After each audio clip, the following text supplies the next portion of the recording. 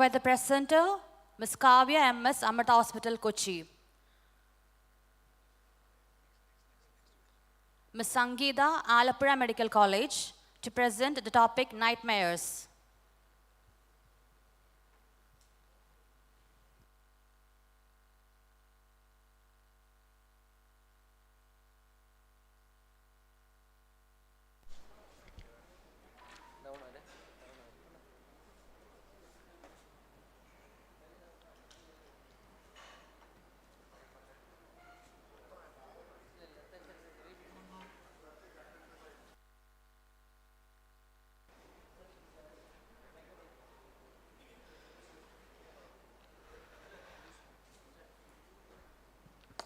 Check.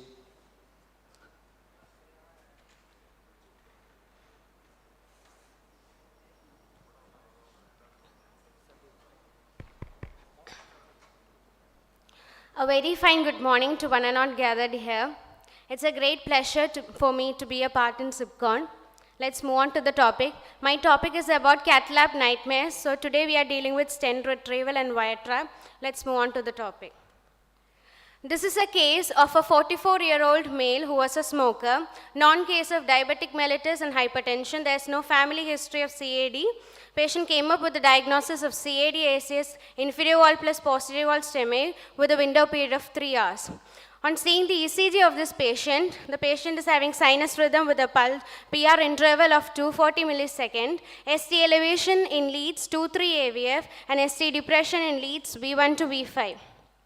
On evaluating the 2D echocardiography, there's a regional wall motion abnormality showing hypokinesia of mid and basal, inferior wall, infroseptal, infralateral wall with a preserved wall thickness and a good biventricular function with an EF of 58% taken up for primary PCA at 4 a.m. of 6th of March 2019. This is the coronary angiogram taken via right femoral artery using a 7F femoral sheath. You can see the RAO caudal view and LAO caudal view of this patient, the LM being a 4 mm vessel giving rise to LAD and LCX. This is the RAO cranial view.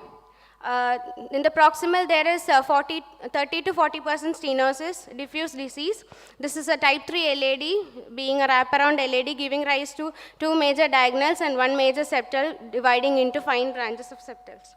This is the this is the LAO view showing the RCA, 80% stenosis followed by mid, there is total occlusion, type 5 thrombus. Then we wired RCA using a 0.014 inch cyan blue. Then we dilated using a 210 SC balloon. You can see on the left, we dilated and kept inflated a 210 balloon, and to the right you can see the picture after dilatation. Then we again pre-dilated with 2.510 SC balloon. Then we plan to stent with a 2.5 into 60 mm BMI morph drug-eluting stent. Now let's see what happened. Stent could not be tracked due to heavy calcification and diffuse stenosis. While trying to push the stent, the guide backed out and proximal part of the stent got crumbled. Stent couldn't be pulled inside the guide, so we pulled out the whole assembly but couldn't be taken inside the 7F femoral sheath. Now we have planned to snare through the contralateral femoral sheath.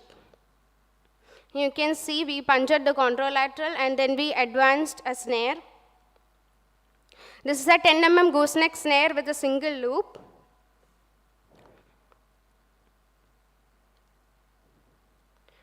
Now we can see we are trying to advance the PTCA wire onto that single loop so that we could pull the PTCA wire out.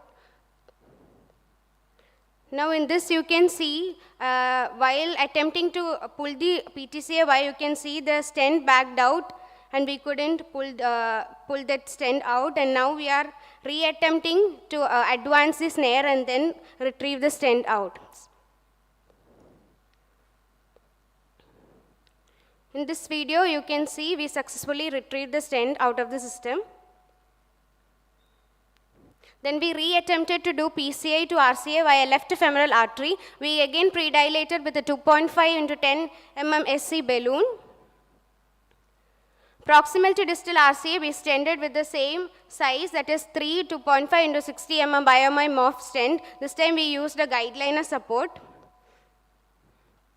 This is the post-trending image. Now we again post-dilated with 315 NC balloon proximally and 2.75 15 mm with the NC balloon distally. These are the final result with the TIMI-3 flow. Moving on to the next case, that is wire trap. This is a case of a 65-year-old male, diabetic hypertensive, came up with the diagnosis of CAD-ACS unstable angina, underwent CABG in 2014, effort angina FC class 2, TMT positive. 2D echocardiography shows no regional wall motion abnormality with a good biventricular function, EFF 68%. On evaluating the CAG done in 2018, Lima 2 LAD atretic, other graphs total occlusion, planned for native vessel angioplasty. This is the coronary angiogram of this patient. You can see RCA, proximally there is 80% stenosis, diffuse disease. This is the RA caudal and LA caudal view. LM, in this you can see at the distal LM there is 50% stenosis, diffuse disease, plaque. This is the RA cranial view. In this you can see proximal LAD there is 70% stenosis, giving rise to 3 diagonals and multiple septals. So wraparound LAD, type 3 LAD. Now we have decided to attempt PCA to proximal RCA. RCA we wired with 0.014 inch BNW, then pre-dilated with 2.510 SC balloon. We again dilated with 2.510 mm Scoreflex balloon being an atherosclerotic plaque. Then we stented with 332 mm everolimus eluting stent. These are the final result. We then post-dilated with 312 NC balloon. Then we attempted PCA to LMCA to LAD using 7FEBU 3.5 via right femoral artery. These are the previous angios. Now LAD and LCX we decided to wire with 0.014 inch BNW wire. Then we pre-dilated with 2.510 SC balloon.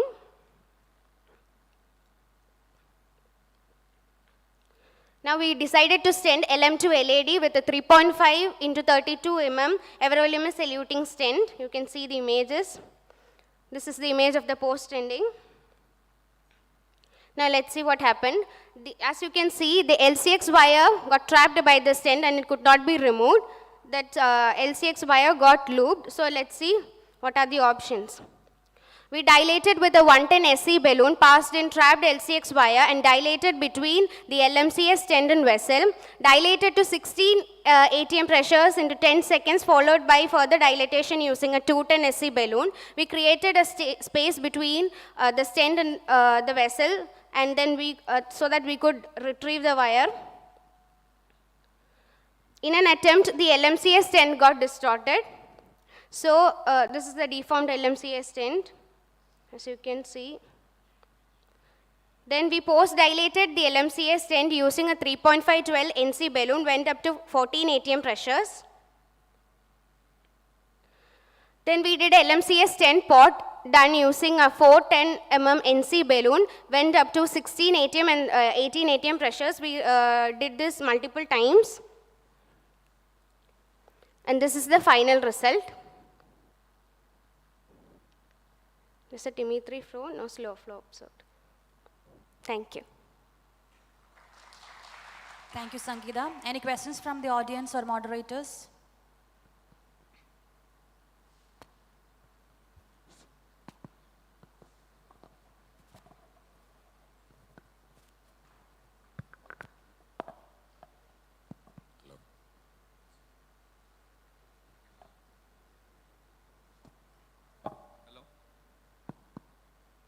Sangeeta, very appreciated, very good presentations. And my doubt is, first case, why you use BioMy Morph 60 millimeter stent instead of 2 stent we can use? We decided with a 60 mm first. We thought that the stent would deliver. Okay. But then we understood that we could not track the stent. Then second time when we stented, we used a guideline as support. So being a long stent, We thought that it would go, but it was successful by using a guideline or something. Yeah, good.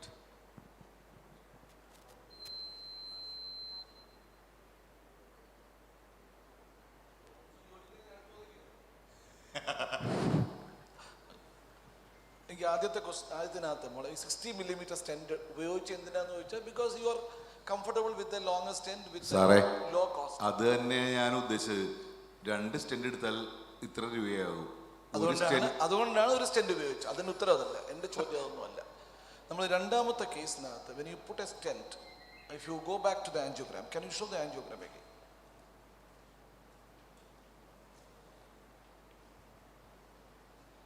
It is not your mistake. I'm just making you understand. നമ്മുടെ മനസ്സിലാവും ഈ image ഉണ്ട്. ഒന്ന് പറഞ്ഞു sir പറഞ്ഞോടിക്കോ. എന്നാ പിന്നെ Johnson പറഞ്ഞിട്ട് ഞാൻ പറയാം. ഇല്ല വേണ്ട, സോറി. അല്ലല്ല, അതല്ല ജോൺസൺ പറഞ്ഞു, ഞാൻ നമ്മൾ ഒരുമിച്ച് പറയാം. ഇല്ല സാറേ, സാറ് പറഞ്ഞു. അല്ല അതുകൊണ്ടല്ല, you just go back to the no this is not the case. I am just telling. First കേസിൽ ഒരുപാട് കാര്യങ്ങൾ പറയാനുണ്ട്. The vessel size, you go to the first case. And it is actually to be learned by the cardiologist also. Just go back to the angiogram. See the angiogram. What is the proximal RCA size? No, just keep it there. No, just keep it there. The RCA look like the proximal part is 3.75 or 4mm vessel or 3.5 minimum. So it is not to be used at 3mm stent. Number one. Number two, when you just put a stent in the RCA from the proximal to the distal part, if the acute marginal is not a big vessel, the size of the vessel will be equal. If the PD and PLV are the very big vessel and acute marginal is a very small branch, it is a relatively very small branch. So RCA gives rise to two major branches, PD and PLV. So RCA principle in RCA is from the origin to the PDA PLV, it will be almost similar size. So it should be like a 3.5 vessel from the origin to the down. You have taken a 3 into 3, 2.75 biomime 60mm stent, correct. In this case, what is the major problem is you did not prepare the lesion very well. If you prepare the lesion, probably even without a guideliner, you could have taken a stent. Once you could not take a stent, what are the other choices? Tell me. You took a guideliner. What are the other choices to take a stent? It is actually not for you, basically for the cardiologist. But you can train the cardiologist to do that. Johnson was training me when I was in medical trust. He was actually telling lot of, please. I'm just telling Johnson was an excellent technician, cath lab technician. When I started my career when I started my career in 2002 as a first, please sit down, Johnson. When I started my career to do intervention in Kerala, first I started in Medical Trust Hospital, where I was seeing a person. I don't know how you rate Johnson, but Johnson's attitude and understanding of coronary anatomy is very good. There are people who learn skills even without study. Yesterday everybody was enjoying, that is why nobody is here. But you can learn skills without enjoying. Somebody can draw a excellent picture without studying drawing. How? It is an innate skill is there. He has an innate skill. So that is why he was actually telling, sir, I think you have to go to that angle, sir. You can see the wire better. So in the initial level of your career, people actually will learn everything from a technician. Or even if you are very good, you always take the help of a technician. In my hospital, even with, I am now 25 years of experience in cardiology, with 20 years of interventional experience. Probably I would have done the largest number of angioplasty in the country.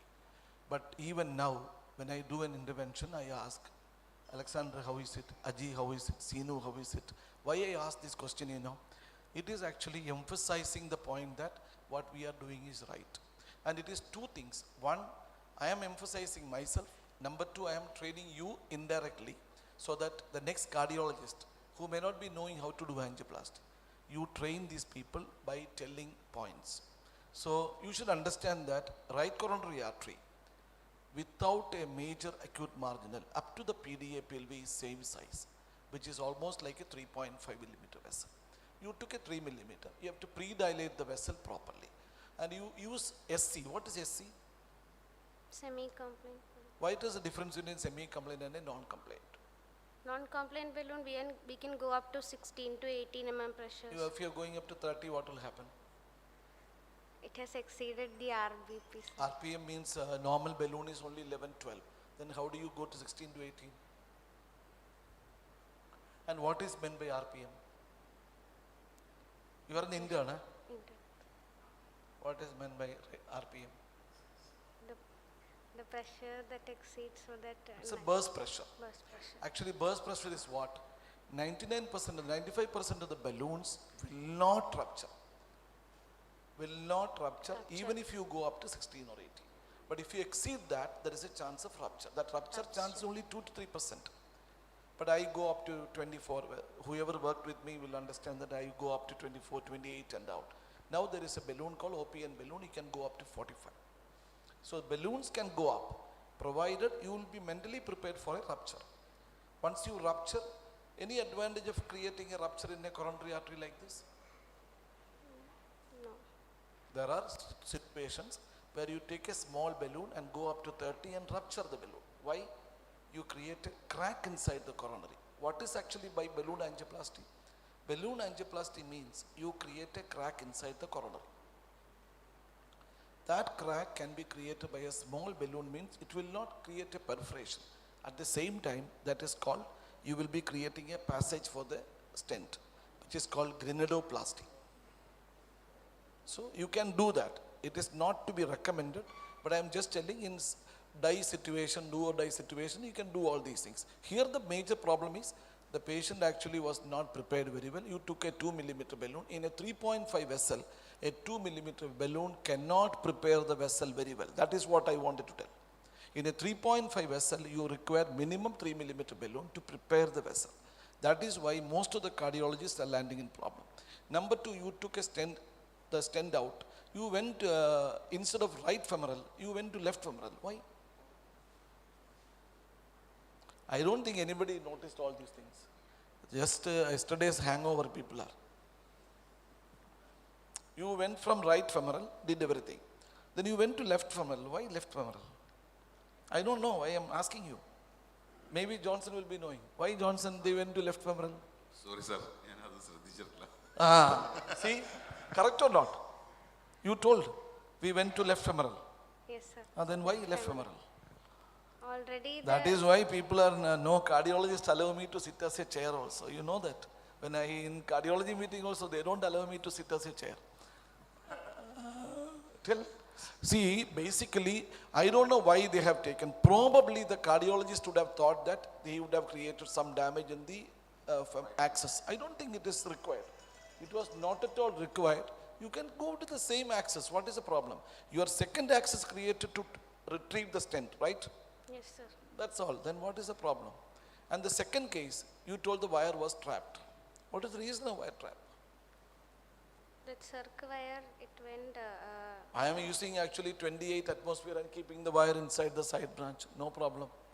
The problem is actually the cardiologist should have retracted the wire. You in a setup where people should be respecting the coronary. If there is no respect, it will be get trapped. Otherwise, there is no problem. You can go up to 40 and then you can take the balloon wire out easily. Nothing will happen. And people claim that a aux wire can get trapped. A new wire, both can get trapped. Basically, trap is actually because you are withdrawing the wire inadvertently. That is why. That is the reason of your. And when you see the stent, can go. The second case. First case is, you told what are the other techniques. Instead of guide liner, you can take one more wire down. Buddy wire. Buddy wire. And the second one is buddy wire also does not work. You can take another wire and take the wire into the PDA or PLV, and then you have a 2 millimeter balloon with you. You can take that same 2 millimeter balloon and dilate down. You create an anchor there, distal anchor, and take the stent down. That is all techniques, because you don't have to waste a guide liner there. You don't have to waste a guide liner. You have a second wire, you take the wire now. You already have a balloon in your table. that balloon itself can be taken down and then take it. ഇതൊക്കെ എനിക്ക് പറയാൻ പറ്റുന്നുണ്ട്.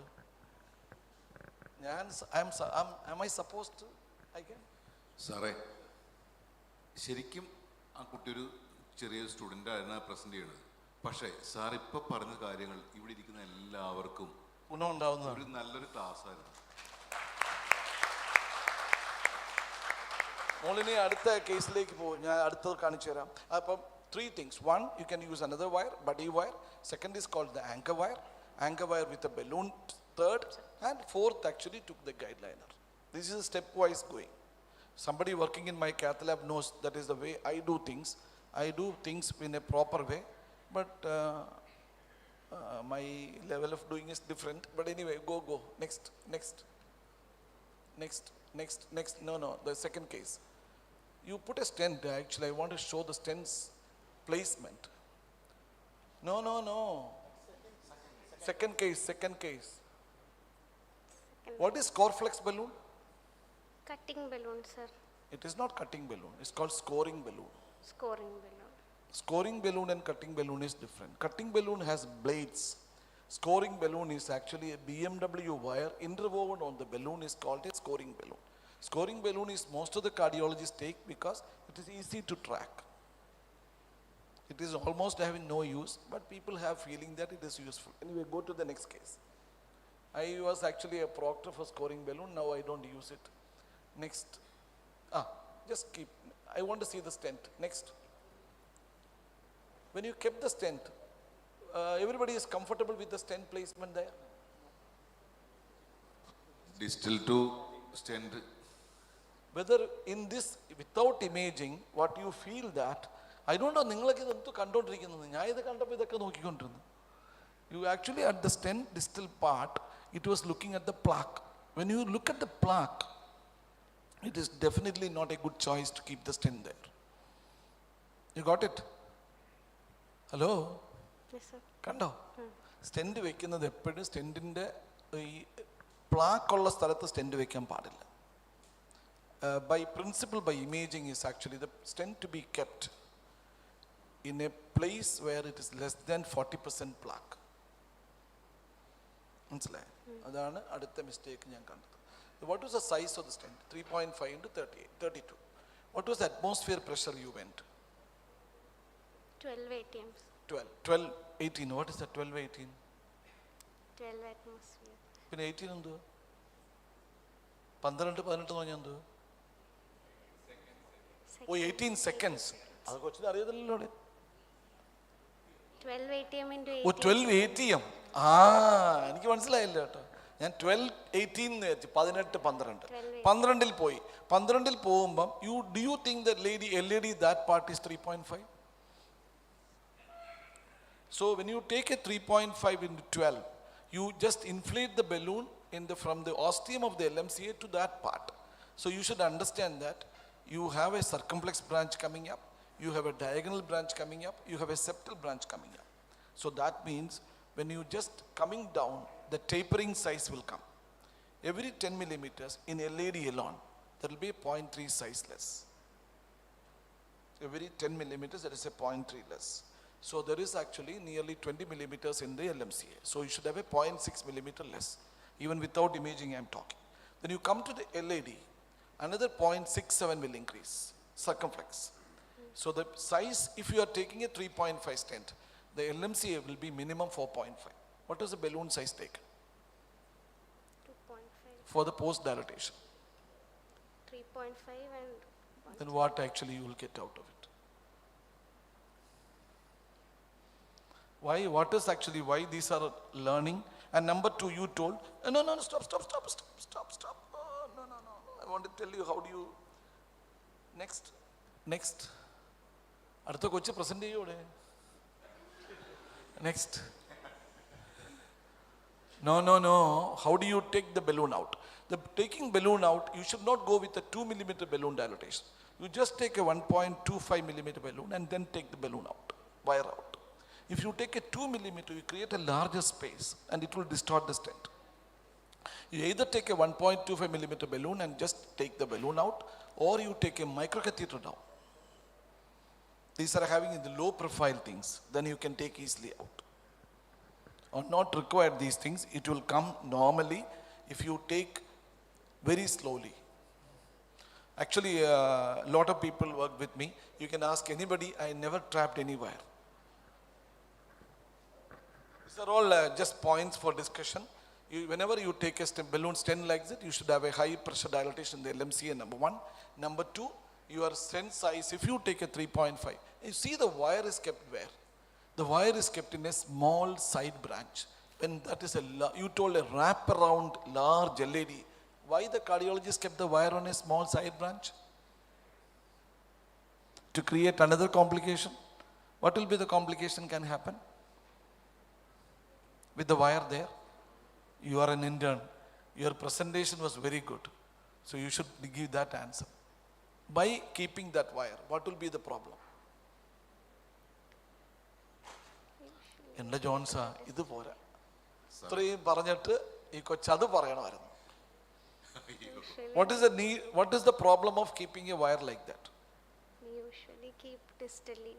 എന്തുവാടേ സാറേ gas പോയി ആ കൊച്ചിൻ്റെ മോളെ, ആ വയർ അവിടെ ഇരുന്നാൽ അത് പെർഫറേറ്റ് ചെയ്യാം, ചെയ്തൂടെ? വെരി സ്മോൾ ബ്രാഞ്ചിനകത്ത് ആ വയർ പുഷ് ചെയ്യാൻ പാടില്ല. And once ever you get having a wire like that, you are going to take the stent down. When you manipulate the stent, the wire can push again, and you unknowingly perforate the vessel, and you have a larger vessel down. You have to keep the wire down. മനസ്സിലായോ?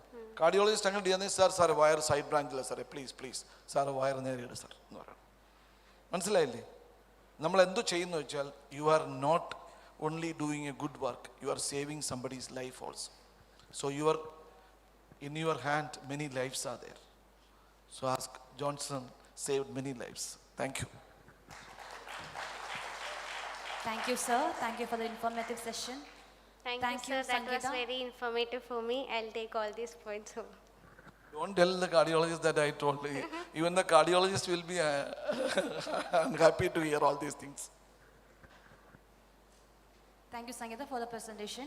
Now let me invite the next presenter onto the stage, Kavya MS, Amrita Hospital, Kochi, to present a topic, OCT to rescue a case of coronary hematoma.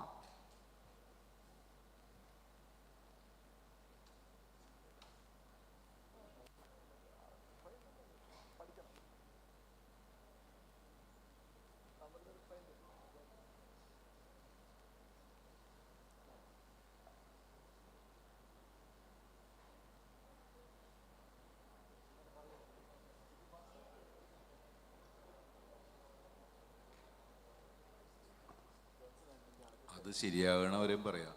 ആ കുട്ടി ആ case present ചെയ്തു. നമുക്ക് doctor Pratap ഒരു class കൊടുത്തു. അതിനൊരു കയ്യടി അടിച്ചേരി.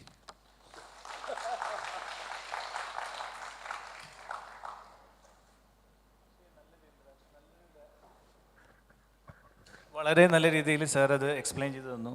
ഒരു വളരെ ഇൻഫോർമേറ്റീവായിട്ട് ഒരു നല്ലൊരു ടീച്ചിങ് തന്നെയായിരുന്നു എല്ലാവർക്കും. അതിന് ഒരുപാട് താങ്ക്സ് സാറിന്. Good learning points. We also can learn easily. Thank you, sir. Evan, good morning to all. Myself Kavya, Junior Cath Lab Technologist from Amrita Institute of Medical Science, Kochi.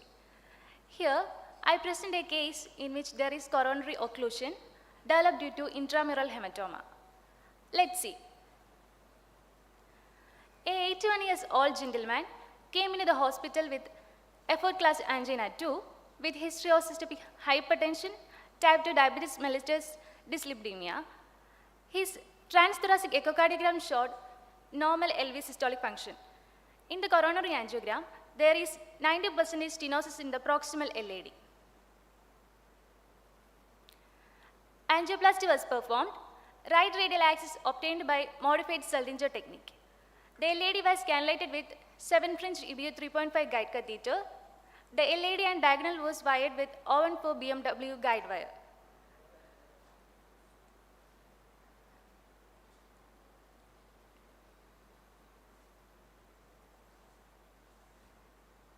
And the LED is pre-dilated with 3 into 15 mm semi-compliant balloon.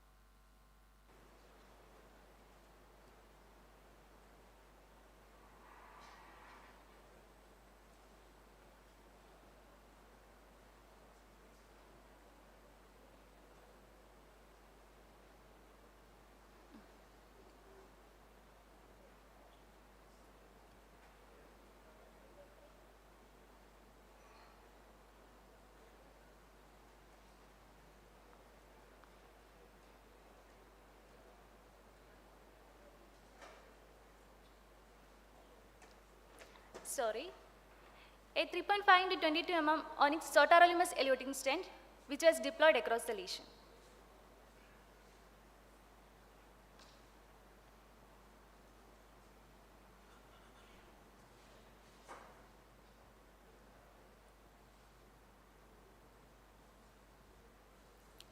And it is post-dilated with 3.5 into 8 mm NC track balloon till maximum opposition to the vessel wall. Check angiogram showed there is coronary occlusion. Is it due to vasospasm, dissection, or intramural hematoma? Intracoronary nitroglycerin bolus was given, but there is no major impact.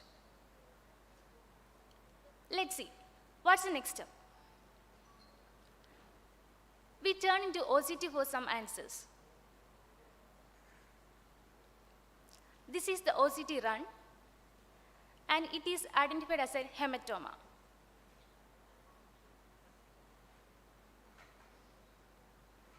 Now, let me seek your kind attention here that it is an intramural hematoma of length 9.6 mm, distal to the stent between 20 to 30 mm. We can see a hematoma. That is a crescent luminant shaped area here. Here, intramural hematoma, which is defined as the accumulation of the blood within the media that displaces the internal elastic membrane inwards and the external elastic membrane outwards with or without identifiable entry or exit points. This is a crucial scenario. What will we do? This is a burning situation. Let's see how we tackle the scenario. The strategy would be to use cutting or scoring balloon to create fenestrations in the hematoma, by which it creates pressure and restore the luminal area. Here, the scoring or cutting balloon which create intimal tear and thereby release the blood from the hematoma towards the lumen. A 3 into 15 mm scoring balloon which was used to fenestrate the hematoma. Post-scoring OCT run was performed, which shows complete resolution of the intramural hematoma. And the 2.75 into 18 mm everolimus stent, which was deployed across the hematoma, and the check angiogram showed there is TME3 flow with no evidence of dissection, thrombosis, stenosis. In the nutshell, prompt recognition and treatment have very importance with intracoronary imaging like IOS OCT. Cutting balloon, scoring balloon techniques, which aims to create microfenestrations of the intimal layer of the arterial wall, it is an effective method to treat intramural hematoma. Thank you. Thank you, Ms. Kavya. Any comments or questions from the audience or moderators? Make moderators to ask questions. Yes, questions from the moderators, please. ഇല്ല സാറേ, സമയങ്ങളല്ല. Sir എൻ്റെ comment പറ. എനിക്ക് comment പറയാനുള്ളത്, ഞാൻ കാവ്യമായിട്ട് ചോദിക്കുക, ഈ patient നിങ്ങൾ എന്തിനാണ് ഈ വയർ സൈഡ് ബ്രാഞ്ച് ഇട്ടിരുന്നത്? സ്റ്റെൻഡ് ഇട്ടപ്പോൾ you have A branch wire in the side branch. അല്ല സർ, LED-ലും അപ്പോൾ ഡയഗണലിലോട്ട് ലീഷൻ പോകാതിരിക്കാൻ വേണ്ടി പ്രോക്സിമൽ LED-ലായിരുന്നു സ്റ്റീനോസിസ്. കാണിച്ച് ആൻജിയോഗ്രാം കാണിച്ച്. ഇയാൾ സീനിയർ ടെക്നോളജിസ്റ്റ് അല്ലേ? മറ്റേ കൊച്ചു ഇന്റേൺ ആയിരുന്നു, അപ്പം പറയാൻ പറ്റത്തില്ല. You should act properly. നമ്മൾ ആ വയറിനകത്ത് എനിക്ക് ആ ഡയഗണൽ ഓസ്റ്റിയത്ത് ഡിസീസ് ഉള്ളതായിട്ട് തോന്നിയില്ല. അതുകൊണ്ട് നോർമലി നിങ്ങൾ അങ്ങനെ 2 വയർ ഇടുമോ കേസ് ചെയ്യുമ്പോൾ? നമ്മളൊക്കെ ഒരു വയറ് കുറയ്ക്കാൻ നോക്കും, അത്രയും കോസ്റ്റ് കുറയ്ക്കത്തില്ല അല്ലേ? ഫസ്റ്റ് ബൈഫർക്കേഷൻ കഴിഞ്ഞിട്ട് ഒരു വയർ ഒന്ന് കാണിച്ച്. Can you show the angiogram again? I don't know how people are observing things. പിന്നെ രണ്ടാമത്തെ ചോദ്യം, ഈ OCT ഇല്ലായിരുന്നെങ്കിൽ നിങ്ങൾ എങ്ങനെ ഇത് മാനേജ് ചെയ്തു? ഒരു ബലൂൺ വെച്ചിട്ട് ഇൻഫ്ലേറ്റ് ചെയ്യും, എന്നിട്ട് നമ്മൾ സ്റ്റെൻഡ് ചെയ്യും. മാത്രം തന്നെ നിങ്ങൾ ഇത് ചെയ്തിട്ട് സ്റ്റെൻഡ് ചെയ്ത് ചെയ്തു. പിന്നെ എന്ത് ചെയ്ത്? എന്ത് benefit you got it out of A scoring balloon and OCT? സാധാരണഗതിയിൽ when you do a evacuation of the blood from by cutting, then ഈ വയർ ഇടുന്ന ഉദ്ദേശം എന്താണെന്ന് ചോദിച്ചത്. അങ്ങനെയാണെങ്കിൽ ആദ്യത്തെ ആൻജിയോഗ്രാമിനകത്ത് ഹോസ്റ്റൽ ഡിസീസ് ഉണ്ട്. Can you just go back one shot back? അതായിരിക്കണം അവർ വയറിട്ടത്. probably they would have put LED diagonal wire mainly because of there was an osteal disease. അത് ഡോക്യുമെൻ്റ് ചെയ്ത് അറിയാൻ വേണ്ടിയാണ് ഞാൻ ചോദിച്ചത്. സ്റ്റോപ്പ് ചെയ്യോ ഇമേജ് ഒന്ന് സ്റ്റോപ്പ് ചെയ്യോ. There is A disease. അപ്പം ഞാൻ ചോദിക്കുന്നത്, സപ്പോസ് ഇതിനകത്തൊരു ലീഷൻ ഉണ്ടായിരുന്നു, നിങ്ങളിത് വെസൽ പോയെങ്കിൽ will you do a stenting to the vessel? Which vessel, sir? Diagonal. Pop ചെയ്തിട്ട് നമ്മൾ സ്റ്റെൻഡ് ചെയ്യും. ഏത് സൈസ് പോപ്പ് ചെയ്യും? 1.25 അല്ലെങ്കിൽ 2 ബലൂൺ വെച്ചിട്ട് ഫ്രീ ചെയ്തിട്ട് ഒരു 1.25 to 1.5 അതിന് മുകളിലെ വെസലിൻ്റെ. അതുകൊണ്ടാണ് ഞാൻ പറഞ്ഞത്, if you are definitely planning to do that, you keep a wire. Once the flow is gone, you have to rewire it and then put a 1.5 balloon. That is number 1. Number 2, ഇപ്പോൾ നിങ്ങൾ stent ചെയ്ത് കഴിഞ്ഞ ശേഷം നമ്മൾ അതിനകത്ത് occlusion എന്നാണ് പറഞ്ഞത്, ആ വാക്ക് പിൻവലിക്കണം. I have seen an occlusion distal to the stent. No, I have seen a haziness distal to the stent. രണ്ടാണ്. ഒക്ലൂഷൻ എന്ന വാക്ക് അടഞ്ഞിരിക്കുന്നു എന്നുള്ളത്. ഹേസിനെസ് എന്ന് പറഞ്ഞാൽ ആ വെസലിൻ്റെ ലൂമൻ കണ്ടാൽ നമ്മൾ നോർമലി കാണുന്ന കറുപ്പിന് പകരം ഒരു ഹേസി ആയിരുന്നു. Can you show go next അല്ലെങ്കിൽ ആളൊന്ന് നോക്ക്, observe. No stent after post stenting ഇതാരെ രാജീവ് ചെയ്ത കേസാ? അതാ കറക്റ്റ്. സ്റ്റോപ്പ് ചെയ്തേ. അതിനകത്ത് ദാറ്റ് ഈസ് കോൾഡ് ഹേസിനെസ്. മനസ്സിലായില്ലേ? അത് ഹേസിയാണ്. ആ കറുപ്പിന് ശേഷം ഒരു ഹേസി നേച്ചറാണ്. Definitely it requires a stenting എന്ന് നമുക്ക് തോന്നും. ആൻഡ് രണ്ടാമത്തെ സ്റ്റെൻറ്റിൻ്റെ സൈസ് എത്രയായിരുന്നു? 3 ആയിരുന്നോ 3.5 ആയിരുന്നു? വീണ്ടും 3.5. രണ്ടാമത് വീണ്ടും എനിക്ക് തോന്നുന്നില്ല 3 ആയിരിക്കും ഇട്ടത്. അത് ഞാൻ ചോദിക്കുന്നതിൻ്റെ കാരണം ഉണ്ടായിരുന്നു. അപ്പം കാവ്യ ശ്രദ്ധിക്കുന്നില്ല കാര്യം. 2.75. Why? So the dissection of the hematoma is because of the larger size stent in the proximal part. അതുകൊണ്ടാണ് പുള്ളി രണ്ടാമതിട്ടത് സ്റ്റെൻറ്റ് സ്മോളർ സൈസ് സ്റ്റെൻറ്റ് എടുത്തത്. മനസ്സിലായോ? Otherwise haematoma will extend. ഇതിനകത്ത് സ്കോറിംഗ് ബലൂൺ ഉപയോഗിച്ചത് കൊണ്ട് കുഴപ്പമൊന്നുമില്ല. That is one technique we use. Technique is actually you have to suck out the blood. This is the best technique, and it is actually used not only in these type of things. When you do intervention, you do that. In stingray cross pose ഉപയോഗിക്കുമ്പോൾ നമ്മൾ suck out ചെയ്ത് blood എടുത്തിട്ടാണ് true lumen create ചെയ്യുന്നത്. You create a larger subintimal space when you create in a CTO intervention. അപ്പോഴും നമ്മളിത് ചെയ്യാറുണ്ട്, suck out ചെയ്യാറുണ്ട്. Suck out ചെയ്യുമ്പോൾ സാർ എന്താ ഉപയോഗിക്കുക? You can do a micro catheter. Just micro catheter push ചെയ്തിട്ട് എടുത്താൽ മതി. അത് നമ്മൾ ആ സബിൻറ്റിമൽ സ്പേസിലിരിക്കുന്ന സ്ഥലത്ത് മൈക്രോ കത്തീറ്റർ എടുത്താൽ മതി. നമ്മൾ ഈ സ്റ്റിംഗ്രേ ബലൂണിനകത്ത് ദർ ഈസ് അനദർ സ്പേസ് ഉണ്ട്, അതിനകത്ത് സക്ക് ചെയ്യാൻ പറ്റും. എനിവേ നല്ല കേസായിരുന്നു, ഒരുപാട് ലേണിംഗ് പോയിന്റ് ഉള്ള കേസാണ്. പക്ഷേ ഈ വാക്കുകൾ ഉപയോഗിക്കുന്നത് നമ്മൾ teacher. So you should tell them it is haziness not occlusion. നല്ല കേസായിരുന്നു. Thank you. Thank you, sir. Thank you, Ms. Kavya.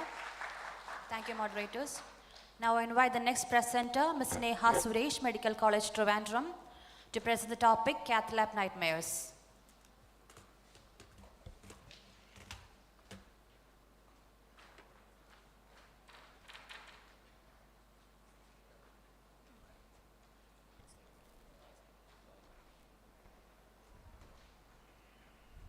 A very good morning to one and all present here. I am Neha Suresh from Government Medical College, Trivandrum.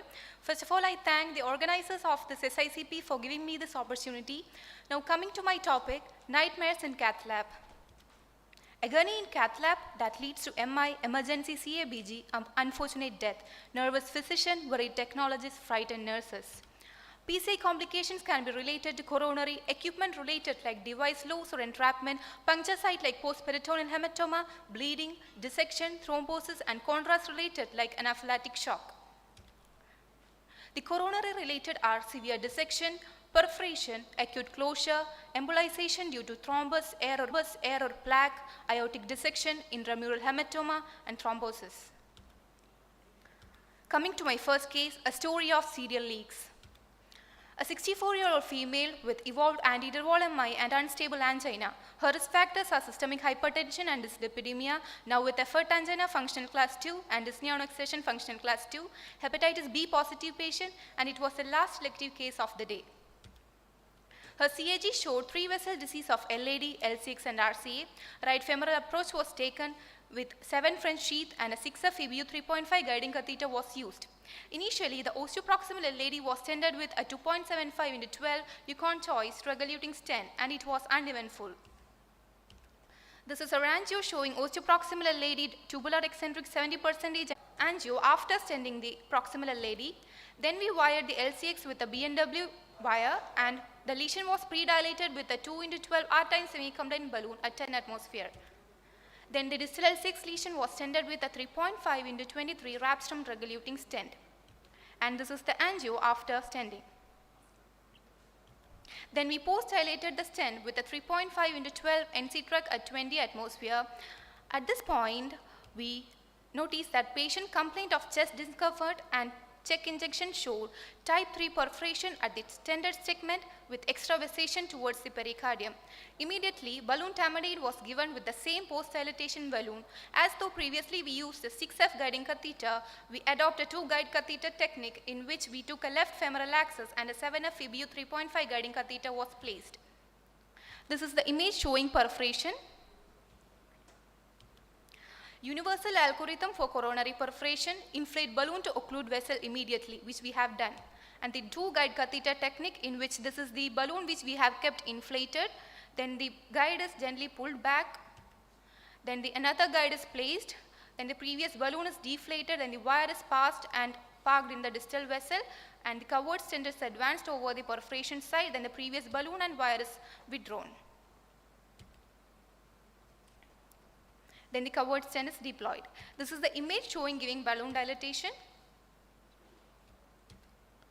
Then a 3.5 into 19 mm graft master covered stent was deployed across the perforation site at 12 atmosphere. But the stent was underdeveloped and the check injection showed persistent perforation. At this point, echo showed a pericardial effusion of about 10 mm. Patient developed hypotension, started on inotropes, and pericardiocentesis of about 200 ml of blood was aspirated and then autotransfused. The balloon was kept dilated during this time. Then we stented another 2.8 into 26 mm graft master by overlapping with the previous stent at 16 atmosphere, and this is the image. Then the angio showed TIMI3 flow with a sealed perforation. Then we post-dilated the stent with a 3 into 10 8 mm NC-TREC balloon at 20 atmosphere. And this is the picture after post-dilatation. Then we decided to take a without wire picture in RA caudal view. This is the RA caudal view, and then we took an iliocranial view in which we noticed a wire-induced type 1 perforation in LPDA. Immediately we wired the LPDA and we given the balloon tamponade with the same pre-dilatation balloon, that is 2 into 12 mm times balloon at 6 atmosphere. Then the check showed minimal perforation. Patient was hemodynamically stable. The echo showed minimal effusion and no aspirant. Since pigtail was in situ, we decided to stop the procedure and monitor the patient in ICCU. And happy to say that patient was discharged after 1 week in a stable condition.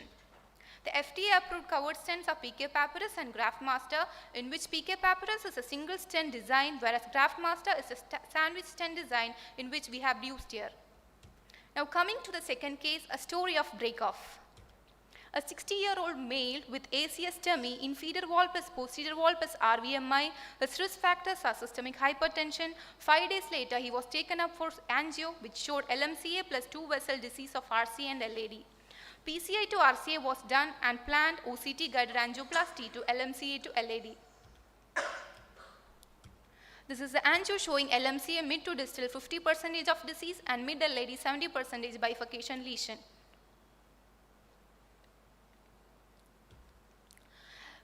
We took a right femoral approach and a 6F EBU 3 guiding catheter was used, and LAD was wired with run through, L6 with Sion blue, D1 with BNW, and the LAD lesion was pre-dilated with a 2.5 into 10 mm balloon at 8 atmosphere and D1 with a 2 into 10 mm balloon at 4 atmosphere.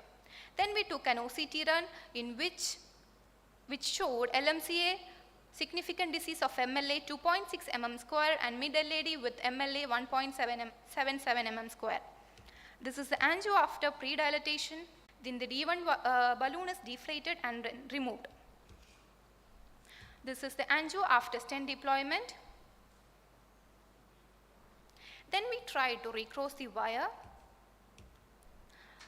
At this point, the wire got entangled within the stent thread and failed to get released. Standard technique using 1 mm balloon assisted wire removal and a gentle pullback was attempted but failed. The wire got fractured. A small portion of wire was retained in the stent and the vessel wall with a portion of wire hanging into the aorta. The attempted removal of the wire resulted in the deformity of the proximal part of the stent, which was an LMCA. This is the image showing proximal deformed stent with snapped wire, which was corrected by post-dilatation with a 3.5 into 10 mm Apollo NC balloon. And this is the final injection after post-dilatation. And this is the snapped wire hanging in the aortic sinus. CTVS option was sought. Patient was asymptomatic and hemodynamically stable. Plan was to continue on conservative management with anticoagulants and antiplatelets. Patient was discharged in a stable condition.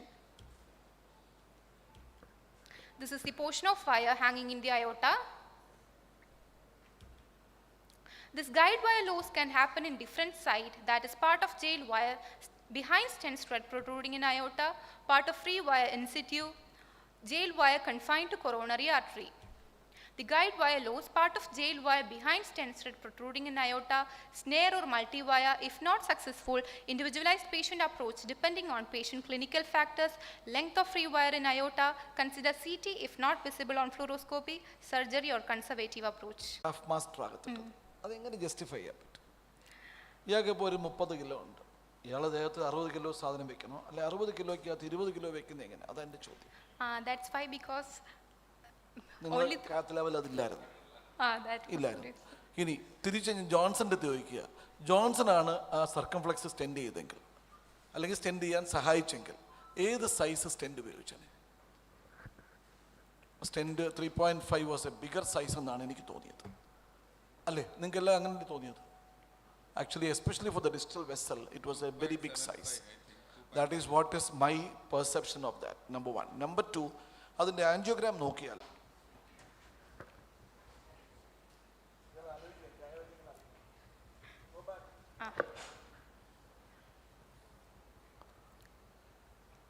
go back. I don't know if people observe or not. Go back. അതിന് മുമ്പ് ഒത്തിരി മുമ്പ് ആദ്യത്തെ ഒരു Johnson കണ്ടു കാണുമെന്ന് ഞാൻ വിചാരിച്ചത്. നിങ്ങൾ കണ്ടില്ലേ ഇവിടെ? Next show the injection. അല്ല, ചെക്ക് കാണിക്ക്. ഇനി റൺ ചെയ്യും. ചെക്കല്ലേ, sorry. Okay, next go after dilatation. Next ഒരു അവിടെ you just look at that. Just can you see back? Just run. Vessel run ചെയ്യുമ്പം ബിഹൈൻഡ് ആ സർക്കംഫ്ലെക്സിൻ്റെ ആ റീജിയനിൽ ഒന്ന് നോക്കിയാൽ മതി. Just look at. Move play. Sorry, move എന്ന് വെച്ചാൽ ഞാൻ കാത്തലാവിലല്ലല്ലോ. ശരിയാ. Okay.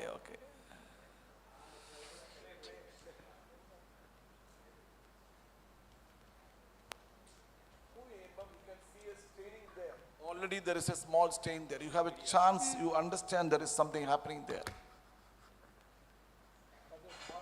You use a larger stent. പിന്നെ എനിക്ക് പറയാനുള്ളത്, നിങ്ങളെല്ലാവരും ഈ കവേർഡ് സ്റ്റെൻറ്റ് ഉപയോഗിക്കുമ്പം നിങ്ങൾ വിചാരിക്കും കവേർഡ് സ്റ്റെൻറ്റ് വെച്ച് കഴിഞ്ഞാൽ മാറും. അല്ല, കവേർഡ് സ്റ്റെൻറ്റ് വെച്ചിട്ട് 20 to 30 seconds, preferably 1 or 2 minutes, you keep it inflated. അവിടെ ചെറിയ സ്റ്റെയിനിങ് ഉണ്ട് അവിടെ ഭാഗത്ത്. കണ്ടോ? Can you see that staining behind? അവിടെ ഏതോ ഒരു സ്മോൾ ബ്രാഞ്ച് അപ്പം തന്നെ പെർഫറേഷൻ സ്റ്റാർട്ട് ചെയ്തു. That perforation was the perforation you have seen in the later stage. That's what I am telling. And when you put a stent, you just covered stent, you just inflate for some time, then only. അതാണ് പലപ്പോഴും multiple covered stent ഉപയോഗിക്കുന്ന ആൾക്കാർ. You just keep a covered stent, 10 seconds, you just take it out. You inflate the covered stent for some more time. and preferably to use a 2.8 stent covered stent, initial 3.25 millimeter balloon and inflate for some time. Preferably 2 minutes continuous, that will be sealing off. That is the best. You have to oppose the covered stent maximum to the vessel wall. അത് അല്ലെങ്കിൽ ഒരിക്കലും covered stent benefit കിട്ടത്തില്ല. പിന്നെ ഈ ping പോങ്ങിന് പകരം why don't you use one more wire and do it? 6F guider. 6Fനകത്ത് 2 wire പോവുമല്ലോ.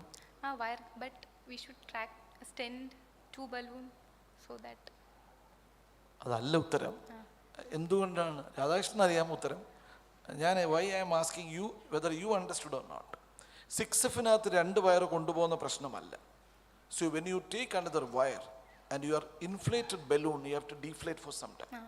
So our time actually lose ചെയ്യാതിരിക്കാനാണ് take another catheter as a ping pong technique and use that. You understand? That is why the one larger axis and whatever you wanted to do, you can do that. That is why. I'm not telling you that is recommended anywhere, but it is. These are all things which I follow. പിന്നെ രണ്ടാമത്തെ കേസിനകത്ത് ഇത് perforation മറ്റേത് വരുന്നു Wire entrapment. Wire hanging in the aorta. I don't think anything will happen. Nothing will happen. And you took a cardiovascular cath lab, cardiac surgeon's opinion. What they will come and do? നമ്മൾ surgery ചെയ്ത പേഷ്യൻസിൻ്റെ angiogram കണ്ടിട്ടുണ്ടോ? എത്ര wire എവിടെല്ലാം കിടപ്പുണ്ടെന്ന് അറിയാമോ? Nothing will happen. Only thing is actually you should not hang the wire inside the coronary. That will be a stent thrombus ഉണ്ടാവാൻ necessary. When you have a hanging a wire, if the wire is opposed to the vessel wall, nothing will happen. And പണ്ടൊരിക്കൊരു ഇതേപോലൊരു കേസ് നമ്മൾ കാർഡിയോളജിസ്റ്റുകൾ present ചെയ്ത സമയത്ത് ഞാനിത് പറഞ്ഞായിരുന്നു.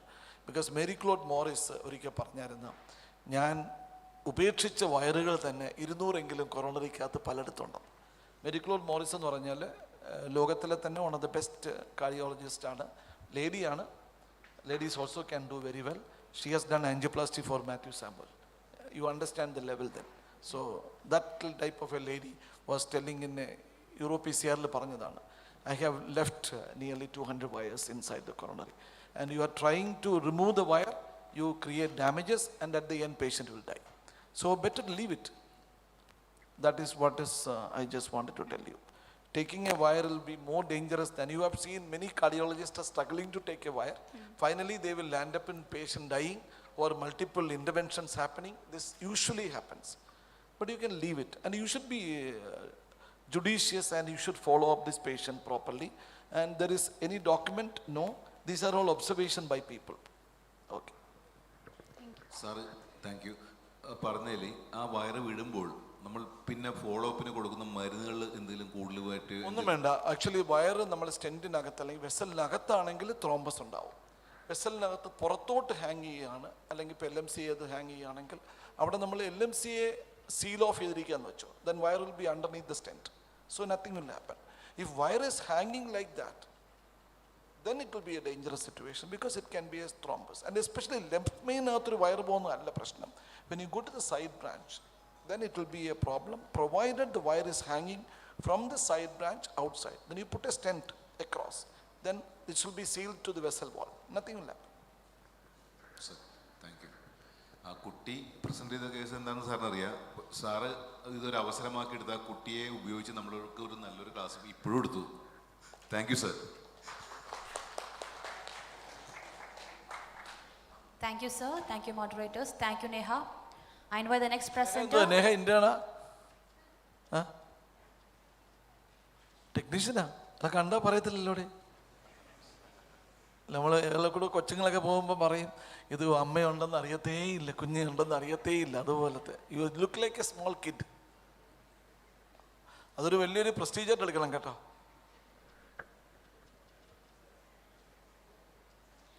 Thank you, sir. I invite the next presenter on the dais, Indu Ashokan, KIMS Health Trivandrum, to present topic near miss case.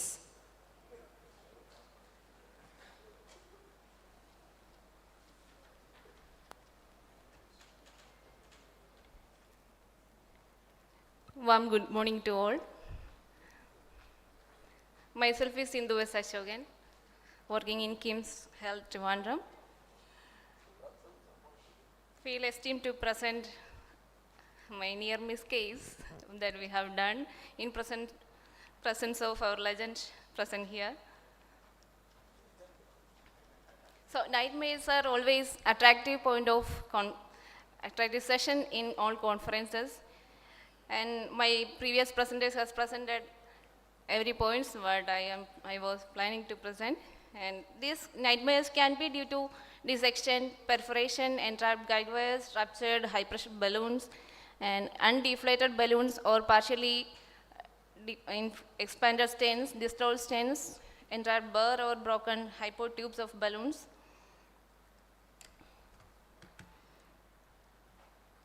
Here we can see, in the first picture you can see perforation, and other one is entrapped guide wire, one is dislodged stent, and one is showing dissection. This is hypotube which I mentioned previously. It also can break and sometimes it can create problems for us. This is entrapped burr which could be taken out using a guide liner. And the helping devices in such situations, some of the devices are gooseneck snares, end snares, even medallion syringe, sometimes nested coils, 1/8 coils, and PVA particles which can be pushed to the destination using a microcatheter, and cover stents. Coming to the case, this is the case of a 70-year-old gentleman who was suffering from carcinoma. He had undergone angioplasty to LAD in 2006. He presented to our emergency department. This is the ECG showing androolstemy. This is a PA caudal picture. Here we can see tapering LM and 100% instant occlusion of LAD. This is a LAO caudal view, and circ is non-dominant and has mild plaquing. This is a RCA dominant proximally tight lesion and distally also deceased. And since he presented with androol MI and it showed 100% occlusion of LAD, we decided to proceed with primary angioplasty. As usual, we wired LAD with workhouse guide wire. We showed thrombus at the bifurcation level, and a large diagonal was seen arising from that point, and we thought to wire diagonal also. Initially, thrombus aspiration was attempted and we couldn't get much thrombus. So we decided to daughter it with 2 mm balloon which was not crossing. Proximally, we were having a gritty feeling and we went for a 1.5 mm New York balloon. It could get across, but when we tried to inflate it, contrast was leaking. So it got ruptured, and we took another 1.2 mm balloon which could get across and do the job. And we wired the diagonal also. We noticed that the guide wire distal LED wire tip was in a septal. Since it is septal, we thought it will be safely sit there. And we dilated diagonal also with 2 into 15 mm. Initially it was done with 1.5 mm balloon and then with 2 into 15 mm balloon. Since there was a catchy feel in the proximal part, we decided to make proper way to go take other gadgets. So we dilated proximal part with 2 mm and 3 mm balloons. The things happened in between was the diagonal was getting occluded repeatedly and patient developed symptoms. Patient was complaining of more and more pain. Then it was again dilated with 1.5 mm balloon. When we go to the LAD, when we do LAD dilatation, the diagonal was getting occluded. It happened at least 3 times. Finally, we could establish flow in diagonal and LAD. Then we saw that some perforation was happened there. It showed some intramural hematoma there. So we decided to stent that part. Prolonged inflation was given and patient also became unstable, pulmonary edema, hypertension, brady. And when we took a 26 mm balloon, even with body wire and guideliner support, it was not crossing distally. So decided to dilate the proximal LAD again, but the deflated profile of 3 mm balloon was not crossing. So something was catching all the devices proximally. We decided to stent ostial LAD first. So we did that. This is the ostial LAD positioning. We could deploy that, and then distal LAD also stented.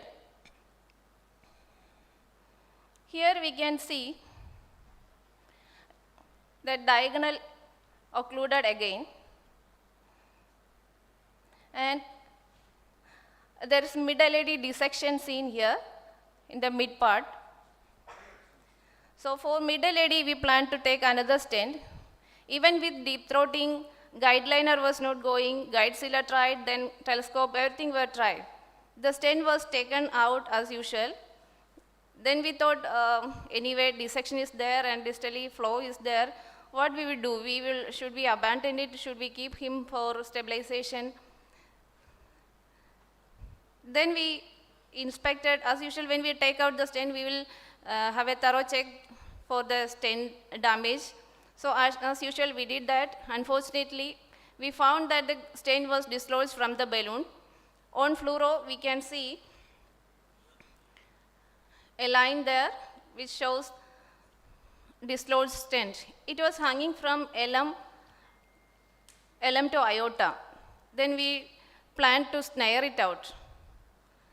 But since the guide was engaged, we couldn't do it successfully. Then we disengaged the guiding and tried it again. Even with 20 mm snare, it didn't work. And somehow, at one point, we could catch that part of the stent, but we found that distal part is stuck somewhere. So it can be a catastrophe with that snare and snaring it out. So we passed a hydrophilic guide wire along the side of that stent, distal stent, and 2 mm balloon. Initially we took 3 mm balloon, it didn't work, and we took another low profile 2 mm balloon, and we could plaster one side, distal part of that distal stent. Then again, it was plastered with 3 mm balloon.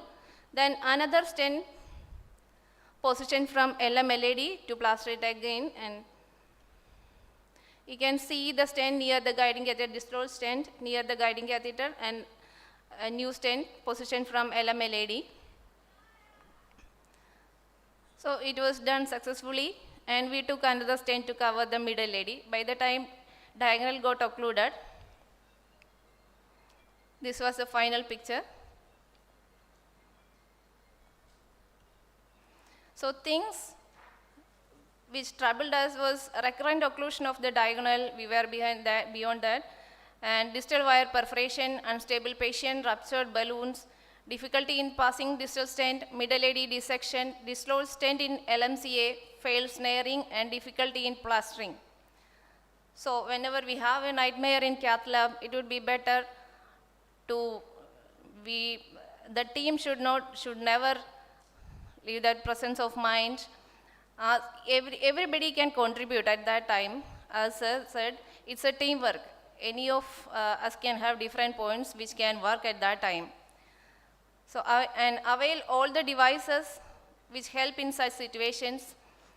And short and low profile stent can help in that crossing difficult situations.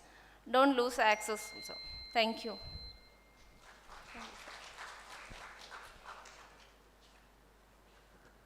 പറയുന്നത് ഞാൻ തന്നെ ചോദിക്കാൻ ഞാൻ ഒന്നിനോട് ആ perforation എന്തോ distal wire perforation എന്ത് ചെയ്തു? We dilated with the balloons. Prolonged inflation was given, but seeing that intramural hematoma and patient became unstable. Distal wire perforation ഒന്നും ചെയ്തില്ലല്ലോ. We stented that area. അപ്പോൾ അത് പെർഫറേഷൻ അവിടെ ഉണ്ടല്ലോ. ലാസ്റ്റ് പിക്ചറിൽ അതില്ല. ഇല്ലേ? പെർഫ് തന്നെ ഉണ്ട് അവിടെ. ഉണ്ടോ? ലാസ്റ്റ് ഷോട്ട് കാണിച്ച്. അതന്നെ അവിടെ എപ്പോഴും കളക്ഷൻ ഇല്ലേ? നിങ്ങൾ ഇത് കഴിഞ്ഞ് പേഷ്യന്റിനെ എങ്ങനെയാണ് ഈ ഹെപ്പാരിൻ എന്തോ ചെയ്തു ഇത് കഴിഞ്ഞിട്ട്? We didn't revert that, sir. ഞാൻ ചെയ്യുന്നത് എങ്ങനെയെന്ന് വെച്ചാൽ നമ്മൾ ബേസിക് പ്രിൻസിപ്പിൾ എന്താണെന്ന് വെച്ചാൽ നമ്മൾ എന്തിനാണ് ഹെപ്പാരിൻ കൊടുക്കുന്നത്? After doing intervention if you take out everything then you can reverse it and you can take the sheath immediately out. That is one way of doing actually that many people are still not knowing. People think that when you have devices inside the system, you require heparin. Otherwise, no. You can just reverse it and then take it out. Number 1. Number 2, നിങ്ങൾ ആദ്യമേ കാൽസ്യത്തിൻ്റെ ഒരു not ചെയ്ത് ആ ലീഷനകത്ത്, പിന്നെ നിങ്ങൾ വീണ്ടും വീണ്ടും ആ കാൽസ്യത്തിനകത്ത് കളിച്ചപ്പം you actually had a problem of even taking the balloon down. You should have dilated very well before taking any stent down. Once you've taken the stent, it is not easy to take. അല്ല, നിങ്ങൾ സാധാരണഗതിയിൽ proximal stent first, distal stent രണ്ടാമത് എങ്ങനെ എടുക്കുന്നത്? No, sir, nothing was crossing at that part. So, അപ്പോൾ നിങ്ങൾ എവിടെ കിട്ടി അവിടെ ഇൻഫ്ലേറ്റ് ചെയ്തു? no. We thought അല്ല, that അറിയാൻ വേണ്ടി ചോദിക്കുക. no, sir, if we stent that area, sir thought it would be easy to pass then. Something was protruding. It was initially stented in 2006, and in that some area something was protruding. So, in order to plaster it, we did with 3 mm NC balloons, but it didn't work. ഈ telescope എടുത്തത് ആദ്യമായിരുന്നെങ്കിൽ, അതായത് first stent ചെയ്യുന്നതിന് സമയമായിരുന്നു telescope അല്ലെങ്കിൽ guide liner, Guidezilla എടുത്തെങ്കിൽ it would have been much easy. രണ്ടാമത് എടുത്തപ്പോഴാണ് പ്രശ്നം വന്നല്ലേ? First guide liner was supporting, but after that when we tried with the stent, it was not going even into the proximal stent. അപ്പോൾ നമ്മൾ എന്ത് ചെയ്യുന്നു വെച്ചാൽ ഈ ഗൈഡ് ലൈനറിനെ സ്റ്റെൻറ്റിനകത്തൂടെ താഴെ കൊണ്ടുപോകണം. Yeah, that's what we tried, but it was not going. അതൊക്കെ പോവും. Guide liner you can take it down easily. I do all these type of things. പക്ഷേ ഞാൻ പറഞ്ഞത് ഇറ്റ് ഈസ് പോസിബിൾ. അതൊന്നും പോസിബിൾ അല്ലെന്ന് ഞാൻ ചിന്തിക്കുന്നില്ല. The pre dilatation was the crux in this case. It should have been done pre-dilatation perfectly before taking the stent down. I usually take, നിങ്ങളെ ഇവിടുത്തെ ബാക്കിയുള്ള കാർഡിയോളജിസ്റ്റിനെ പോലെയല്ല, I usually always take the proximal stent first, whatever the problem. And distal stent is രണ്ടാമതാണ്. And people usually take distal stent first, then proximal stent. പക്ഷേ നമ്മൾ Japanese സ്റ്റൈലിലാണ്, Japan ആൾക്കാരും നമ്മൾ Japan follow ചെയ്യുന്ന ഒരാളാണ്. അതുകൊണ്ട് we always do the proximal stent first. I had problems, but usually I come out of the problem. I somehow manage things. എനിക്ക് വലിയ complications ഉണ്ടായി, പ്രശ്നങ്ങൾ ഉണ്ടാകുന്ന ഒരാളല്ല ഞാൻ. അത് ഞാൻ ഈ വിടത്തില്ല. I stand in the cath lab for 4 hours, 5 hours, 6 hours, and technician may fall in problems. എല്ലാവർക്കും വിഷമമായിരിക്കും. എൻ്റെ കൂടെ വർക്ക് ചെയ്യുന്നവരെല്ലാവരും വിഷമിച്ചിട്ടുണ്ട്. പക്ഷെ അവരുടെയൊക്കെ സഹായം കൊണ്ടാണ് ഞാൻ ഇങ്ങനെ ആകുന്നത്. പക്ഷേ അവർ എൻ്റെ കൂടെ നിൽക്കുമ്പോൾ അവർക്ക് ഭയങ്കര ടെൻഷനായിരിക്കും. കാരണം ഈ മനുഷ്യൻ മാറത്തില്ല. 1 മിനിറ്റ് 2 മിനിറ്റ് 2 മിനിറ്റ് എന്ന് പറഞ്ഞ് ഞാൻ വിടത്തില്ല.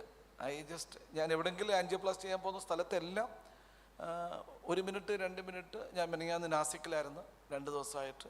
അവിടുത്തെ ടെക്നീഷ്യന്മാരെല്ലാവരും പിന്നെ അവസാനം വന്ന് ഫോട്ടോ എടുത്തെങ്കിലും അവർ ജീവിതത്തിൽ 3.5 മണിക്കൂറൊന്നും കാത്ത് ലാബിൽ നിന്നിട്ടില്ല ഒരു കേസിന്. അങ്ങനെ എൻ്റെ കൂടെ നിൽക്കുമ്പോൾ അങ്ങനെയൊക്കെ ഉണ്ടാവും. Logic is actually proximal stent. ഞാൻ എപ്പോഴും പറയുന്നത് I don't know what my logic is. My logic is a 3.5 stent proximally ited. താഴെ ഒരു 2.5 stent ഇടുമ്പോൾ നമ്മൾ ഒരു വലിയ സാധനത്തിനകത്ത് ചെറുത് വെക്കാം. ചെറുതിനകത്ത് എങ്ങനെ വലുത് വെക്കുന്നത്? Usually if you put a 2.5 stent down and you take another 3.5 inside the 2.5, the proximal part of the distal stent, when you inflate, the 2.5 should become 3.5, right? അതിനേക്കാൾ നല്ലതല്ലേ 3.5നകത്ത് 2.5 വയ്ക്കുന്നത്? ഇതാണ് എൻ്റെ ലോജിക്ക്. ഇത് എല്ലാ കാർഡിയോളജിസ്റ്റുകളും അക്സെപ്റ്റ് ചെയ്യുന്നില്ല. ഇത് ഞാൻ ഞങ്ങളുടെ മീറ്റിങ്ങിലൊക്കെ പറയുന്നതാണ്.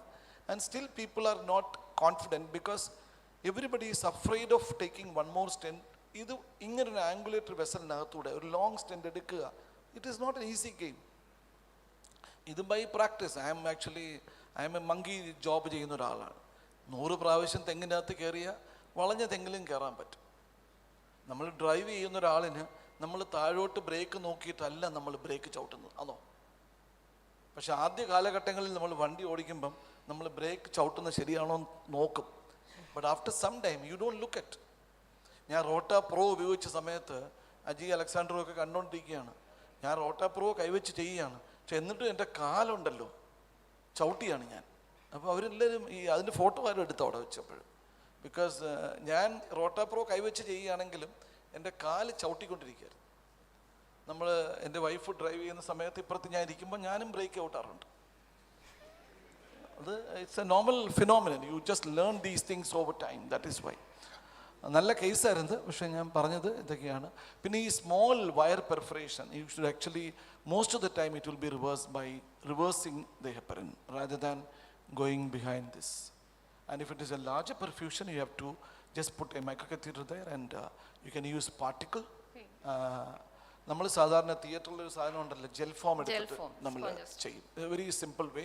You can use blood particles.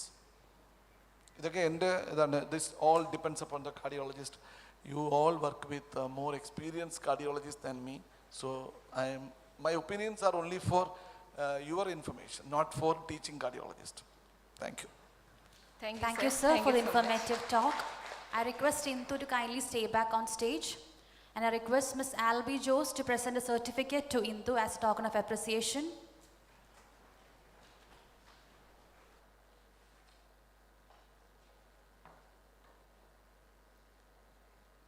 I request Mr. Joseph to present a certificate to Ms. Kavya MS as a token of appreciation. I invite Ms. Kavya onto the dais.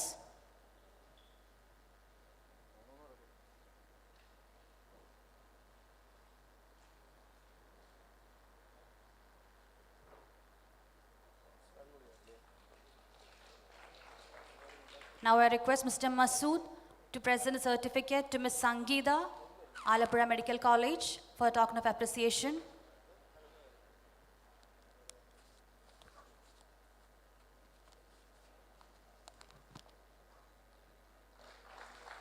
I request Mrs. Johnson to submit a certificate to Ms. Neha Suresh, Medical College, Trivandrum, as a token of appreciation.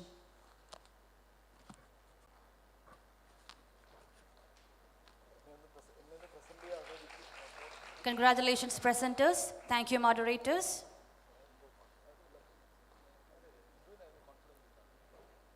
We are moving on to the next presentation.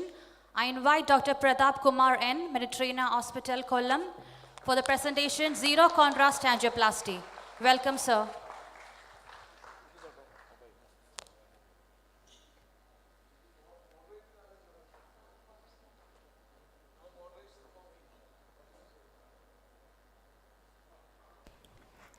ഞാൻ ഈ മുമ്പ് പറഞ്ഞ കാര്യങ്ങളൊന്നും നിങ്ങൾ വലിയ കാര്യമായിട്ട് എടുക്കരുത്. ഞാൻ ഈ പറഞ്ഞതൊന്നും നിങ്ങളുടെ സാറന്മാരെ പഠിപ്പിക്കാനുള്ളതല്ല. എന്നെ എല്ലാ കാർഡിയോളജിസ്റ്റുകൾക്കും എൻ്റെ അടുത്ത് ദേഷ്യവും സ്നേഹക്കുറവും ഒക്കെ ഉള്ളൊരു ഡോക്ടറാണ് ഞാൻ. ഒരുപാട് വിരോധികളുള്ളൊരു മനുഷ്യനാണ്. അതുകൊണ്ട് എൻ്റെ വിരോധത്തിൻ്റെ അളവ് നിങ്ങളോട് വന്ന് നാളെ പോയി പറഞ്ഞ് കൂട്ടിക്കരുത്. ഇപ്പം അഥവാ ഞാനിപ്പോൾ ഈ സ്നേഹം ഉണ്ടാക്കാൻ നോക്കിക്കൊണ്ടിരിക്കുക ആൾക്കാരുടെ അടുത്ത് വയസ്സാകുമ്പോൾ the first and foremost thing എന്തുവാണ്? നമ്മൾ കല്യാണം കഴിക്കുമ്പോൾ ആദ്യത്തെ വർഷം ഭയങ്കര സ്നേഹമായിരിക്കും ഭാര്യയെടുത്ത്.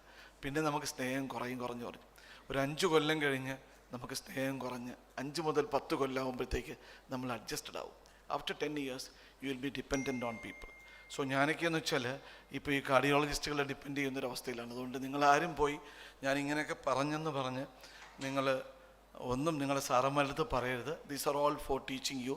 ബിക്കോസ് നിങ്ങൾ വർക്ക് ചെയ്യുന്ന സ്ഥലത്ത് if you are alone, only one cardiologist, you can tell them സതീശ അത് ഇങ്ങനെയും നമുക്ക് ചെയ്യാം, ഇങ്ങനെയും ചെയ്ത് നോക്കാം എന്ന് പറയാൻ ഒരവസരം ഞാൻ ഉണ്ടാക്കി തന്നതാണ്. പിന്നെ എൻ്റെ കരിയറിൽ ഞാൻ പഠിച്ചത് ആൻജിയോപ്ലാസ്റ്റി പഠിക്കാൻ പോയ സ്ഥലത്ത്, അതായത് ഞാൻ മെഡിക്കൽ കോളേജിൽ DM ചെയ്ത ഒരാളാണ്. 94 ഞാൻ ജോയിൻ ചെയ്ത്. നമ്മുടെ സാധാരണ സർക്കാർ കേരളത്തിലെ പ്രത്യേകത കാരണം അഡ്മിഷൻ ആയപ്പോഴത്തേക്ക് 95 ആയി. എൻ്റെ കുഴപ്പം കൊണ്ടല്ല, നമ്മൾ എൻ്റെ കൂടുതലുള്ള ആരോണ്ടൊക്കെ കേസൊക്കെ കൊടുത്ത് അങ്ങനെ നീട്ടി 95 ആയി. 97 ഞാൻ DM കഴിഞ്ഞപ്പോൾ ഞാനുള്ള വർക്ക് ചെയ്ത സ്ഥലത്ത് കാത്തലാബ് ഒന്നും ഇല്ലായിരുന്നു. ഞാൻ കാത്തലാബ് ഇല്ലാത്തൊരു സ്ഥലത്താണ് ഞാൻ പഠിച്ചത്. ഇപ്പം നമ്മുടെ സീനുവും രശ്മി ഇവരെയൊക്കെ പഠിച്ചത് കാത്തലാബുള്ള ചിത്രയിലായപ്പോൾ ഞാൻ അങ്ങനെയുള്ള സ്ഥലത്തല്ല പഠിച്ചത്. ഞാൻ പഠിച്ചത് മെഡിക്കൽ കോളേജ് ട്രിവാൻഡ്രത്താണ്. അത് കഴിഞ്ഞിട്ട് ഞാൻ 4 കൊല്ലം വെറും ഈ കാത്തലാബൊന്നും ഇല്ലാത്ത സ്ഥലത്തൊക്കെ ജോലി ചെയ്ത് ഒരുപാട് മിടുക്കന്മാരായ കാർഡിയോളജിസ്റ്റ് ആൻജിയോപ്ലാസ്റ്റിയൊക്കെ ചെയ്യുന്ന കണ്ട് ഒരാവേശം വന്ന് ആണ് ഞാൻ ആൻജിയോപ്ലാസ്റ്റി പഠിക്കാനായിട്ട് പോയത്. ഈ എന്തിനാണ് ഞാൻ ഇത് പറഞ്ഞു വരുന്നത് വെച്ചാൽ there is A story behind it. ഞാൻ ഈ മെനങ്ങാന്ന് ഞാൻ നാസിക്കിൽ പോയിരുന്നു. അപ്പോൾ നാസിക്കിൽ പോയപ്പോൾ ഞാനൊരു മനുഷ്യനെ കണ്ട്. ഇനി ഞാൻ ആ കഥ പറയാം. ഞാൻ ഈ കൊല്ലത്ത് ആദ്യമായിട്ട് MRI സ്കാൻസ് വരുന്നത് എന്നെ കാരണമാണ്. എന്നെ കാരണം എന്ന് വെച്ചാൽ ഞാനാണ് അവരെ ഉപദേശിച്ചത്. അങ്ങനെയാണ് MRI കൊല്ലത്ത് വരുന്നത്. അവർ MRI വരുന്നതിന് വേണ്ടി അവർ ഉപദേശിച്ച സമയത്ത് അവരെൻ്റെ അടുത്ത് വന്നത്, സാറേ നമുക്കൊരു സ്കാൻ മെഷീൻ തുടങ്ങണം 2000. അപ്പം ഞാൻ പറഞ്ഞു ഈ സ്കാനൊക്കെ തുടങ്ങുന്നെങ്കിൽ അത് MRI തന്നെ തുടങ്ങണം. അന്ന് MRI ട്രിവാൻഡ്രത്ത് ചിത്രയിലോ അല്ലെങ്കിൽ RCCയിലോ പോലും ഇല്ലാത്തൊരു സമയത്ത് ആണ് ഞാൻ ഈ പറയുന്നത്. അന്ന് ആകെ MRI ഉണ്ടായിരുന്ന കോഴിക്കോടിൽ ഒരു ബാബൂസ് MRI എന്ന് പറഞ്ഞിട്ട് ഒരു ഡോക്ടറിൻ്റെ MRI ഉണ്ടായിരുന്നു. അപ്പം അവിടെ ഞാൻ MRI കാണാൻ പോയി. അത് കഴിഞ്ഞ് ഞാൻ ഈ പൈസയുള്ളവരുടെ കൂടെ എനിക്കൊന്ന് യാത്രയൊക്കെ ഫ്ലൈറ്റിലൊക്കെ കയറാൻ കൊതിയായിരുന്നേ. നിങ്ങളെയൊക്കെ പോലല്ല, ഞാൻ 1997 DM കഴിഞ്ഞെങ്കിൽ 2001 ഒരു വലുതായിട്ടൊന്നും ഈ കമ്പനിക്കാരൊന്നും നമ്മളെ സ്പോൺസർ ചെയ്യത്തില്ലായിരുന്നു. അന്ന് നമ്മളെ ഈ മരുന്ന് എഴുതുന്ന ഡോക്ടറായതുകൊണ്ട് സ്പോൺസറൊന്നും അല്ലായിരുന്നു. അതുകൊണ്ട് ഞാൻ പോകാൻ പറ്റാത്ത അവസ്ഥയില്ല. അങ്ങനെ ഞാൻ ഇവരുടെ പോയി ബോംബെയിൽ പോയിട്ട് നാസിക്കിൽ ചെന്നു. നാസിക്കിൽ ഞാൻ ഈ ഒരുപാട് സാറന്മാരുടെ അടുത്ത് എനിക്ക് പരിചയമുള്ളിടത്തൊക്കെ എനിക്ക് ആൻജിയോപ്ലാസ്റ്റി പഠിക്കണമെന്നൊക്കെ ആരും ഞാൻ കാണുമ്പോൾ അവർ പറയും, പ്രതാപിന് നന്നായിട്ട് സംസാരിക്കാൻ അറിയാം, അതുകൊണ്ട് ഇതൊന്നും പഠിക്കാൻ പോകരുത്, you can have A good practice even without that. പക്ഷേ എനിക്കാണെങ്കിൽ ഈ ഞാനൊരു ഭയങ്കര കൊതിയനാണ്. അതായത് ആഗ്രഹിച്ചാൽ ഞാനത് സാധിക്കാൻ വേണ്ടി എന്ത് ചെയ്യും. എനിക്ക് പ്രേമമില്ലാതിരുന്നു ഉള്ളതുകൊണ്ട് എനിക്ക് പെങ്കൊച്ചിനോട് വലിയ ആഗ്രഹങ്ങളൊന്നും തോന്നിയിട്ടില്ല. ഐ എം നോട്ട്, അത് മാത്രമായിരുന്നു എനിക്കില്ലാതിരുന്നത്. അതെന്തുകൊണ്ടെന്ന് എനിക്കറിയത്തില്ല. അപ്പം നിങ്ങളെയൊക്കെ ഞാൻ നല്ലൊരാണല്ലേ എന്ന്, അതുകൊണ്ടൊന്നും അല്ല, അങ്ങനെ ആയിരുന്നു എൻ്റെ സ്വഭാവം. I was always for profession. പഠിക്കണം, വലുതാവണം എന്നൊരു കൊതിയുള്ള ഒരാളായിരുന്നു. അപ്പം ഞാൻ നാസിക്കിൽ ചെന്ന സമയത്ത് MRI ചെയ്യുന്നത് റേഡിയോളജിസ്റ്റാണ്. നിങ്ങൾക്ക് കഥ കേൾക്കുന്ന വിഷമമൊന്നുമില്ലല്ലോ? അപ്പോൾ കഥ കേട്ടോ, ഇതൊരു കഥയാണ്. അപ്പോൾ MRI സാധാരണ ചെയ്യുന്ന റേഡിയോളജിസ്റ്റാണ്. അപ്പം ഞാൻ ചെന്നപ്പോൾ ഒരു സുന്ദരിയായ ലേഡി, ഒരു പ്രഗ്നൻറ്റ് ലേഡി ഇരിക്കുന്നു. അവരുടെ അടുത്ത് ഞാൻ പറഞ്ഞ്, അവർ ചോദിച്ച്, ഈ why a cardiologist come for the MRI understanding. അപ്പം ഞാനപ്പോൾ എൻ്റെ മനസ്സിൽ പ്രയോഗിച്ചത് ഈശ്വരൻ പറഞ്ഞ കണക്കായിരുന്നു. ഞാനൊരിക്കൽ എൻ്റെ ദൈവം എന്ന് പറഞ്ഞുകൊണ്ട് രാഹുൽ ഈശ്വറിൻ്റെ ഒരു പ്രോഗ്രാമുണ്ട്, അതിനകത്ത് ഒരൊറ്റ ഡോക്ടറെ വന്നിട്ടുള്ളത് ഞാനാണ്. അപ്പോൾ അതിനകത്ത് ഞാൻ ഇത് പറയുന്നുണ്ട്, ഈ ഈശ്വരൻ്റെ നിമിത്തം കൊണ്ടാണ് ഞാനിങ്ങനെ ആയി എന്ന് പറയുന്ന കഥയാണിത്. അപ്പം ഞാൻ ആ ലേഡിയെ ചോദിച്ചു, നിങ്ങളുടെ ഹസ്ബൻഡ് കാർഡിയോളജിസ്റ്റാണോ? അപ്പോൾ അവർ പറഞ്ഞു അതെ. ഇപ്പം ഞാൻ രാവിലെ ചോദിച്ചില്ലേ, അത് രാധാകൃഷ്ണൻ്റെ കേസാണോ, ഇത് രാജീവ് ചെയ്തതാണോ എന്നൊക്കെ ചോദിച്ചില്ലേ. അപ്പം മറ്റേ ലാസ്റ്റ് ചെയ്ത രാമകൃഷ്ണനുള്ള സാറെന്ന് തോന്നി എനിക്ക്, ആ കാത്തലാബിൻ്റെ കത്തീഡ്രലിൻ്റെ പോക്ക് കണ്ടിട്ട്. അപ്പം ഞാനിങ്ങനെ ചോദിക്കുന്നത്, ഐ ജസ്റ്റ് ഒബ്സർവ് തിങ്സ്. അപ്പം ഞാൻ പെട്ടെന്ന് എൻ്റെ മനസ്സിൽ ചോദി, നിങ്ങളുടെ ഹസ്ബൻഡ് കാർഡിയോളജിസ്റ്റാണോ? അതെ. നിങ്ങളുടെ ഹസ്ബൻഡ് വല്ല ഫെലോഷിപ്പ് ചെയ്യുന്നുണ്ടോ പുറത്ത്? അതെ. എവിടെയാണ് ചെയ്യുന്നത്? ഇറ്റലിയിലാണ്. ഞാൻ പറയും, എനിക്ക് നിങ്ങളുടെ ഹസ്ബൻഡിൻ്റെ അഡ്രസ്സും തരൂ. അപ്പം ഒരു സ്ത്രീയെ ഞാൻ പോയി കണ്ട് അവരുടെ ഫോൺ നമ്പർ വാങ്ങിച്ച് അയാളെ ഫോൺ ചെയ്താൽ അയാളെന്തോ വിചാരിക്കും, ഇറ്റലി ഇരിക്കുന്ന ഒരാൾ, ഈ പെണ്ണുമായിട്ട് എനിക്ക് വല്ല പ്രേമം. ഞാൻ പറഞ്ഞു, നിങ്ങൾ ആദ്യം നിങ്ങളുടെ ഹസ്ബൻഡ് അടുത്ത് പറയണം, ഈ മനുഷ്യനെ ആദ്യമായിട്ടാണ് കണ്ടത്, നിങ്ങൾ പറഞ്ഞ് 2 ദിവസം കഴിഞ്ഞിട്ട് ഞാൻ അയാളെ വിളിക്കത്തുള്ളൂ. അങ്ങനെ ഞാൻ ആ പുള്ളിയെ വിളിച്ചു. ആ പുള്ളിയാണ് എനിക്ക് ഇറ്റലിയിലേക്കുള്ള ഫെലോഷിപ്പ് ഒരുക്കി തന്നത്. ഒരിക്കൽ പോലും കാണാത്തൊരു മനുഷ്യൻ, ഞാൻ കണ്ടവരാരും എനിക്ക് സഹായിച്ചില്ല. ഞാൻ ഒരുപാട് പേർക്ക് റിക്വസ്റ്റ് ചെയ്ത് ആരും എന്നെ സഹായിച്ചില്ല. പക്ഷേ സഹായിച്ചത് ഞാൻ ഒരിക്കൽ പോലും കാണാത്തൊരു മനുഷ്യനാണ്. ആ മനുഷ്യനെ ഞാൻ എൻ്റെ ഫെലോഷിപ്പ് കഴിഞ്ഞ് വന്നണക്കേയും കണ്ടിട്ടില്ല. അത് കഴിഞ്ഞ് പുള്ളി ഒരു നാസിക്കിൽ ഒരു പ്രോഗ്രാം ചെയ്ത സമയത്ത് 2 years കഴിഞ്ഞ് എന്നെ വിളിച്ചിരുന്നു. പുള്ളി എനിക്ക് ഹോട്ടലിൽ അക്കോമഡേഷനൊക്കെ അറേഞ്ച് ചെയ്ത് ഞാൻ അവിടെ ചെന്നു. അപ്പം ഞാനൊരു മെഡിക്കൽ ട്രസ്റ്റിൽ വർക്ക് ചെയ്യുന്ന സമയം, അതുപോഴാണ് ഞാൻ പോകുന്നത്. അവിടെ ചെന്ന സമയത്ത് പുള്ളി ആ റൂമിൽ വന്നിട്ട് ഒരാൾ വന്ന്, രാത്രിയിൽ ഞാൻ 10:30 ചെക്ക് ഇൻ ചെയ്തത്. 11 മണിക്ക് ഒരാൾ ഒരു താടിയൊക്കെ വളർത്തി ഒരു വികൃതമായ രൂപമുള്ളൊരു മനുഷ്യൻ വന്ന് കൊട്ടി, എവറിത്തിങ് ഈസ് ഓൾ റൈറ്റ്? ഞാൻ പറയും, no you don't disturb me, I want to sleep. I am Aniruddha Dharmadhikari. Yes, that was the man who came and introduced himself. അപ്പോഴാണ് ഞാൻ അറിയുന്നത് ആ പുള്ളിയാണ് ഞാൻ ഇൻ്റർവെൻഷണൽ കാർഡിയോളജിസ്റ്റ് ആവാനുള്ള കാരണം. അപ്പോൾ അതുകൊണ്ടാണ് ഞാൻ ഈ പുള്ളി വിളിച്ചതുകൊണ്ടാണ്, പുള്ളീൻ്റെ ഹോസ്പിറ്റലിലാണ് ഞാനിപ്പം പോയി ഈ മെനങ്ങാന്ന് ആൻജിയോപ്ലാസ്റ്റി ചെയ്തത്. അപ്പോൾ പുള്ളി എനിക്ക് കാരണമായെങ്കിലും പുള്ളിയുടെ ആശുപത്രിയിൽ പോയി ഞാൻ ആൻജിയോപ്ലാസ്റ്റി ചെയ്തിട്ടുണ്ട്. ഞാൻ പഠിച്ചത് അഹമ്മദാബാദിലാണ് MD മെഡിസിൻ, അവിടെ ഞാൻ ആൻജിയോപ്ലാസ്റ്റി ചെയ്തിട്ടുണ്ട്. ട്രിവാൻഡ്രം മെഡിക്കൽ കോളേജിൽ ആൻജിയോപ്ലാസ്റ്റി ചെയ്തിട്ടുണ്ട്. ഞാൻ പഠിച്ചെടുത്തെല്ലാം എനിക്ക് ഈ അവസരങ്ങൾ, അല്ലെങ്കിൽ എനിക്ക് പോയ വഴിയിലെല്ലാം എനിക്ക് അവിടെ പോയി ചെയ്യാനുള്ള, വീണ്ടും എന്നെ അവർ വിളിച്ച് ചെയ്യിപ്പിക്കാനുള്ളൊരു അവസരം ഉണ്ടായിട്ടുണ്ട്. ഭാഗ്യം കൊണ്ടാണ്. അതുപോലെ തന്നെയാണ് ഇന്ന് ആക്സിഡൻ്റലായിട്ട് ജോൺസൺ ഇട്ടിരിക്കുന്നുണ്ട്. നിങ്ങൾക്ക് എത്ര പേർക്ക് ജോൺസൺ എനിക്ക് 2002 മുതൽ അറിയാം. പിന്നെ ഈ വെന്തേർ ഈ ഒരുമാതിരി എന്ത് പറയുക, നടക്കുന്നതൊക്കെ കണ്ടാൽ തന്നെ ഒരുമാതിരിയില്ല, ഇത്തിരി വെള്ളമൊക്കെ അടിച്ച് പുകയൊക്കെ അടിച്ച് നടക്കുന്ന ഒരു മനുഷ്യൻ. അപ്പോൾ ഈ പുള്ളി എന്ത് പറയുന്നൊക്കെ ഒരു സ്റ്റൈലിൽ. അപ്പം പുള്ളി വന്ന് ഇങ്ങനെ സജീവ് കുറ്റകുളത്തിൻ്റെയൊക്കെ ഉപദേശിക്കുന്നുണ്ട്. പക്ഷേ സജിയൊക്കെ വേറെ ലെവലിലാണ്. സോ ഞാനവിടെ ചെന്നപ്പം അവിടെ ഉണ്ടായിരുന്ന കുറച്ച് പേരെടുത്ത് അനില, ജോൺസൺ, ബിന്ദു, ഒരു മാത്യു എന്ന് വെച്ചാൽ വലിയ പണിയൊന്നും ഇല്ലാത്തവരുമായിട്ടൊക്കെ ഞാൻ നല്ല അടുപ്പം കാണിക്കുന്നത്. ഈ പുള്ളിയായിട്ട് എനിക്ക് വലിയ ഇഷ്ടമൊന്നുമില്ല. ഈ മനുഷ്യൻ ഇപ്പോൾ ഈ വരുന്നത് പുള്ളി വെള്ളം അടിച്ച് ഫിറ്റൊക്കെ ആയിട്ട് നിൽക്കുന്നുണ്ട് രാവിലെ, മുണ്ട് ഉടുപ്പൊന്നും ഇല്ലാതെ. ഇന്ന് അപ്പം ഞാൻ ഇവരെല്ലാം ഇവരുമായിട്ടെല്ലാം എനിക്ക് സംവാദിക്കുക എന്നുള്ളതായിരുന്നു മെഡിക്കൽ ട്രസ്റ്റിലെ എൻ്റെ പരിപാടി. പക്ഷേ ജോൺസൻ്റെ ഞാൻ പുറത്ത് പലയിടത്തും പിന്നെ പറഞ്ഞിട്ടുണ്ട്, ജോൺസൺ ഭയങ്കര ഷാർപ്പാണ്. ഷാർപ്പെന്ന് വെച്ചാൽ ഒബ്സർവേഷൻ ഷാർപ്പാണ്. ഒരു ടെക്നീഷ്യന് ഏറ്റവും വേണ്ടത് ഒബ്സർവ് ചെയ്യണം, എന്ത് ചെയ്യുന്നു എന്നുള്ളതല്ല. നിങ്ങളുടെ കൂടെ നിൽക്കുന്ന കാർഡിയോളജിസ്റ്റ് ചെയ്യുന്ന മിസ്റ്റേക്കുകൾ നിങ്ങൾ പഠിക്കണം. അവർ ചെയ്തതിനകത്ത് എന്തെങ്കിലും കുഴപ്പമുണ്ടോ എന്ന് നോക്കണം. അവർ ചെയ്ത് കഴിഞ്ഞിട്ട് കൈയും വാഷ് ചെയ്ത് പോകുന്നതിന് പകരം ചെയ്ത സീഡികൾ വീണ്ടും കാണണം. അങ്ങനെയാണ് നിങ്ങൾ പഠിക്കേണ്ടത്. ഏതൊക്കെ പ്രൊജക്ഷനിലാണ് എന്ന് നന്നായിട്ട് കാണുന്നെന്നറിയണം. സീനു ഒരു നല്ല ടെക്നീഷ്യനാണ്. അത് ഞാൻ മനസ്സിലാക്കിയത് ലുവാർഡ് എന്ന് പറയുന്ന ലോകത്തിലെ ഏറ്റവും നല്ലൊരു കാർഡിയോളജിസ്റ്റ് പണ്ട് PRS ഹോസ്പിറ്റൽ ആദ്യമായിട്ട് കേരളത്തിൽ ഇൻ്റർവെൻഷണൽ പ്രോഗ്രാം ചെയ്യുന്നത്, അല്ലെങ്കിൽ ഒരു ലൈവ് വർക്ക്ഷോപ്പ് ചെയ്യുന്നത് ഞാനായിരുന്നു 2009 സാക്കി എന്നൊരു പ്രോഗ്രാമിൽ. അന്ന് ലുവാർഡ് പുള്ളി ഓൾവേസ് പുള്ളിയുടെ നേഴ്സിനെയും കൊണ്ടേ വരത്തുള്ളൂ ഹോസ്പിറ്റലിൽ. പുള്ളി ഇവരുടെ അടുത്ത് ലൈവ് ആൻജിയോപ്ലാസ്റ്റി ചെയ്ത ശേഷം പുള്ളി പറഞ്ഞ്, I never seen such A good technician and A nurse in my career in any hospital outside France എന്ന് ഈ ജിസ്ന എന്നൊരു നേഴ്സും ഈ സീനുവിനെയും പേരെടുത്ത് പറഞ്ഞ് പുള്ളി ഫോട്ടോയൊക്കെ എടുത്തിട്ട് പോയായിരുന്നു. അപ്പം ഞാൻ പറയുന്നത്, നമ്മൾ നന്നായിട്ട് ഈ ഒബ്സർവ് ചെയ്യുക എന്നുള്ളത് നമുക്ക് പലപ്പോഴും ഹെൽപ്ഫുള്ളായിരിക്കും. അപ്പോൾ അതാണ് പലപ്പോഴും എൻ്റെ കാത്ത് ലാബിൽ ഇപ്പം ഡോക്ടർ മാത്യു സാമുവൽ വന്ന് ആൻജിയോപ്ലാസ്റ്റി ചെയ്തു ലൈവ് ഈ NICയിൽ. എനിക്ക് സാറിൻ്റെ ഇത് ട്രിവാൻഡ്രത്ത് ചെയ്യാൻ പറഞ്ഞൊക്കെ he pressurize me, he wanted to do only in Kollam Meditrina എന്ന് പറഞ്ഞു. സാറിൻ്റെ ഉദ്ദേശം എൻ്റെ ഹോസ്പിറ്റൽ എങ്ങനെയാണ് ഞാൻ ഈ പറയുന്നതൊക്കെ, ഇവൻ ഈ കാണിക്കുന്ന സ്യൂഡോ ഇമേജ് ഉണ്ടല്ലോ, എനിക്കിപ്പോൾ ചെറിയൊരു ഇമേജ് ഉണ്ട് നാട്ടിൽ, നാഷണൽ ലെവലിൽ, കേരളത്തിലല്ല പുറത്ത്. അപ്പോൾ അതൊക്കെ ശരിയാണോന്ന് അറിയാനായിരിക്കും സാറ് വന്നത്. അങ്ങനെ വന്ന ഒരാളുണ്ട് വിജയസേനൻ. പണ്ട് വിജയസേനൻ, വിജയസേനൻ ഇവിടെ ഇരിപ്പുണ്ട്, ഞാൻ രാവിലെ കണ്ടായിരുന്നു പുള്ളിയെ. വിജയസേനൻ പണ്ടിരിക്കും ഞാൻ ഈ മണിപ്പാലിൽ വിജയസേനാണ് സീനുവിനെയും സുനിതയും എൻ്റെ അടുത്ത് ആദ്യമായിട്ട് പറഞ്ഞയച്ചത്. വിജയസേനൻ മണിപ്പാലിൽ വന്നിട്ടേ ശരിക്കും മണിപ്പാലിൽ ഇങ്ങനെ ഈ ആൻജിയോപ്ലാസ്റ്റി ഒക്കെ ചെയ്യുന്നത് ശരിയാണോ എന്ന് അറിയാനായിട്ട് അവിടെ വന്ന് കാത്ത് ലാബിലേക്ക് ഒന്ന് കയറിയിട്ട് ഈ രജിസ്റ്ററൊക്കെ ഒന്ന് നോക്കുന്നുണ്ട്. ഞാൻ എന്ത് രജിസ്റ്റർ നോക്കുന്നത്, ചുമ്മാ നമ്പറൊക്കെ ഈ 58 60 എന്നൊക്കെ, അന്ന് 20 30 എന്നൊക്കെ പറയുന്ന വലിയ നമ്പറാണ്. അപ്പം വിജയസേനൻ വന്ന് വളരെ ബുദ്ധിപരമായിട്ട് അത് നോക്കി.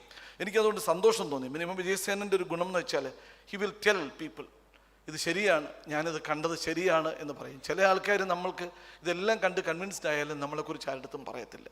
So he has a good quality that he tells people that ഇവൻ ശരിക്കും ചെയ്തിട്ടാണ് പറയുന്നത്, അല്ലാതെ ചുമ്മാതല്ല.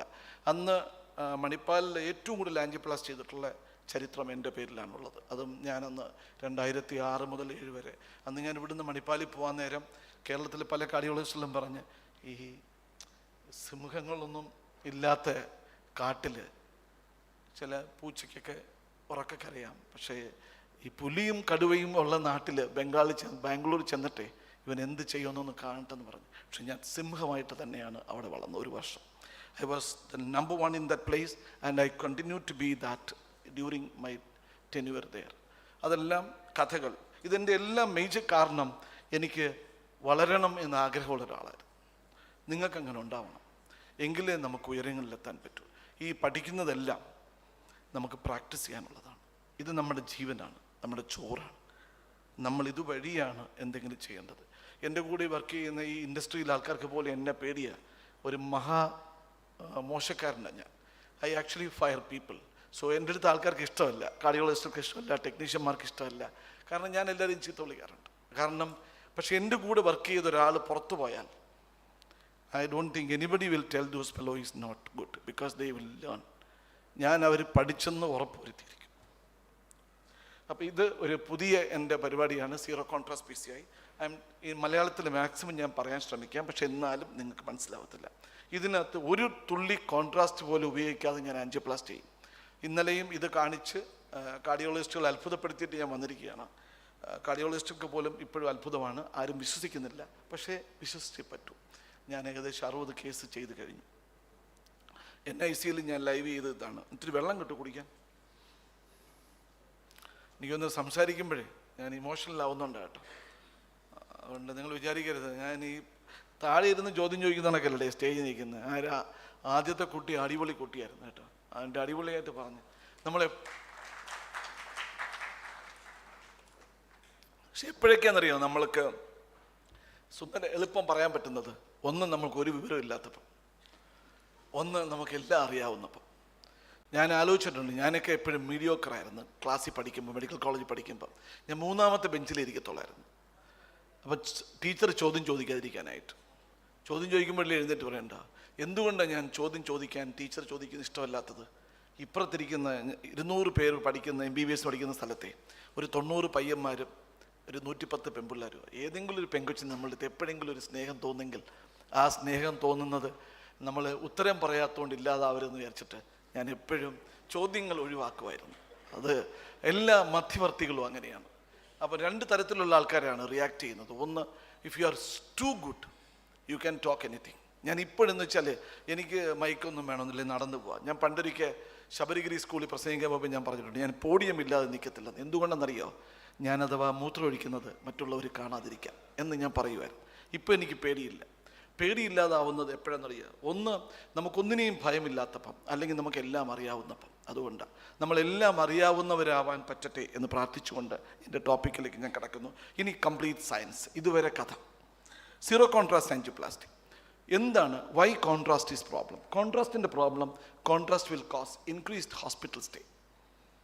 Number 2, irreversible kidney injury. ഒരുപാട് കോൺട്രാസ്റ്റ് ഉപയോഗിച്ചാൽ ഒരുപാട് കാശുമാവും. കിഡ്നി ഇഞ്ചുറി ക്യാൻ കോസ്, ഡയാലിസിസിലേക്ക് പോകാം, ഡെത്ത് ഉണ്ടാവും. എങ്ങനെയാണ് ഈ കോൺട്രാസ്റ്റ്? നമ്മൾ വിചാരിക്കും നമ്മൾ എല്ലാവരും നിങ്ങൾ NSL സിസ്റ്റം എഴുതുന്ന കാണാം. ഒരു ഡേറ്റായും ഇല്ല. എല്ലാ കാർഡിയോളജിസ്റ്റുകളും രാവിലെയും വൈകുന്നേരം ഈ 2 ടാബ്ലറ്റ് കൊടുത്ത് 3 ദിവസം കൊടുത്ത് വിടുന്നതാണ്. ഒന്നുമില്ല, ഒരു ഗുണവും ഉണ്ടാവത്തില്ല.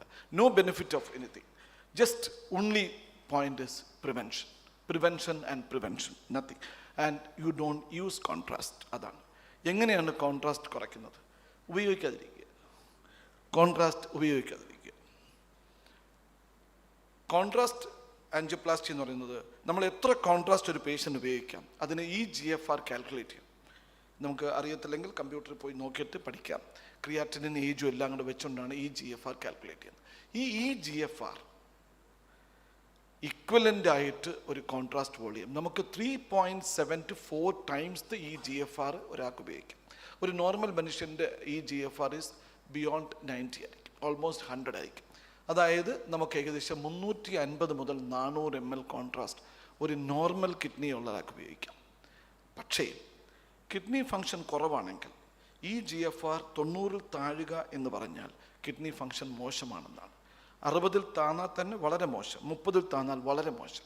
അപ്പം 30 താഴെ ഉള്ള ആളിൻ്റെ ക്രിയാറ്റിൻ ഈസ് വെരി അങ്ങനെയുള്ളൊരു പേഷ്യൻറ്റിന് EGFR ലോ ആണെങ്കിൽ ദ മാക്സിമം കോൺട്രാസ്റ്റ് ഉപയോഗിക്കാൻ പറ്റുന്നത് ഈ EGFRന് തുല്യമായ അളവിലായിരിക്കും. അപ്പോൾ 30 EGFR എങ്കിൽ 30 താഴെ ഉപയോഗിക്കണം. അതിനാണ് പറയുന്നത് നമ്മൾ അൾട്രാ ലോ കോൺട്രാസ്റ്റ് PCI എന്ന് പറയും.